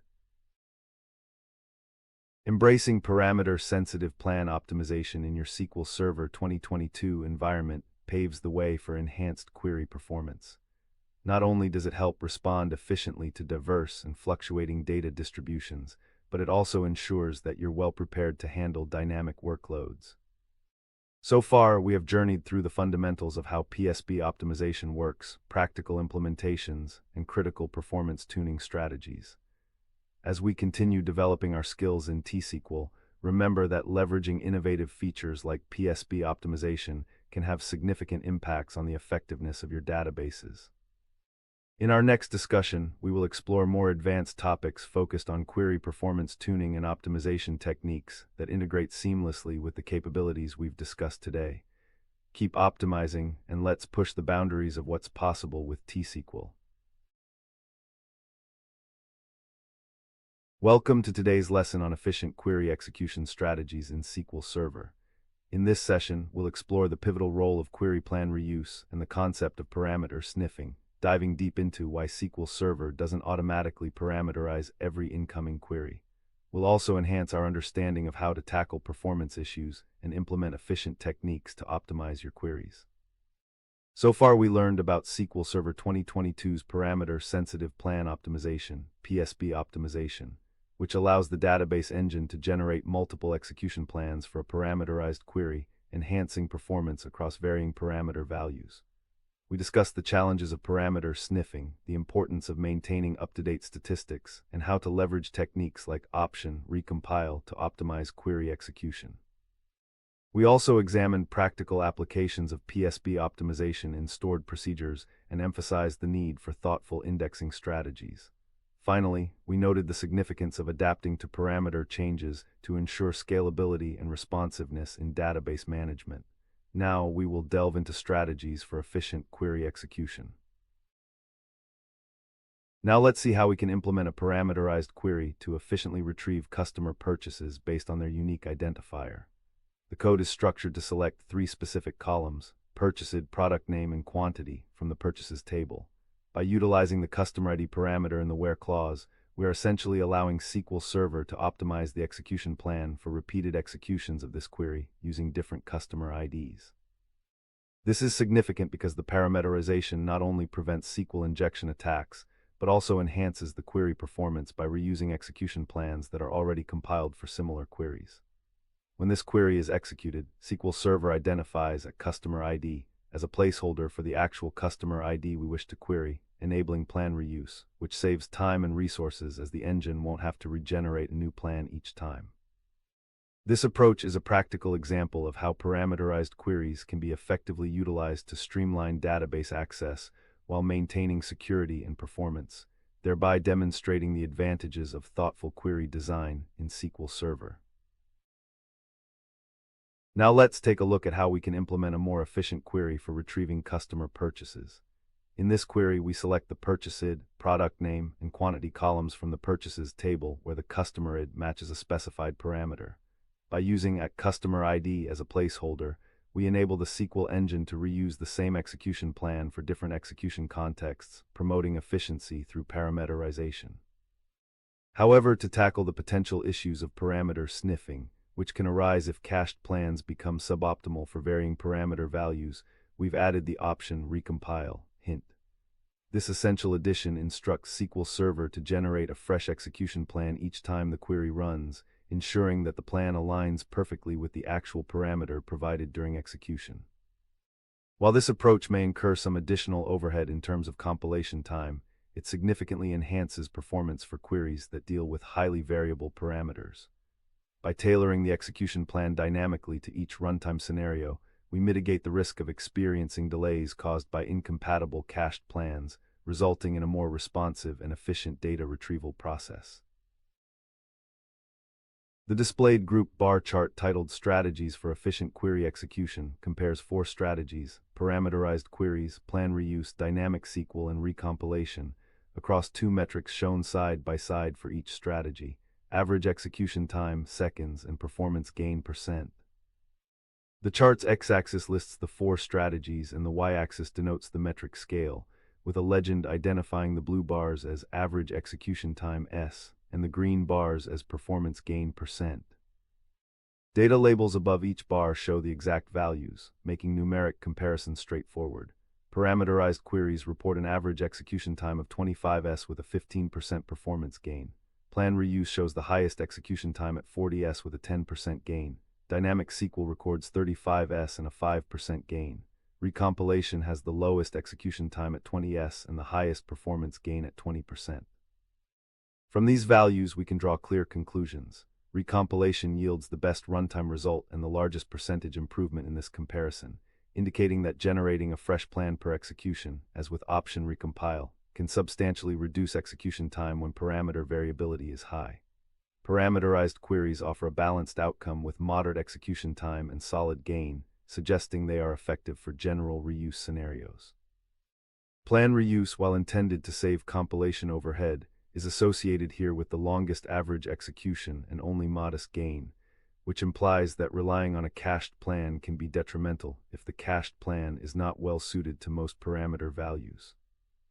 Dynamic SQL in this figure shows relatively high execution time and the smallest performance gain, indicating it may not deliver the same efficiency benefits as proper parameterization or selective recompilation in this context.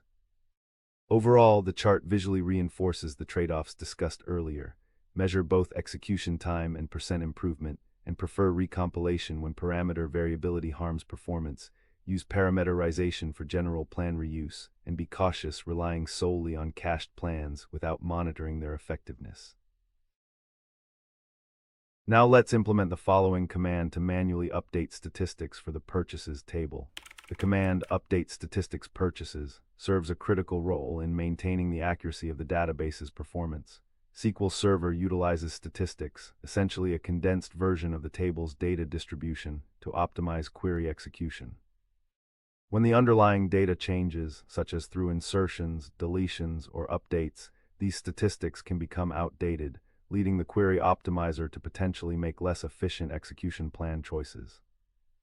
By running update statistics, we ensure that the database engine has the most current statistical information at its disposal when processing queries related to the purchases table.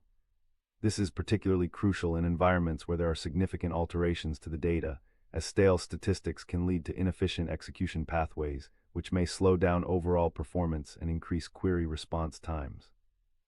Regular practice of updating statistics, either automatically or through this manual command, helps in maintaining optimal performance and efficiency in SQL Server environments, ensuring better management of complex queries. Now let's implement a non-clustered index to enhance our query performance for retrieving customer purchases.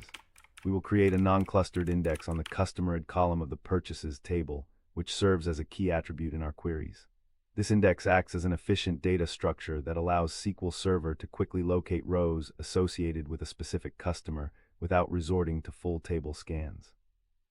By doing so, SQL Server effectively minimizes the data that it needs to sift through, thus optimizing the retrieval time for purchase records corresponding to a given customer ID. It's important to remember that while indexes can significantly accelerate red operations, creating too many indexes could lead to increased maintenance overhead, particularly during data modifications such as insertions or deletions. Therefore, it's essential to strike a balance between having enough indexing to support efficient query execution and avoiding excessive overhead that could degrade performance. This strategic approach to indexing is crucial for ensuring our queries remain responsive and efficient. Next, we will write the following SQL command to gather valuable performance metrics about our query executions. This command retrieves data from the dynamic management views within SQL Server, specifically focusing on the sys DM exec query stats view, which holds statistics about query execution, such as execution counts and total CPU time. By using the cross-apply function with sys DM exec SQL text, we can pull out the actual SQL text corresponding to each query execution from the SQL handle. This step allows us to filter for relevant queries. In this case, we're looking for those that include the word purchases. Filtering is crucial as it helps us zero in on the specific queries we want to analyze for potential performance issues. When executed, this command will provide us with insights into how often queries related to purchases have been run, their execution times, and other key performance indicators. Analyzing these metrics enables us to identify any inefficiencies, such as prolonged execution times or resource-intensive operations, guiding us to optimize our queries effectively based on actual usage patterns. Understanding these metrics is essential in troubleshooting performance problems and enhancing our overall database efficiency. Now let's take a look at an example of how to effectively retrieve customer purchases, incorporating relevant customer and product details. In this query, we use the select statement to specify the columns we want to return: the purchase ID, customer name, and product name. To achieve this, we need to join multiple tables. We start from the purchases table, aliasing it as P. By utilizing the join clause, we link it to the customers table, denoted as C, using the common customer ID. This allows us to directly access customer information such as names corresponding to their purchases. We also join the products table, represented as PR, on the product ID to include product details associated with each purchase. Furthermore, we include a where clause to filter the results for a specific customer based on the supplied @customer ID parameter. This approach not only ensures that we only retrieve relevant records, but also showcases the power of parameterized queries. By structuring our query in this way, we optimize data retrieval and enhance the efficiency of our SQL operations. Now let's explore how we can implement a parameterized stored procedure to efficiently retrieve customer purchases based on a specific date range. We start by creating a new procedure named getPurchasesByDate, which accepts two parameters, at start date and at end date. These parameters will allow us to specify the interval for which we want to retrieve purchase records. Inside the procedure, we use a select statement to query the purchases table. The query looks for records where the purchase date falls between the specified start date and end date. By leveraging parameters instead of hard-coded values, we not only enhance the security of the query against SQL injection, but also facilitate plan reuse by SQL Server. When executed, the first invocation of this stored procedure generates an execution plan that SQL Server can cache. On subsequent runs for different date ranges, SQL Server can reuse this cached plan, leading to faster query performance, provided that the data distribution remains stable. This encapsulation of the logic into a stored procedure exemplifies a best practice in SQL Server optimization, balancing ease of use and efficiency effectively. As we wrap up our lesson, it's crucial to emphasize the continuous nature of performance tuning. Database optimization isn't a one-time effort, but rather an ongoing process that requires attention to detail and adaptability as the application evolves. Revisit your statistics periodically, evaluate your indexing strategies, and keep a close eye on the actual execution plans being utilized. To put it all together, efficient query execution hinges on understanding parameterization, proactive management of statistics, strategic indexing, well-structured T-SQL, and utilizing stored procedures intelligently. By applying these strategies in harmony, you can significantly enhance the performance of your SQL Server queries, enabling quicker response times and a smoother user experience. Thank you for joining me in this lesson on strategies for efficient query execution. Remember, it's all about being proactive and aware while working with T-SQL. Stay curious, experiment with your queries, and continue to explore SQL Server's capabilities as you enhance your database management skills. SQL Server 2022 has introduced a game-changing feature known as Parameter-Sensitive Plan Optimization, commonly referred to as PSP optimization. This feature dramatically enhances how SQL Server handles queries, especially those utilizing parameterization. Now let's take a look at how we can implement a stored procedure that utilizes parameter-sensitive plan optimization in SQL Server 2022. The procedure, named getCustomerDetails, is designed to retrieve customer information based on the region specified by the input parameter at region, which is of type nvarchar 50. By using a parameterized query in a stored procedure, we can improve the execution efficiency and maintainability of our database operations. The procedure begins with the create procedure statement, defining the procedure's name and input parameter. Inside the procedure, the select statement executes a query on the customers table, filtering results based on the value provided for at region. This implementation exemplifies how a single stored procedure can be dynamically optimized to serve various regions effectively. Thanks to the new PSP optimization feature, SQL Server can maintain distinct execution plans that are tailored to various input values, thus maximizing performance and resource utilization. As we invoke this procedure with different at-region values, SQL Server will cache multiple execution plans, ensuring that we achieve optimal query performance for each specific region parameter passed. The accompanying figure displays two aligned measures for three regions, East, West, and Central. The left y-axis bar chart shows execution time in seconds. East equals 12s, West equals 8s, Central equals 15s. The right y-axis line plot with markers shows execution count. East equals 150, West equals 200, Central equals 120. Key patterns visible at a glance. West has the highest execution count, 200, and the lowest execution time, 8s. Central has the lowest execution count, 120, but the highest execution time, 15s. East sits between them with a moderate execution count, 150, and mid-range execution time, 12s. From these displayed values, one can conclude there is an inverse relationship in this sample between frequency and time. The region with the most executions corresponds to the fastest average execution time, while the region with the fewest executions corresponds to the slowest time. This suggests that different regions are experiencing markedly different performance characteristics, and therefore would be good candidates for region-specific execution plans or further investigation into why Central's executions take longer despite being less frequent. Let's discuss how this works under the hood. When you execute a parameterized query in SQL Server 2022 with plan optimization enabled, the database engine assesses the parameter values and determines which execution plan would be best suited for that specific value. If the optimizer identifies that certain parameter combinations yield significantly different performance characteristics, it creates and stores multiple execution plans. This dynamic approach means that the execution plan is tailored to specific parameter values without sacrificing caching efficiency. Here's a way to visualize this. Imagine a chef who prepares a variety of dishes but decides to keep the recipes for each ingredient combination. If customers frequently order different combinations, the chef can quickly retrieve the appropriate recipe and prepare the dish with perfection each time. In the context of SQL Server, the optimizer becomes that smart chef.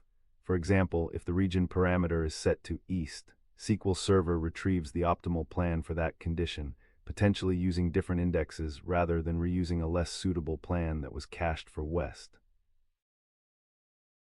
Now let's implement the following commands to utilize parameter-sensitive plan optimization in SQL Server. First, we enable the feature for our database by altering its settings. By executing the command alter database, your database set parameter-sensitive plan optimization equals ON. We allow SQL Server to create and cache multiple execution plans tailored to different parameter values. This is crucial in high-traffic environments where diverse queries require optimized execution plans based on varying input scenarios. Next, we will see how to leverage this feature by executing the stored procedure getCustomerDetails with different parameters for various regions. By running exec getCustomerDetails at region equals East, at region equals West, and at region equals Central, we prompt SQL Server to generate distinct execution plans for each region.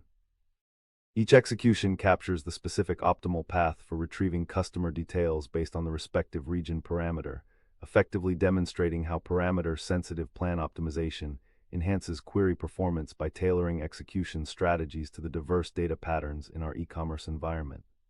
This capability significantly minimizes resource use and processing time, ensuring efficient database management. Now let's see how we can analyze the performance of our queries and the effectiveness of the parameter-sensitive plan optimization. The query retrieves essential execution statistics from the SIS DM exec query stats dynamic management view, which contains data about the execution frequency and resource consumption of different execution plans. By selecting columns like execution count, total worker time, and total elapsed time, we can gain insights into which queries are consuming the most resources and how often they are executed. This information is critical for understanding the performance implications of the cached execution plans. Additionally, we use cross-apply with SIS DM exec query plan QS plan handle to obtain the actual query plans associated with each execution statistic.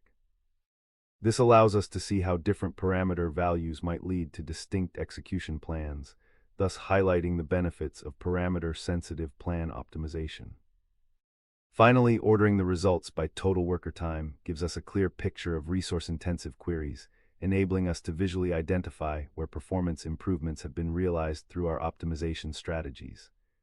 This approach fosters continuous performance refinement as we monitor how effectively our stored procedures are leveraging the optimizer's capabilities.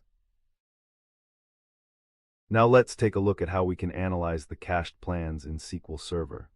The code snippet retrieves information from the SIS DM exec cached plans dynamic management view, which is crucial for understanding how different execution plans are being utilized in your SQL Server instance. By selecting the plan handle, size in bytes, obj type, and use accounts, we gather essential metrics that provide insights into the performance of stored plans. The plan handle uniquely identifies each execution plan, while size in bytes tells us how much memory the plan occupies in the cache. The obj type indicates the type of object associated with the execution plan, and use accounts represents the number of times this plan has been executed. Ordering the results by use accounts in descending order allows us to easily identify the most frequently used plans.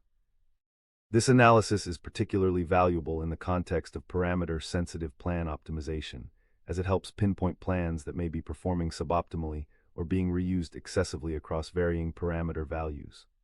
By monitoring these cached plans during peak operations, you can make informed adjustments to enhance performance and ensure the database is utilizing the best execution plan for the current workload. As we wrap up discussing the nuances of parameter-sensitive plan optimization, it's essential to remember that this feature is not just about caching plans, it's about strategic optimization tailored to your system's unique needs. By embracing this new capability in SQL Server 2022, you can ensure that your database performs optimally across a wide range of queries and workloads. If you find that the performance improvements with PSB optimization have transformed your query execution, don't forget to continually analyze your setups to ensure everything runs smoothly. Performance tuning is an ongoing process, and keeping tabs on those execution plans and optimizing as necessary is vital in a dynamic database environment. To conclude, we've learned how SQL Server 2022 enhances query performance with parameter-sensitive plan optimization, allowing for tailored execution plans that drastically improve efficiency. We've also explored monitoring techniques to evaluate the performance of these adjustments, ensuring that you leverage the full capabilities of your SQL Server instance. Keep these principles in mind as you navigate through the new features and continue to enhance your mastery of SQL Server. With strategies like PSB optimization, you're well equipped to tackle the complexities of database management and keep your applications running at peak performance. Happy querying!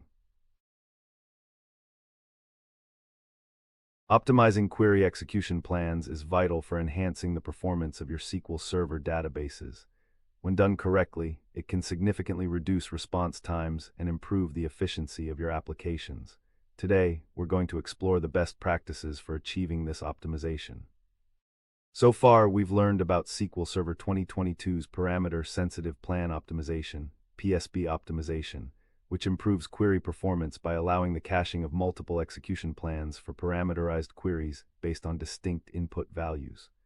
This feature addresses inefficiencies in traditional parameterization that can arise from varying input values.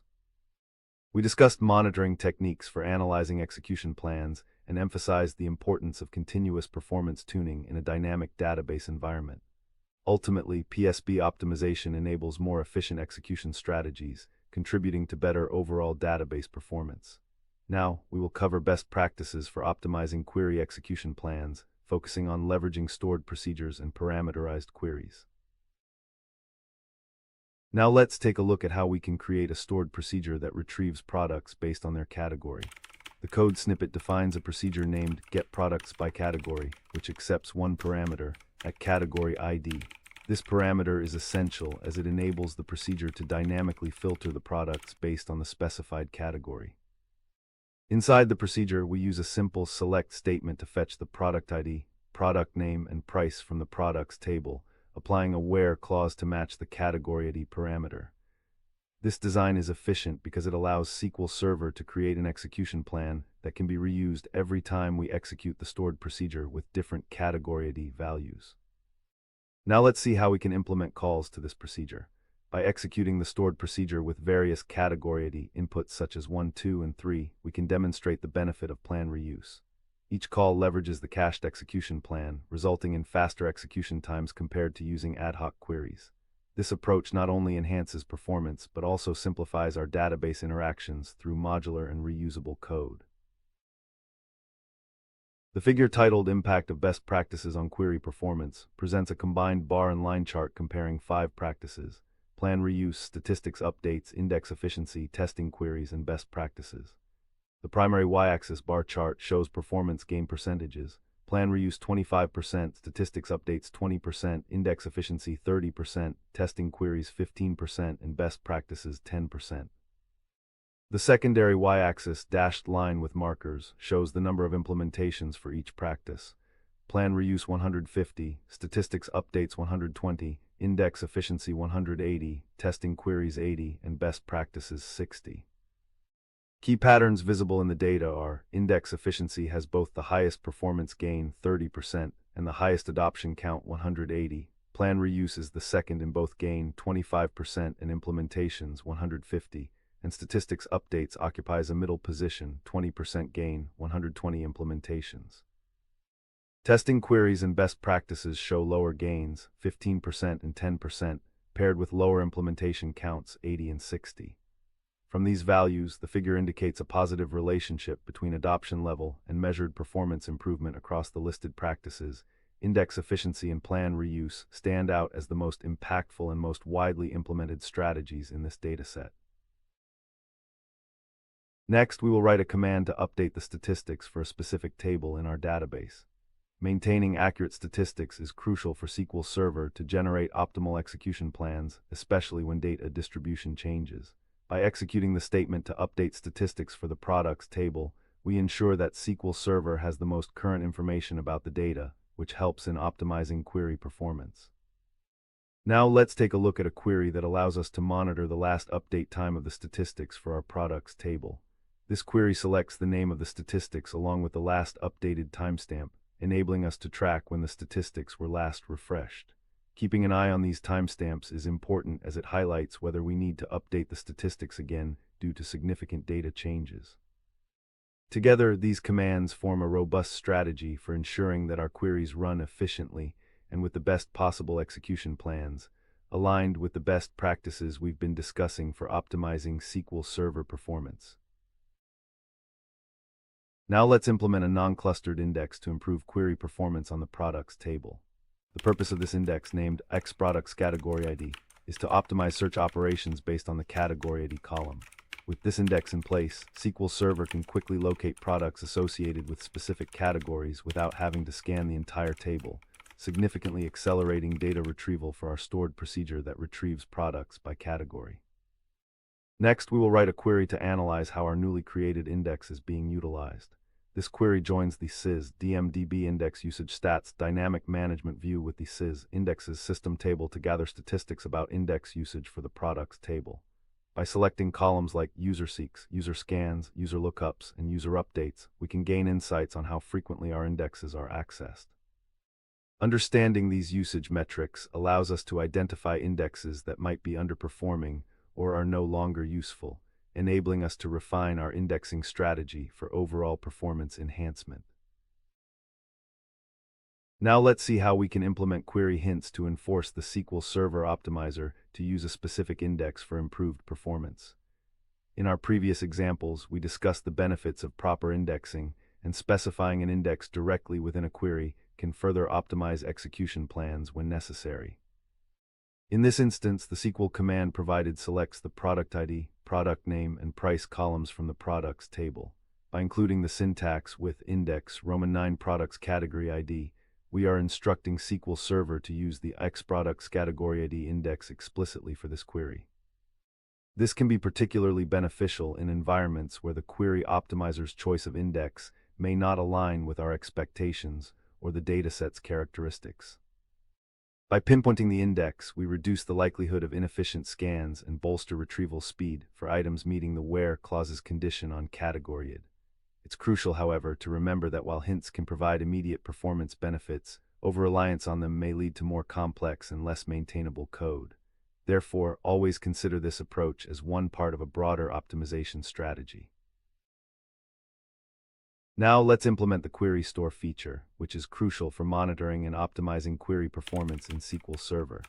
To enable Query Store, you need to run a simple command that configures the current database to utilize this feature. By setting the Query Store to ON, you instruct SQL Server to start capturing query performance metrics and execution plans over time. This data becomes instrumental in analyzing how performance may change with varying data loads and usage patterns. Next, we will write a query that allows us to extract valuable insights from the Query Store. This query targets the top 10 queries with the highest average execution duration. By joining various tables from the Query Store, we can gather details such as the query ID, the actual SQL text being executed, the average duration of those queries, and how many times they have been executed. Analyzing this information helps in identifying long-running queries, giving us the opportunity to fine-tune them, whether through optimizing indexes, adjusting query design, or implementing other performance-enhancing strategies.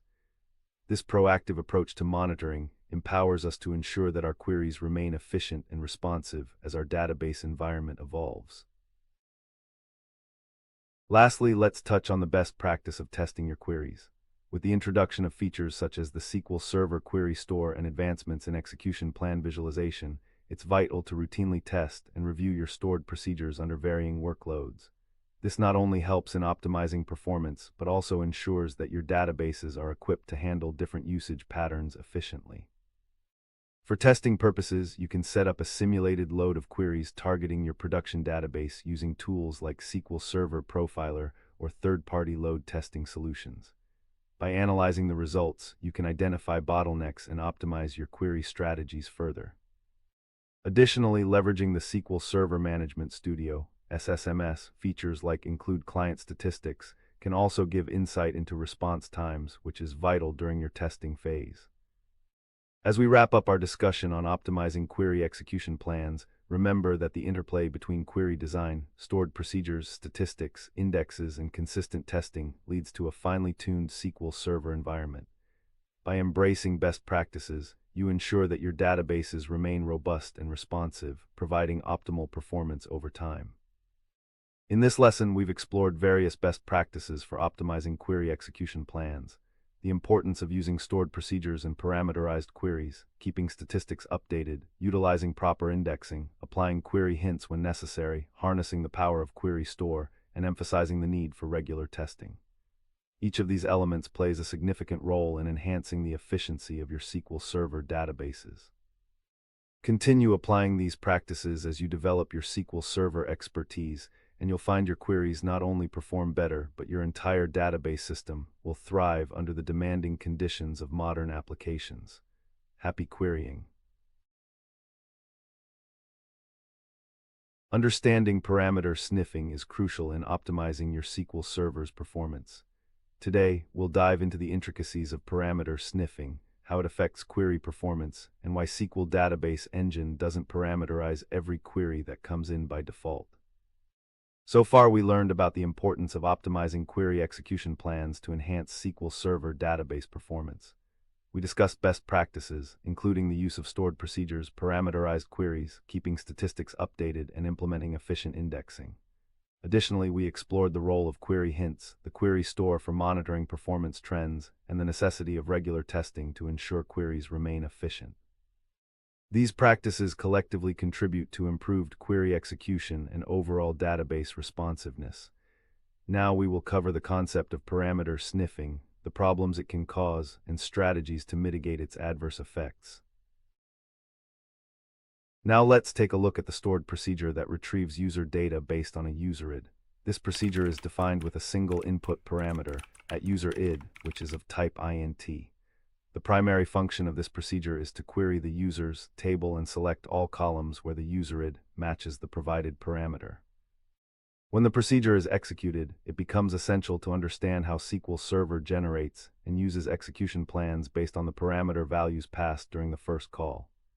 If it receives a userid that corresponds to a user with many records, the execution plan will be optimized for that specific case, quite possibly at the expense of efficiency for future executions with different parameter values. Now let's implement the following by considering how we might address potential performance issues associated with parameter sniffing. We could enhance this procedure by including the option recompile directive within the SQL statement. This modification ensures that SQL Server generates a new execution plan each time the procedure is run, tailored to the current parameter value, ultimately improving performance across varying scenarios. Understanding and applying these principles will help you create efficient database operations while managing performance effectively. Now let's take a look at a query that helps us diagnose the performance impact of parameter sniffing in SQL Server. This script is designed to provide insight into the current state of active requests on the server, allowing us to monitor crucial performance metrics. The query retrieves information from the sys DM exec requests dynamic management view, which contains details about each current request in the SQL Server instance. We select various columns, including the session ID, status, start time, and command being executed, all of which help us understand the execution context of each request. Additionally, by using the cross-apply function, we access the SQL text and execution plan associated with each request, which are essential for analyzing how parameter sniffing may be affecting performance. To filter our results, we include a condition to limit the session IDs to those greater than 50, focusing on user-created sessions while excluding system processes. By executing this query, we can identify long-running requests and investigate how the execution plans differ based on the parameters used, enabling us to pinpoint instances where parameter sniffing might lead to suboptimal performance. This diagnostic approach is critical in taking proactive steps towards optimizing query execution. Now let's see how we can implement *** option, recompile, within our stored procedure to effectively manage parameter sniffing. This stored procedure, named getUserData, is designed to retrieve user details from the user's table based on a provided userid. By appending option recompile to the query, every time the procedure is executed, SQL Server generates a new execution plan that is tailored to the current userid value being used. This approach ensures that the execution plan reflects the specific characteristics of the workload at execution time, which can be especially beneficial when the data distribution varies significantly. However, it is important to understand that while using option recompile can alleviate the performance issues linked to parameter sniffing, it does have a trade-off. SQL Server will need to use additional CPU resources to compile a new plan each time the procedure is called, making it crucial to use this option judiciously. This practice is a powerful tool for cases where parameter values lead to widely differing performance outcomes, allowing for optimized query execution in a diverse and dynamic database environment. Now let's see how we can implement the concept of query hints to manage parameter sniffing effectively. We will modify the previously written stored procedure, getUserData, to include the option optimize_for hint. This hint allows SQL Server to generate an execution plan as if the @userid parameter had a fixed value, in this case 1000. By specifying this typical value, we aim to create a more stable and efficient execution plan that can cater to varying inputs over time. In this implementation, when getUserData is executed, regardless of the actual @userid provided, SQL Server will optimize the query as though it is processing a request for a user with that specific ID. This approach can significantly enhance performance in scenarios where certain parameter values are more common or representative of typical workloads. Ultimately, the use of the optimize_for hint helps mitigate performance inconsistencies caused by parameter sniffing, allowing for smoother application operation and improved database responsiveness across various queries and parameter inputs. Now let's implement the following code that demonstrates how to use the ***sb executescal* stored procedure for dynamic SQL execution within a stored procedure designed to retrieve user data. The procedure begins by declaring a variable called @SQL of type nvarchar max, which will hold the dynamic SQL query as a string. Next, we construct this dynamic SQL statement, which selects all columns from the user's table where the userid matches a parameter passed into the stored procedure. By using SB executescal, we allow SQL Server to execute this dynamic SQL while also providing the parameter name and type, which in this case is @userid_int. This method is particularly advantageous because it not only maintains the benefits of parameterization, but also enables SQL Server to optimize the execution plan for the specific parameter values provided at runtime. Consequently, this approach can lead to improved performance outcomes, as SQL Server is empowered to create the most effective execution plan for the varying parameter inputs, thus reducing the impact of parameter sniffing. Now let's implement the following command to keep our statistics up to date. The update statistics users command is crucial in maintaining the performance of your SQL Server database, particularly in the context of parameter sniffing. This command refreshes the statistics for the user's table, which enables SQL Server to effectively assess the data distribution and create optimal execution plans based on current data conditions. Regularly updating statistics is essential because stale or outdated statistics can mislead the SQL engine, resulting in suboptimal query performance and inefficient execution plans. By executing this command, we ensure that the SQL engine has accurate, up-to-date information for making informed decisions during the optimization process. Especially in environments where there are frequent data modifications or insertions, automated statistic updates can significantly enhance the query execution strategy. So, by integrating this command into your routine maintenance tasks, you are taking a proactive approach in managing query performance, ensuring that your SQL Server can respond effectively to varying workloads and parameter values in real time. Now let's take a look at how we can improve data retrieval by creating specialized stored procedures for different scenarios. Instead of using a single stored procedure that processes all user data based on a generic parameter, we can create separate procedures that cater to specific conditions. By defining a procedure called getUserDataActive, we are targeting users who are currently active, as indicated by the condition where isActive equals 1. This allows SQL Server to generate an execution plan that is specifically optimized for queries returning this set of records. Similarly, we create another procedure named getUserDataInactive, which retrieves users marked as inactive or when isActive equals 0. This separation facilitates better execution plan caching since each procedure is tailored to handle distinct cases. By doing this, we enhance the performance of queries, as SQL Server can use execution plans that are finely tuned to the parameter conditions involved. This strategy helps mitigate the adverse effects of parameter sniffing while promoting a more efficient use of resources by keeping the execution plans specific to their intended queries. In conclusion, while parameter sniffing is an inherent part of SQL Server's execution plan management, it comes with potential pitfalls that can affect application performance if not properly managed. We've covered the definition and implications of parameter sniffing, seen how it can lead to inconsistencies in execution performance, and discussed mitigation strategies such as using option recompile, applying query hints, leveraging SB executescal, updating statistics, and revising stored procedure architecture. By understanding and applying these techniques, you can harness the full power of SQL Server while ensuring your queries remain efficient and responsive, regardless of workload fluctuations. Remember, optimal query performance is about making informed decisions, adjusting strategies based on real-time execution behaviors, and being proactive in your database management practices.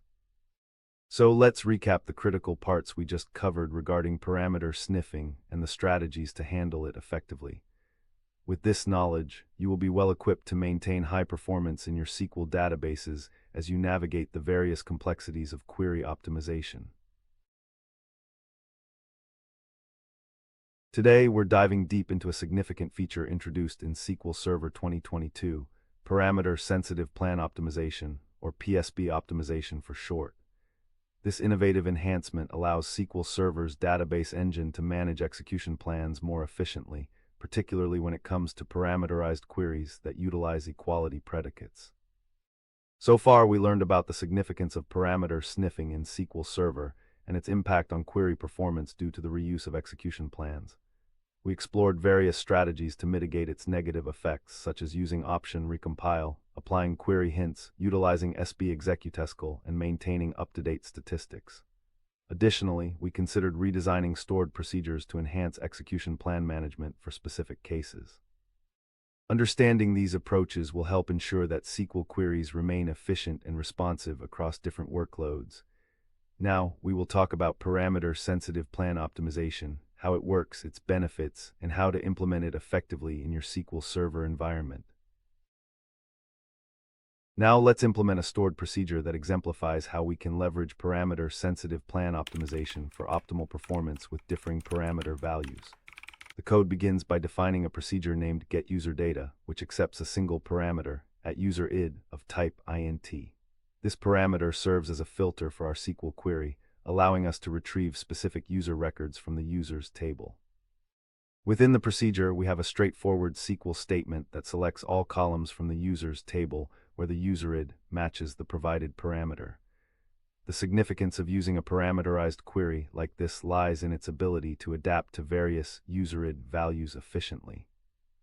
By incorporating option parameter-sensitive plan optimization (ON) at the end of the query, we notify SQL Server to generate and cache different execution plans depending on the distinct values of @userid. This enhancement ensures that when executed with user IDs representing vastly different datasets, the procedure can utilize the most suitable execution plan, thereby improving performance and response times significantly. This approach is particularly beneficial when dealing with queries that involve a wide distribution of data, leading to better resource management and execution efficiency. Now let's see how we can check and set the necessary compatibility level for your SQL Server database to utilize parameter-sensitive plan optimization. First, we will write a query to retrieve the current compatibility level of your database. By executing a simple select statement from the sys databases catalog view, we can confirm if our database is set to a compatibility level of 160 or higher, which is essential for activating this new feature introduced in SQL Server 2022. If we find that the compatibility level is lower than 160, we need to adjust it accordingly. Next, we will implement the alter database command to set the compatibility level to 160. This command specifically targets the database you want to modify and ensures that it's primed for the improvements offered by the new parameter-sensitive plan optimization feature. Lastly, once the compatibility level is confirmed or adjusted, we can proceed to leverage parameter-sensitive plan optimization in our stored procedures. This includes adding the relevant directive, which allows SQL Server to create tailored execution plans based on varying parameter values, enhancing overall query performance. Now let's examine how we can implement the stored procedure to retrieve user data based on a specific userid. The stored procedure, getUserData, accepts an integer parameter at userid, which acts as a filter to determine which user's data to return from the database. Next, we will write the first execution of this procedure, passing in the value 1 for at userid. This scenario represents a user with numerous associated records, and the SQL Server will utilize an execution plan optimized for handling a larger dataset, ensuring efficient data retrieval. Building on this example, let's see how we can execute the procedure again, this time with the userid value of 100. In this case, the SQL Server will generate a distinctly optimized execution plan suited for retrieving a user with minimal associated records. The beauty of this approach lies in the differentiation of execution plans, showcasing the benefits of parameter-sensitive plan optimization, which allows the database engine to adaptively manage multiple plans for vastly differing parameter values effectively. Now let's implement the following command to enable the query store for your database. The query store is an essential feature in SQL Server that tracks the performance of your queries, execution counts, and resource consumption over time. By activating it, you can gain valuable insights into how your queries perform, which is crucial after making optimizations like enabling parameter-sensitive plan optimization. The command alter database your database name set query store equals on instructs SQL Server to switch on this functionality for the specified database, denoted by your database name. This action allows SQL Server to maintain historical execution statistics, making it easier to analyze and evaluate whether the adjustments you've made to your queries, such as utilizing parameter-sensitive plan optimization, have yielded positive results. With the query store enabled, you will be equipped to refine your performance monitoring and ensure your optimization efforts lead to improved query execution and resource efficiency over time. Another important aspect of implementing parameter-sensitive plan optimization is ensuring that your usage of the feature is aligned with your application's logic. Sometimes you might find that certain predicates show consistency across executions, which might not lend to needing multiple plans. In such cases, retaining the traditional single execution plan through careful query design may still be more effective. It's always crucial to test various scenarios to figure out which approach makes the most sense for your unique workload patterns. Although the benefits of parameter-sensitive plan optimization are substantial, adoption should be approached with a clear strategy. A common pitfall in feature implementation is neglecting to assess how this optimization interacts with other query and performance tuning techniques. For instance, consider adjusting your indexing strategies to ensure optimal performance post-implementation. If you have common patterns in your application where specific userid values are frequently queried, consider whether additional indexes could further boost access speed alongside the benefits provided by PSP optimization. Now remember that SQL Server is always evolving, and keeping up with performance trends through regular monitoring is essential. As workloads change, the parameters your queries operate against may also evolve, prompting a reevaluation of your strategies. Regular database maintenance, updating statistics, and recalibrating index usage is essential in ensuring that your parameter-sensitive plan optimization remains effective and relevant. Furthermore, when you're testing and implementing this feature, ensure that your application has procedures in place to monitor overall performance trends. This practice will not only help you see the immediate impacts of the optimization, but also give you insights into areas needing further improvement down the line. In summary, we've explored an exciting feature of SQL Server 2022, parameter-sensitive plan optimization. This innovative optimization strategy empowers the SQL database engine to maintain multiple execution plans for a single query based on parameter values, providing substantial performance benefits. By allowing SQL Server to choose the most appropriate execution plan based on varying parameters, we can enhance query execution performance significantly. We've discussed how to configure PSB optimization, utilize the query store for performance monitoring, and integrate this feature into your existing performance strategies seamlessly. Remember, effective query optimization is an ongoing journey. Keeping an eye on performance post-implementation is vital to ensure your database habits evolve hand in hand with your application's needs.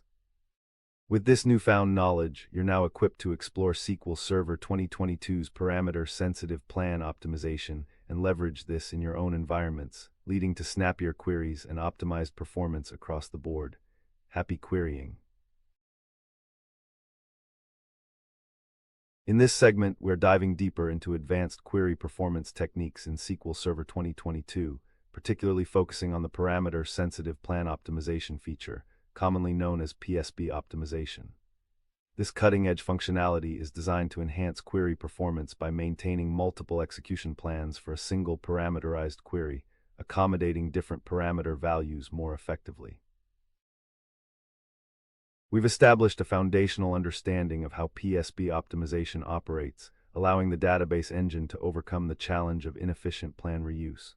This optimization method significantly reduces the need for costly recompilations, thus enhancing overall performance. Now, let's explore how to practically implement this feature within your T-SQL queries to reap its benefits.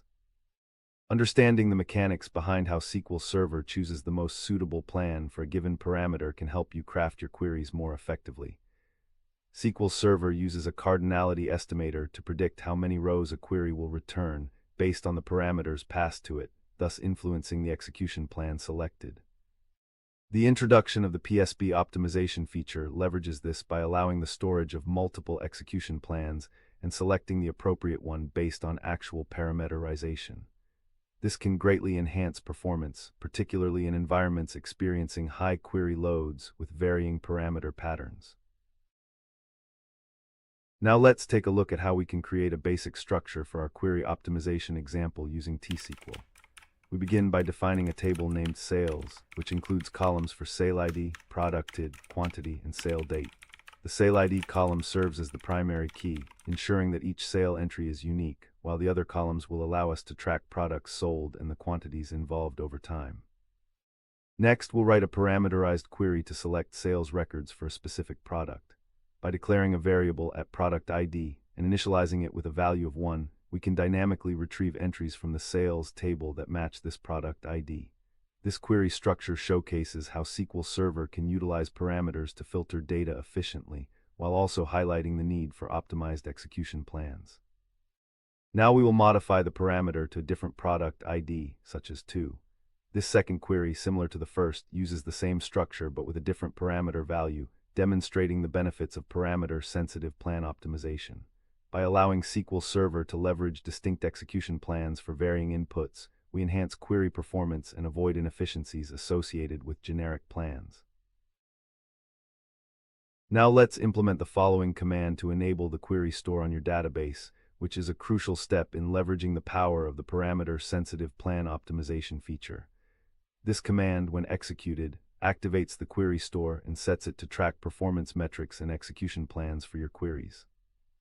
Enabling the query store allows you to monitor the historical performance of your queries over time, identifying which execution plans were effective under various parameter values.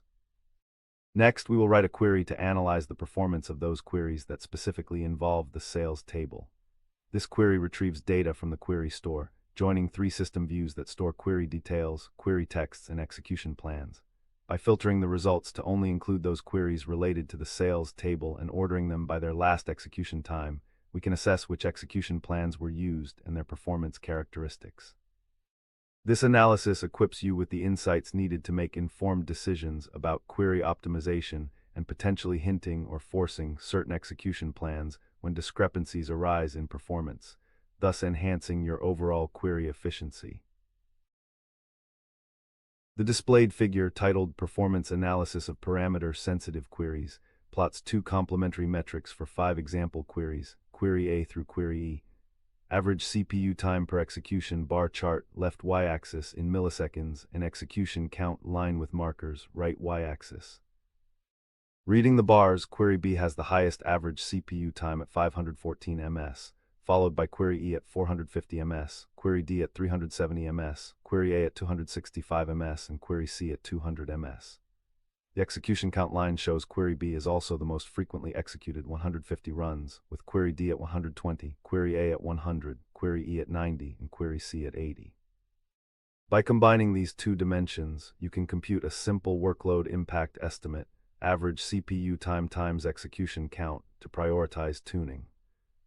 Query B dominates 514 ms times 150, approximately 77,100 ms total CPU, followed by query D, 370 times 120, approximately 44,400 ms, query E, 450 times 90, approximately 40,500 ms, query A, 265 times 100, approximately 26,500 ms, and query C, 200 times 80, approximately 16,000 ms. The clear pattern is that query B is both expensive per execution and frequent, making it the highest impact candidate for optimization. Query E is expensive per execution but less frequent, indicating occasional heavy cost that PSB could mitigate by selecting a specialized plan when that parameter arises. Query C presents the lowest priority with both low cost and low frequency. From a PSB perspective, these observations suggest prioritizing multi-plan support and targeted plan tuning for query B first, then D and E, while using query store data to correlate specific parameter values with the high-cost plans observed here. Now let's see how we can implement the parameter-sensitive plan optimization feature through practical examples. The code snippet provided demonstrates the use of the SB executescal stored procedure to execute parameterized queries. Here we are running 2 separate queries against the sales table, each with different @product ID values, specifically 3 and 4. By using SB executescal, SQL Server can maintain distinct execution plans for each query based on the provided parameters. This is crucial because, with highly variable data distributions, the execution plans will be tailored to the specific characteristics of the data being queried. For instance, if product ID 3 and product ID 4 yield different row counts or execution times, SQL Server will optimize its approach for each scenario, ensuring that we get the most efficient performance possible.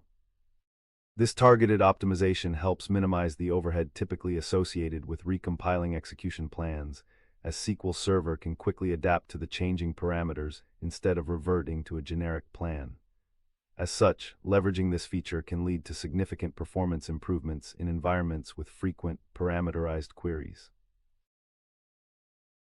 So far, we covered the importance of parameter-sensitive plan optimization, analyzing how it maintains multiple execution plans tailored to distinct parameter values to improve your SQL Server performance. We've discussed implementing the query store to monitor query performance and execution plans over time. Now, let's delve into some best practices for effectively utilizing PSB optimization. When utilizing PSB optimization, it's recommended to 1. Focus on high-impact queries. Not every parameterized query will need multiple plans. Prioritize those queries that are executed frequently and vary significantly in their parameters. 2. Monitor your query store. Regularly check your query store for any unusual performance patterns, which may indicate changes needed in your indexing strategy or query design. 3. Test thoroughly. Before deploying new queries or making significant modifications in a production environment, ensure you test in a staging environment to observe how the performance changes across various parameter scenarios. 4. Use statistics wisely. Ensure your statistics are up to date, as outdated statistics can lead to subpar execution plans, negating the advantages of PSP optimization. 5. Consider hint usage cautiously. While you might be tempted to influence the optimizer using hints, this should be approached with caution as it could lead to less flexibility in plan selection and make it difficult for the optimizer to adapt based on parameter sensitivity. In conclusion, leveraging the advanced techniques associated with parameter-sensitive plan optimization in SQL Server 2022 unlocks a pathway to improved performance for parameterized queries. This feature, combined with careful monitoring through the query store and strategic planning, will help database administrators and developers optimize query performance effectively.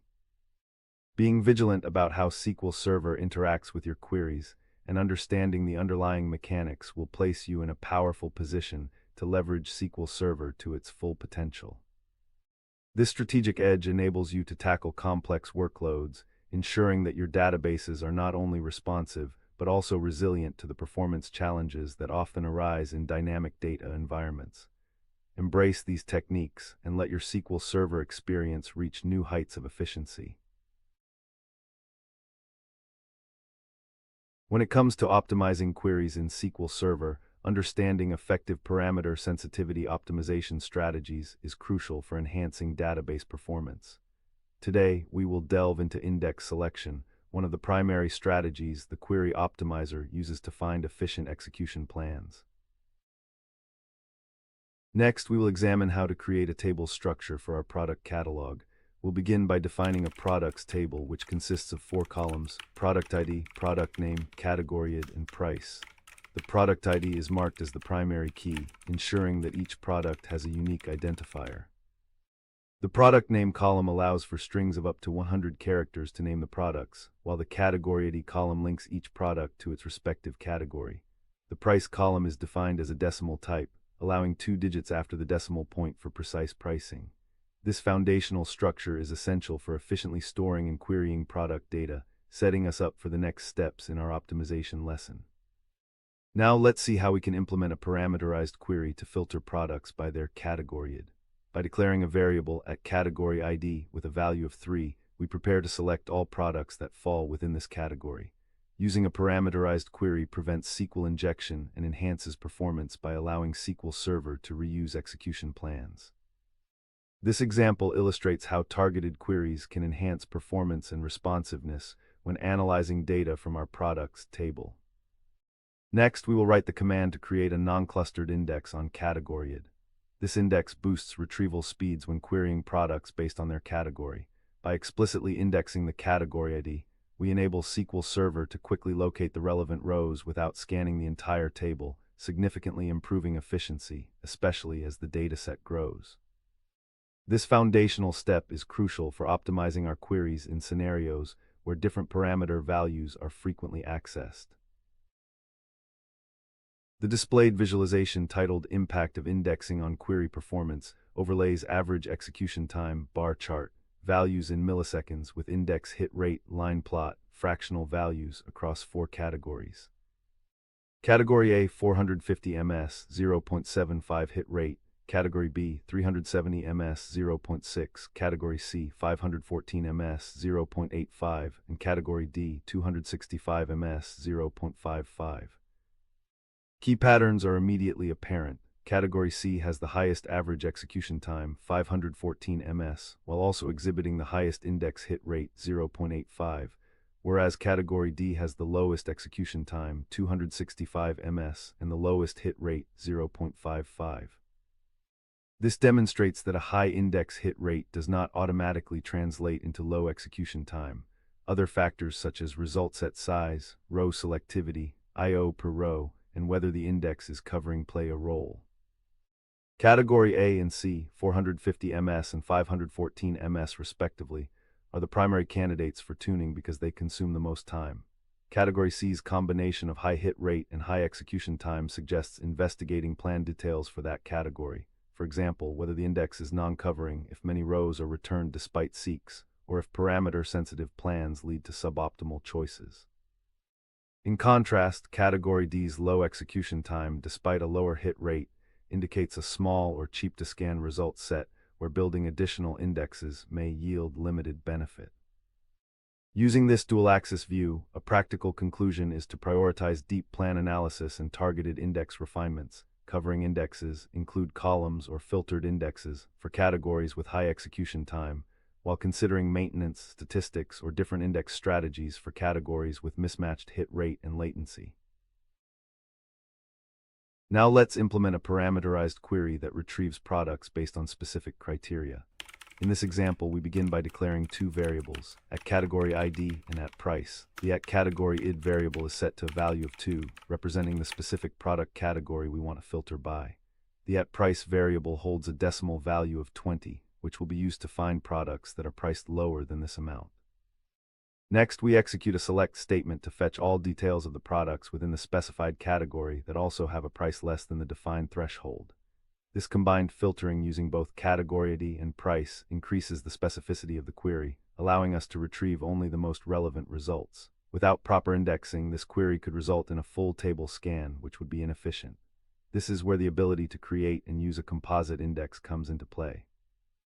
Now let's take a look at how we can enhance this query's performance by creating a composite index. By defining a non-clustered index on both category ID and price, we can optimize the way SQL Server retrieves the data. This allows the database engine to quickly identify and access the rows that match our query conditions, significantly speeding up the execution time and improving overall query efficiency. Now let's see how we can check the fragmentation of our indexes to ensure they are performing optimally.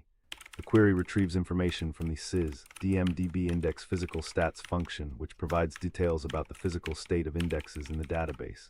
By specifying dbid and using null for other parameters, we are analyzing all indexes in the current database across all tables. The results will include the database name, table name, index ID, index name, and the average fragmentation percentage. This information allows us to understand the level of fragmentation within our indexes, which can help us identify if maintenance actions, such as rebuilding or reorganizing the indexes, are needed. Next, we will implement the command to rebuild the index, which is a more intensive operation meant to completely eliminate fragmentation by creating a new copy of the index. This command targets the products table's IDX category ID price index and optimizes it for efficient querying.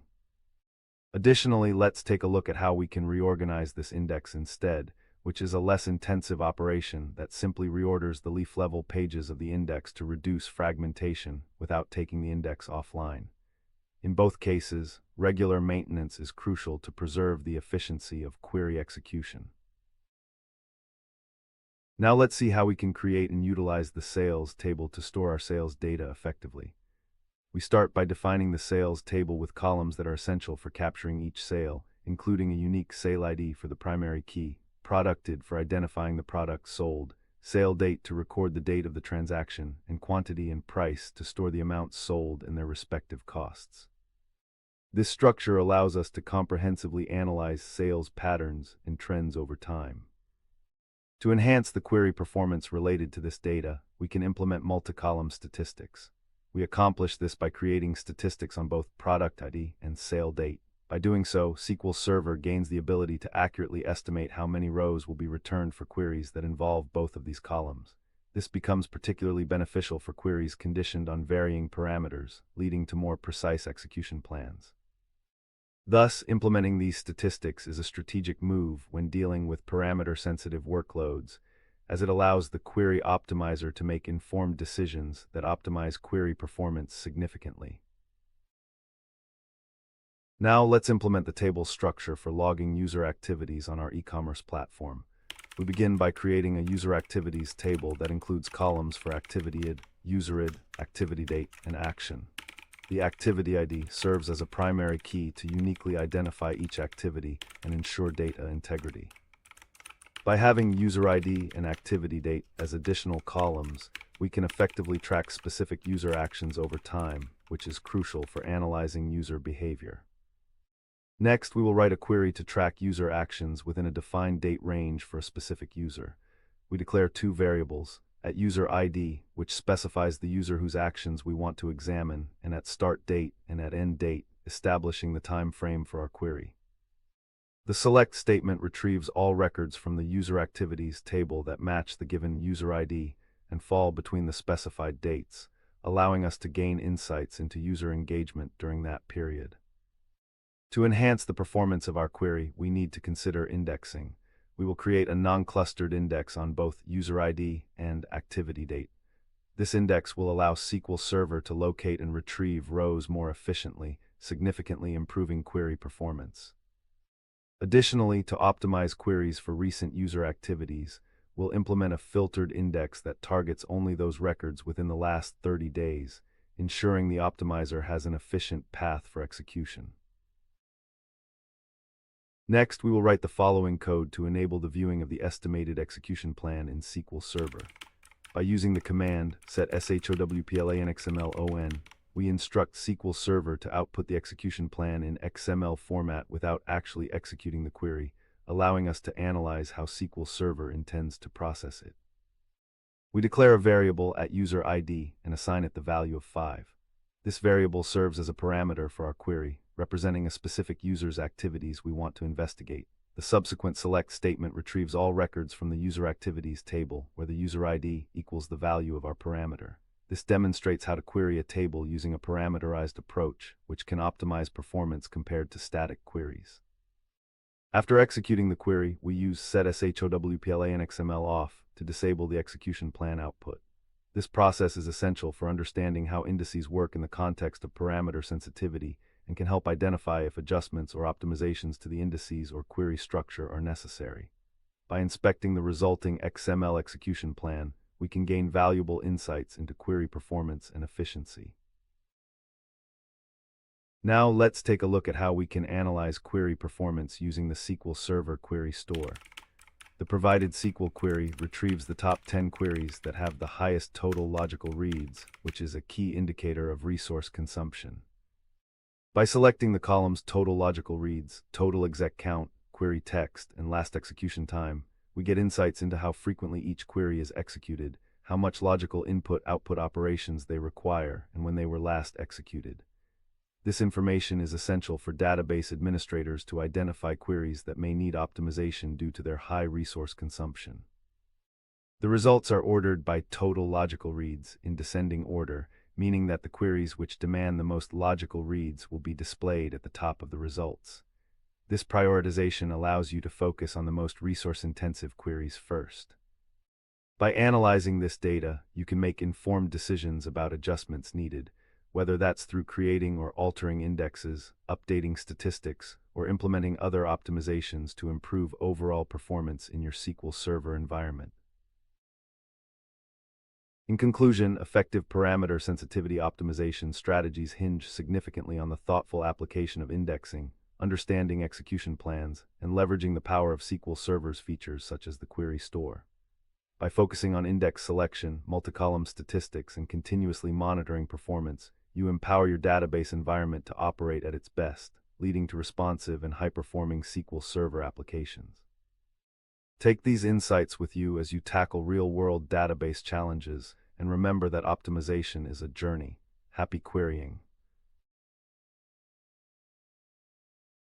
In today's lesson, we will delve into advanced techniques for execution plan evaluation in SQL Server.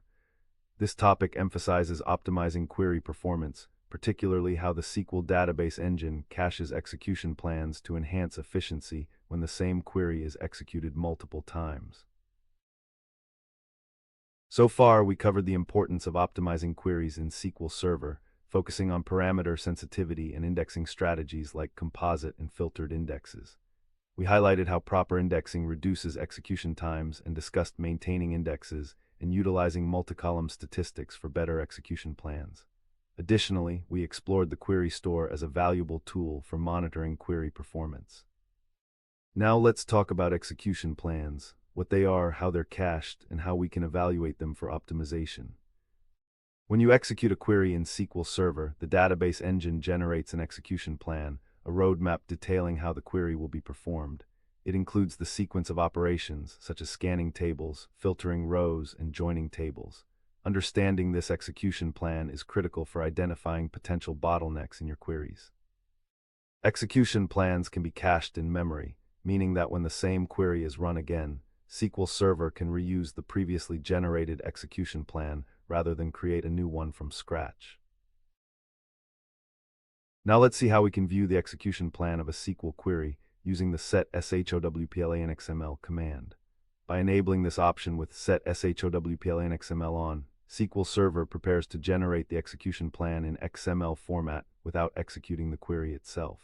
This is particularly useful for analyzing how SQL Server intends to execute your query before it runs. Once the command is activated, we will execute a simple select statement retrieving all records from the employees table where the department is sales. After running this select command, we will turn off the showplanXML option with set showplanXML off to prevent any subsequent queries from being output in XML format. When you run these SQL statements, the output will provide you with detailed insights into the execution plan, allowing you to inspect various nodes representing operations like index seeks or hash matches. Understanding these components is crucial for identifying potential bottlenecks and optimizing performance, making this a critical step in advanced query evaluation techniques in SQL Server. Now let's implement a practical example using the SB_executesql function to execute a parameterized query.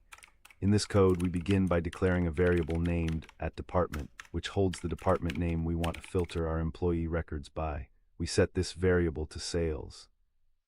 Next, we utilize the SB_executesql procedure, which is designed to execute a parameterized SQL query. Here, the first argument is the query itself, written with a placeholder department for the parameter. The second argument defines the parameter types, specifying that @department is an nvarchar 50. The third argument assigns the value of @department to the @department parameter in the query. This approach allows SQL Server to cache the execution plan for this parameterized query effectively, which is particularly beneficial if the same query is executed multiple times with the same parameters. Additionally, since we are using parameters, this technique minimizes SQL injection risk and maximizes performance, making the execution of our query both secure and efficient. Each time new values are passed to the query, SQL Server dynamically adapts the execution plan based on the supplied parameters. Now let's implement the following code to enable the query store in your SQL Server database. The command to do this is straightforward. You need to alter your database by setting the query store to ON. This feature captures essential query performance data, which is vital for analyzing execution plans, runtimes, and resource usage statistics. Once enabled, the query store begins immediately recording relevant metrics, allowing for improved oversight and management of query performance over time. Next, we will write a query that helps us analyze execution plans within the query store. This SQL command retrieves key details about queries related to the employees table, specifically focusing on the average duration of those queries. By joining the sys query store query text and sys query store query, we can correlate query texts with their corresponding execution plans, helping to identify long-running queries efficiently. This understanding not only informs performance tuning efforts, but also directs attention to specific areas where optimization may yield better execution times and resource management. By integrating these techniques, you can harness the full potential of the query store for improved query performance evaluation. Now let's see how we can leverage the sys exec query stats dynamic management view to gather important performance metrics for our executed queries. This SQL code retrieves essential information about query execution, including the execution count, which indicates how many times each query has been run, and total worker time, which shows the total CPU time consumed by that query. Additionally, it provides total elapsed time and logical reads, which help us understand the overall resource usage related to these queries. By utilizing the cross-apply operator with sys exec SQL text, we can extract the actual SQL text of the queries being executed. This is particularly useful for diagnosing performance issues as it gives context to the execution metrics we obtain. The where clause filters the queries, focusing specifically on those that contain the term select, allowing us to zero in on the most common queries in our workload. Analyzing this data enables us to identify which queries might be candidates for optimization, guiding our efforts to enhance performance by reducing unnecessary resource consumption or execution frequency. Now let's see how we can implement the option force order. hint in our SQL query to control the order in which SQL Server processes the join operations. In the provided code, we are selecting all records from the employees table where the department is sales. By using the option force order, we are instructing SQL Server to join the tables in the precise order specified by our query, instead of relying on its optimizer to determine the most efficient method. This approach is particularly beneficial when we have observed that SQL Server's automatic execution plan selection leads to suboptimal performance due to inappropriate join orders. By forcing the order, we can achieve significant performance enhancements when the defined sequence aligns better with the underlying data structure and statistics. However, it's important to use this hint judiciously, as it may limit SQL Server's ability to optimize performance based on actual workload conditions. Thus, leveraging this hint effectively requires a solid understanding of your data and execution patterns, ensuring that you are guiding the optimizer in a manner that genuinely benefits query performance. Now let's see how we can implement a basic query to retrieve data from the employees table based on the department. The code specifies a select statement, which retrieves all columns from the employees table. The where clause is critical here, as it filters the results to only include employees from the marketing department. This type of query is foundational in SQL and is often a starting point when analyzing execution plans. When this query executes, SQL Server will generate an execution plan that reflects how it accesses the data. If the execution plan indicates a table scan instead of an index seek, it suggests that indexing strategies for the department column might not be optimal.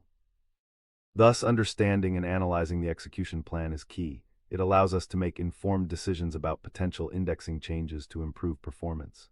More efficient indexing could transform a costly table scan into an index seek, significantly speeding up query execution. This highlights the importance of not only writing queries, but also evaluating their execution to ensure they're optimized for performance. The figure displays a bar chart of average execution times in milliseconds for common SQL execution plan operations: index seek 150 ms, hash match 300 ms, table scan 500 ms, filtered index scan 250 ms, and composite index scan 400 ms. Key patterns are immediately clear. Table scan is the slowest operation at 500 ms, more than 3 times slower than the fastest operation, index seek 150 ms. Index seek appears as the most efficient access method shown, supporting the lesson point that properly designed indexes drastically reduce execution time. Filtered index scan 250 ms performs substantially better than a full table scan, but is slower than a targeted index seek, which indicates that a narrowly targeted index can yield further benefits compared to a broader filtered index. Composite index scan at 400 ms sits between hash match and table scan, suggesting that while composite indexes can reduce work compared to a full scan, they may still be suboptimal if queries could use a more selective single column or filtered index. The hash match at 300 ms indicates that join operations relying on hashing are moderately expensive and may become a bottleneck for large data sets.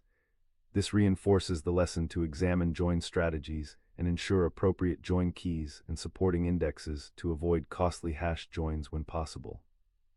Overall conclusion drawn from the data: prioritize converting table scans to index seeks where feasible, prefer filtered or highly selective indexes over broad composite scans when query predicates allow, and investigate join patterns that produce hash matches to reduce their runtime impact. Now let's take a look at how we can influence SQL Server's execution plan generation with a specific hint. In this code example, we have a SQL query that selects all columns from the employees table where the department matches a parameter, represented by @department. The key feature of this query is the inclusion of the option recompile hint. By using the option recompile hint, we instruct SQL Server to create a fresh execution plan each time this query is executed, regardless of whether it's called with the same parameters. This is particularly beneficial in scenarios where the execution plan could vary significantly based on the values passed to the @department parameter, allowing for optimal performance tailored to specific parameter values. However, as with any hint, it's important to use it judiciously, since recompiling a query can add overhead and slow down performance if used unnecessarily. This technique, therefore, is best suited for queries where the parameterization could lead to suboptimal plans if a single cached plan was reused. Almost there, in conclusion, effectively evaluating execution plans is vital for mastering T-SQL performance tuning. Revisiting what we covered, we explained what execution plans are, how they are cached, and ways to evaluate and optimize them using various tools and techniques, including the query store, SB executescal, and graphical plans. By understanding execution plans and utilizing these advanced techniques, you can not only troubleshoot performance issues, but also significantly improve query efficiency. Remember that performance tuning is often an iterative process. Experimentation and continued evaluation can lead to incremental improvements over time. Thank you for joining today's session on advanced techniques for execution plan evaluation in SQL Server. Stay tuned for our next lesson, where we'll explore more techniques to optimize your SQL performance even further. Today, we are diving into a critical aspect of SQL Server: understanding execution context. Execution context plays a pivotal role in how queries are processed and how efficiently they operate. It's the invisible framework within which SQL Server executes your queries, managing everything from memory allocation to resource locking. So far, we learned the significance of optimizing query performance in SQL Server through execution plan evaluation. We explored how execution plans are generated and cached, allowing for efficient query execution. Techniques such as using the query store, SB executescal, and query hints enable better query tuning. Finally, mastering execution plan interpretation can lead to substantial improvements in SQL performance. Now we will talk about execution context, what it is, how it operates, and why it's essential for SQL performance. Now let's see how we can retrieve specific employee information from a database by querying the employees table. In this example, the SQL statement selects two columns, employee ID and employee name. It is essential to filter the results to ensure we only get the relevant employees, which is achieved using the where clause. Here, we specify that we want to retrieve employees who belong to the sales department. When this query is executed, SQL Server processes the request by first checking if there is an existing execution plan in the cache that can be reused for efficiency. If a suitable plan is not found, SQL Server will generate a new execution plan tailored to this specific query. The execution context here is vital as it maintains information about the query state, helping orchestrate interaction between the relational engine and the storage engine, thereby fetching the relevant data needed. This approach highlights the performance benefits of using properly structured queries that leverage SQL Server's capabilities in managing execution contexts and optimizing data retrieval. The interaction between the relational engine and the storage engine is like a well-coordinated team.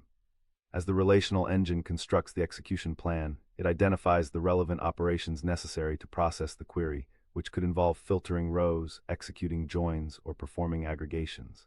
Once the relational engine has determined what data is needed, it sends requests to the storage engine to retrieve the necessary data points. This is where execution context becomes valuable as it provides the environment for transaction management, resource allocation, and continuity of the execution flow. Here's how it looks in SQL Server under the hood. When a query starts execution, it initiates an execution context represented by an internal structure that holds states for variables, running transactions, and query plan information. It's this context that enables efficient retrieval and manipulation of data, ensuring that SQL Server can efficiently navigate its resources. The displayed pie chart titled Impact of Execution Context Factors on SQL Performance quantifies 5 execution context-related contributors and their relative shares. Transaction management 35%, row processing 25%, memory allocation 20%, locking mechanisms 10%, and execution plan caching 10%. The visual immediately highlights that transaction management is the largest single contributor to performance impact, 35%, indicating that transactional behavior, including transaction scope, isolation levels, and commit rollback frequency, has a disproportionate effect on overall performance. Row processing at 25% underscores the cost of per-row operations, for example, cursor-based or iterative row handling, and aligns with the lesson's emphasis on preferring set-based operations to reduce per-row execution context overhead. Memory allocation, 20%, appears as the third major factor, calling attention to memory grants, buffer usage, and how insufficient memory can force slower I/O paths. Although locking mechanisms and execution plan caching are each shown as smaller slices, 10% each, together they represent 20% of the impact and therefore cannot be ignored. Poor locking patterns increase wait times and blocking, while ineffective plan caching or bad reuse, e.g., due to parameter sniffing, increases CPU and compilation overhead. From these proportions, we draw practical priorities for tuning. First, streamline transaction management, shorten scopes, avoid long-running transactions. Second, eliminate or refactor row processing into set-based approaches. Third, ensure appropriate memory configuration and grant sizing. And finally, apply targeted measures to reduce locking contention and improve plan reuse, for example, by appropriate indexing, hints like option, recompile when necessary, or plan guides. The chart thus reinforces the earlier discussion by mapping high-level execution context concepts to measurable areas to focus on during optimization. Now let's take a look at a more complex SQL query that demonstrates the execution context in action through a join operation. The query begins by selecting three specific columns: employee ID and employee name from the employees table, aliased as E, and department name from the departments table, aliased as D. This selection is crucial as it captures the relevant employee and department data we want to analyze. Next, the query performs a join between the employees and departments tables based on the matching department ID fields. This join allows us to relate employees to their respective departments, a key aspect when filtering results to only those employees working in a specific location. The where clause then applies a condition that filters the joined results, ensuring we only retrieve employees from departments located in New York. Executing this query involves creating an execution context that optimizes how the SQL server retrieves and processes the necessary data. The relational engine constructs an execution plan that efficiently combines the two datasets while considering indexes and potential locking issues, thereby fetching only the required rows and ultimately enhancing performance. Now let's take a look at a stored procedure designed to retrieve employee information based on their department. In the initial example, we declare a stored procedure named getEmployeesByDepartment that takes a single parameter, @department, which is of type nvarchar 50. Inside the procedure, a simple SQL query selects the employee ID and employee name from the employees table, filtering the results where the department matches the provided parameter. This basic structure allows for efficient retrieval of employee details for a specified department. Next, we will enhance this procedure by incorporating the option recompile hint. By adding this hint, SQL Server discards any previously cached execution plans for this query, resulting in the generation of a fresh plan each time the stored procedure runs. This approach addresses the issue of parameter sniffing, where an execution plan optimized for one specific department might not perform well for others, especially if the department has vastly different data volumes. With the use of option recompile, the execution context is dynamically optimized based on the current input parameter, ultimately leading to improved performance across varying department queries. Now let's see how we can implement a transaction block to ensure data integrity during insert and update operations. The code begins with the begin transaction statement, which marks the start of a transaction. This is crucial for managing changes that can either succeed collectively or fail without altering the database state, hence complying with the ACID properties. Next, the begin try block is utilized to encapsulate the SQL operations that we want to execute. Here, we first perform an insert operation to add a new employee named John Doe into the employees table. Following that, we update the departments table to increment the employee count for the corresponding department. If both operations are successful, the commit transaction statement is executed, finalizing the changes. However, if any error occurs during the execution, such as a constraint violation during the insert, control moves to the begin catch block. This section contains the rollback transaction statement to reverse any changes made during the transaction, preserving data integrity. By utilizing this structure, we can manage transactions effectively, ensuring that our database remains consistent even when errors arise. Now let's take a look at how we can utilize a cursor to process individual rows in SQL Server. In this example, we begin by declaring a variable named @EmployeeID, which will hold the value of each employee ID as we fetch them from the employees table. We then create a cursor called empCursor that selects all employee IDs from the employees table, specifically filtering for those in a particular department with a department ID of 1. Once the cursor is opened, we fetch the first employee ID into our variable. The loop executes as long as there are more rows to fetch, indicated by add@fetch_status. Inside the loop, we print the current employee ID to the output and then move to the next row with another fetch command. It's essential to remember that upon completing the fetching process, we close the cursor and deallocate it to free up resources. While cursors provide a row-by-row processing mechanism, it's important to note that this can lead to significant performance overhead compared to set-based operations, as each row processed creates its execution context. Thus, we should consider optimizing our queries to leverage set-based logic wherever possible. Now let's take a look at how we can monitor ongoing execution contexts to assess system performance in real time. The query utilizes the sys DM-exec requests dynamic management view, which provides valuable insights into currently executing requests in SQL Server. In this query, we select specific columns from the sys DM-exec requests view, including sessionid, which identifies the session and status, indicating whether the request is currently running or in another state. Additionally, we retrieve the command being executed, which could range from a query to data modification operation. To gauge performance, we also examine CPU time and total elapsed time, which reveal the CPU usage and overall time spent on the request. Lastly, the start time column gives us the exact moment the request began running. This monitoring capability is essential, as it allows database administrators to identify resource-intensive queries and understand their impact on overall system performance. By fine-tuning execution contexts based on this real-time data, we can lead to significant improvements in query efficiency and server health. As we wrap up our exploration of execution context, it's clear that this foundational concept significantly influences SQL Server performance. By managing how queries are executed, data retrieved, and transactions are maintained, understanding execution context can lead to substantial improvements in how you write and optimize your SQL queries. Whether it's through parsing execution plans, managing memory, or handling transactions, the execution context is your guide, always ensuring that operations happen effectively and efficiently.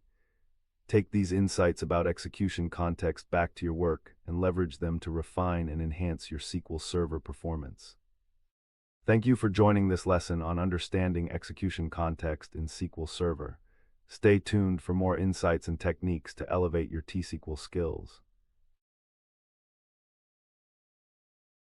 Query execution optimization is a vital aspect of working with SQL databases that can significantly impact performance. In this lesson, we will delve into how the relational engine drives query execution and the strategies we can employ to optimize it. We will explore the various components of the execution process, dissect the execution plan, and discover best practices to ensure your queries perform at their best. So far, we learned about the execution context in SQL Server, which is crucial for optimizing query performance. We explored how the relational engine and storage engine interact to manage queries, analyzing the impact of transaction management, row processing, memory allocation, locking, and execution plan caching. Understanding both row and statement execution contexts enhances optimization strategies, while monitoring tools like sys DM-exec requests provide insights into ongoing execution. This knowledge is essential for significantly improving SQL performance in various scenarios. Now we will talk about query execution optimization, focusing on how to read execution plans and apply optimization strategies. Now let's explore how to generate an execution plan using SQL Server Management Studio. The first command you will see, set showplanxmlon, is crucial as it instructs SQL Server to provide an XML representation of the execution plan instead of executing the query itself. This allows us to analyze the plan without affecting the underlying dataset. Next, we execute a select statement that retrieves all records from the sales order header table where the order date is greater than January 1, 2023. This query potentially targets a significant number of rows, depending on the dataset, making it an excellent candidate for examination. By executing this command sequence, SQL Server creates a detailed execution plan based on the provided query, illustrating how it intends to access and retrieve the relevant data. Finally, we conclude by turning off the execution plan display with set showplanxml off. After executing these commands, you can visualize the generated execution plan in the Execution Plan tab, providing insight into the performance and efficiency of your query. Analyzing this plan is vital for optimizing your queries and addressing any inefficiencies. Now let's see how we can improve query performance by creating an index. The code demonstrates the creation of an index named IXOrderDate on the order date column of the sales order header table. An index is essentially a data structure that enhances the speed of data retrieval operations on a database table at the cost of additional space and maintenance overhead. By indexing the order date column, we're allowing SQL Server to quickly locate and retrieve rows based on the date, which can significantly reduce the time it takes to perform queries that filter on this column.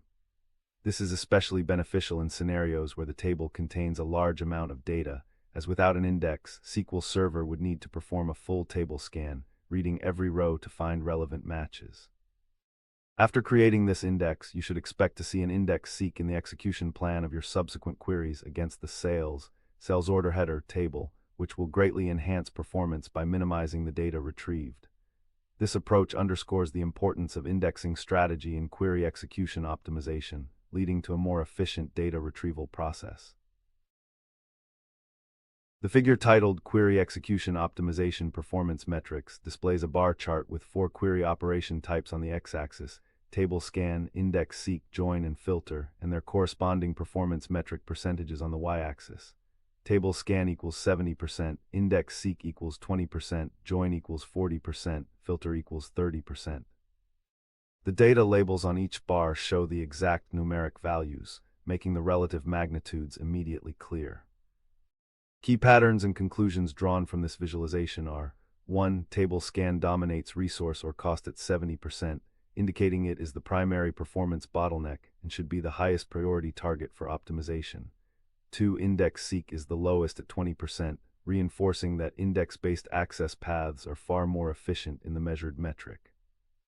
3. Join operations, 40%, and filter operations, 30%, represent moderate cost activities that also warrant attention, especially when joins are executed across large sets or when filters are non-sargable.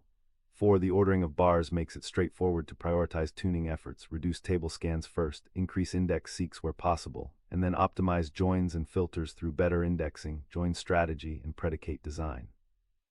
This distribution directly supports the lesson points about preferring index seeks over table scans, creating appropriate indexes, including composite indexes for combined predicates, and reviewing join and filter strategies to shift workload away from the most expensive operations. Now let's see how we can implement an inner join to effectively combine data from 2 related tables, products and sales. In this query, we're selecting product names and their corresponding quantities sold, ensuring we bring together relevant information from both tables. The join is executed on the product ID, which is the common key between the products and sales tables. This direct relationship is crucial for obtaining accurate and relevant results in our dataset. Moreover, notice the where clause that filters the results based on the order date. This condition helps focus the query on recent sales, specifically those that occurred on or after January 1, 2023. However, it's important to emphasize the necessity of having appropriate indexes on the producted field in both tables.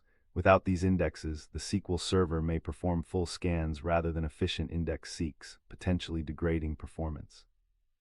Therefore, understanding how to structure this query is key, not only for retrieving the right data, but also for maintaining optimal execution efficiency. Now let's take a look at a stored procedure designed to retrieve sales data by product. In this procedure named getSalesByProduct, we declare a parameter at product ID of type int, which will be used to filter our query results. The begin and end statements encapsulate the logic of the procedure, ensuring that all operations are performed within its execution context. Inside the procedure, we execute a simple SQL select statement to fetch all records from the sales order detail table where the producted matches the input parameter. Next, we'll see how we can implement the option recompile hint in a select statement. By using this hint, we can instruct SQL Server to discard any previously compiled execution plans for the query and generate a new one on each execution.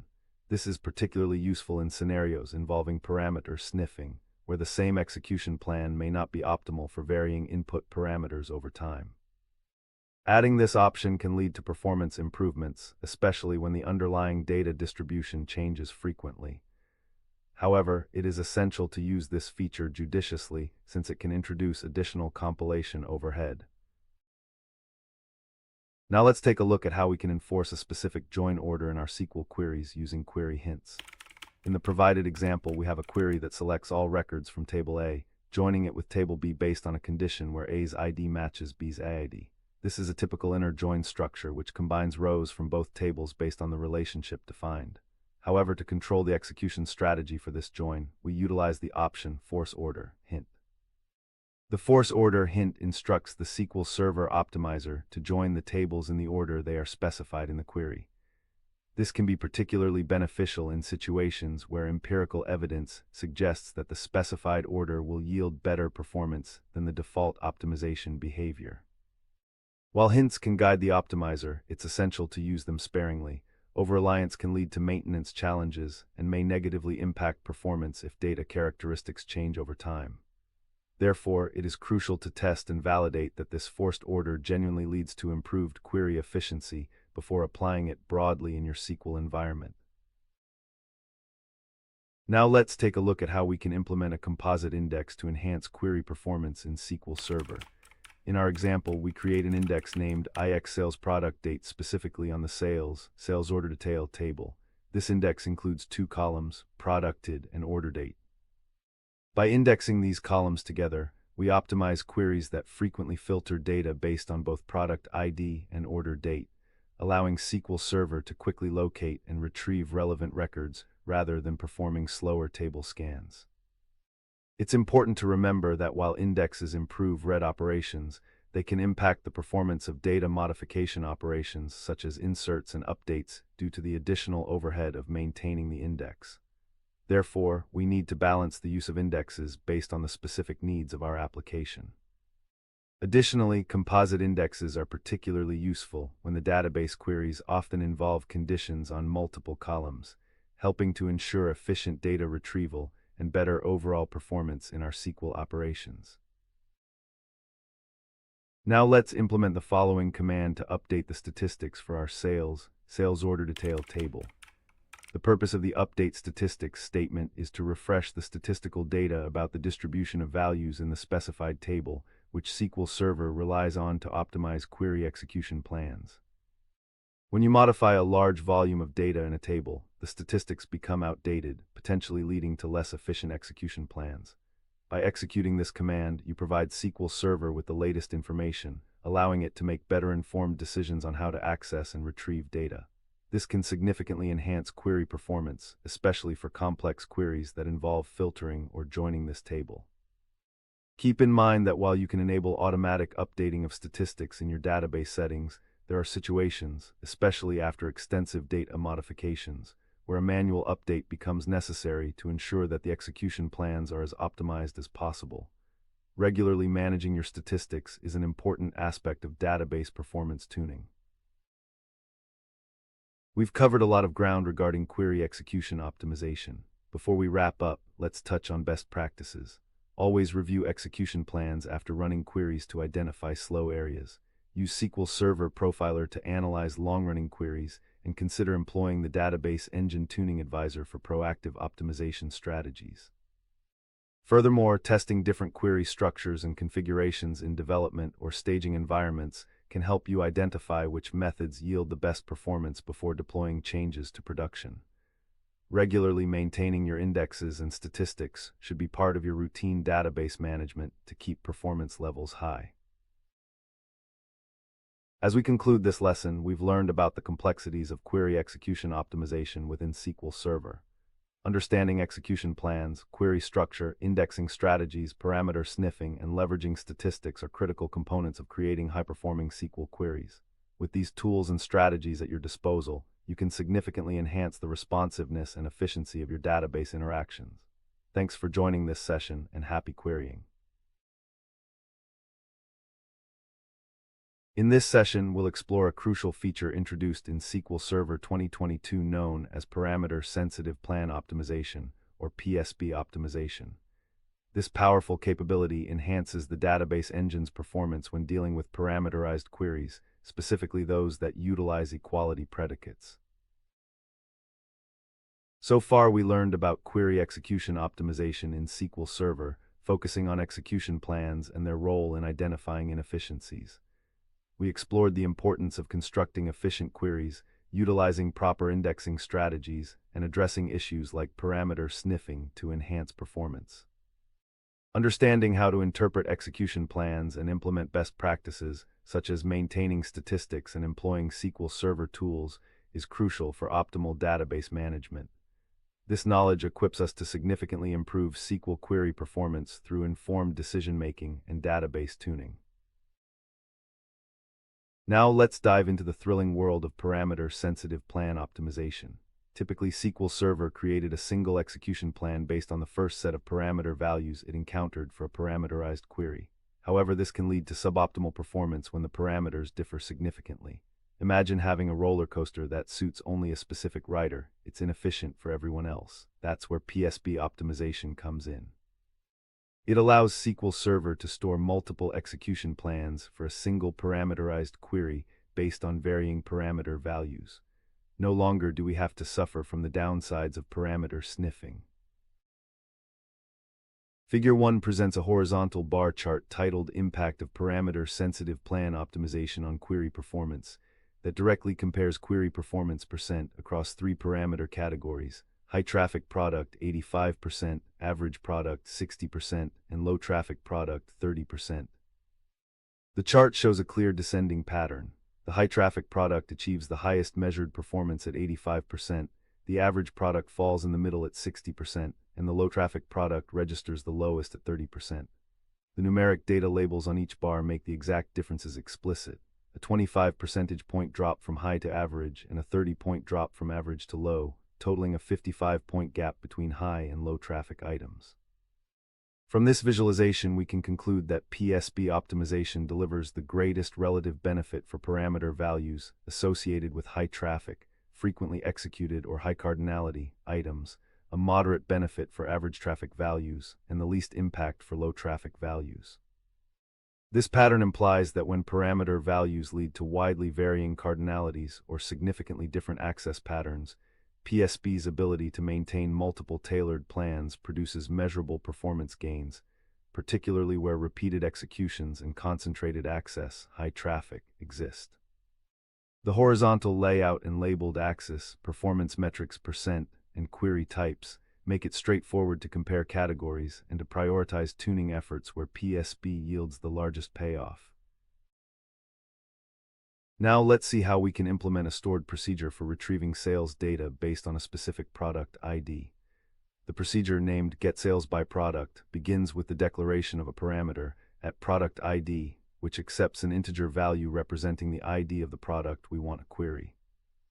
Within the body of the procedure, we use a select statement that fetches all columns from the sales order detail table, applying a where clause to filter the results by the productID parameter.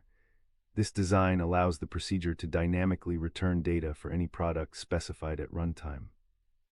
An essential aspect of this implementation is its ability to capitalize on SQL Server's parameter-sensitive plan optimization feature.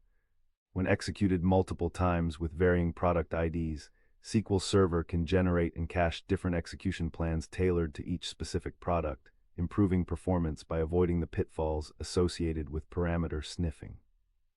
Thus, by encapsulating this query in a stored procedure, we not only simplify execution, but also adaptively optimize performance based on the product's traffic characteristics, making this approach highly effective for varied workloads.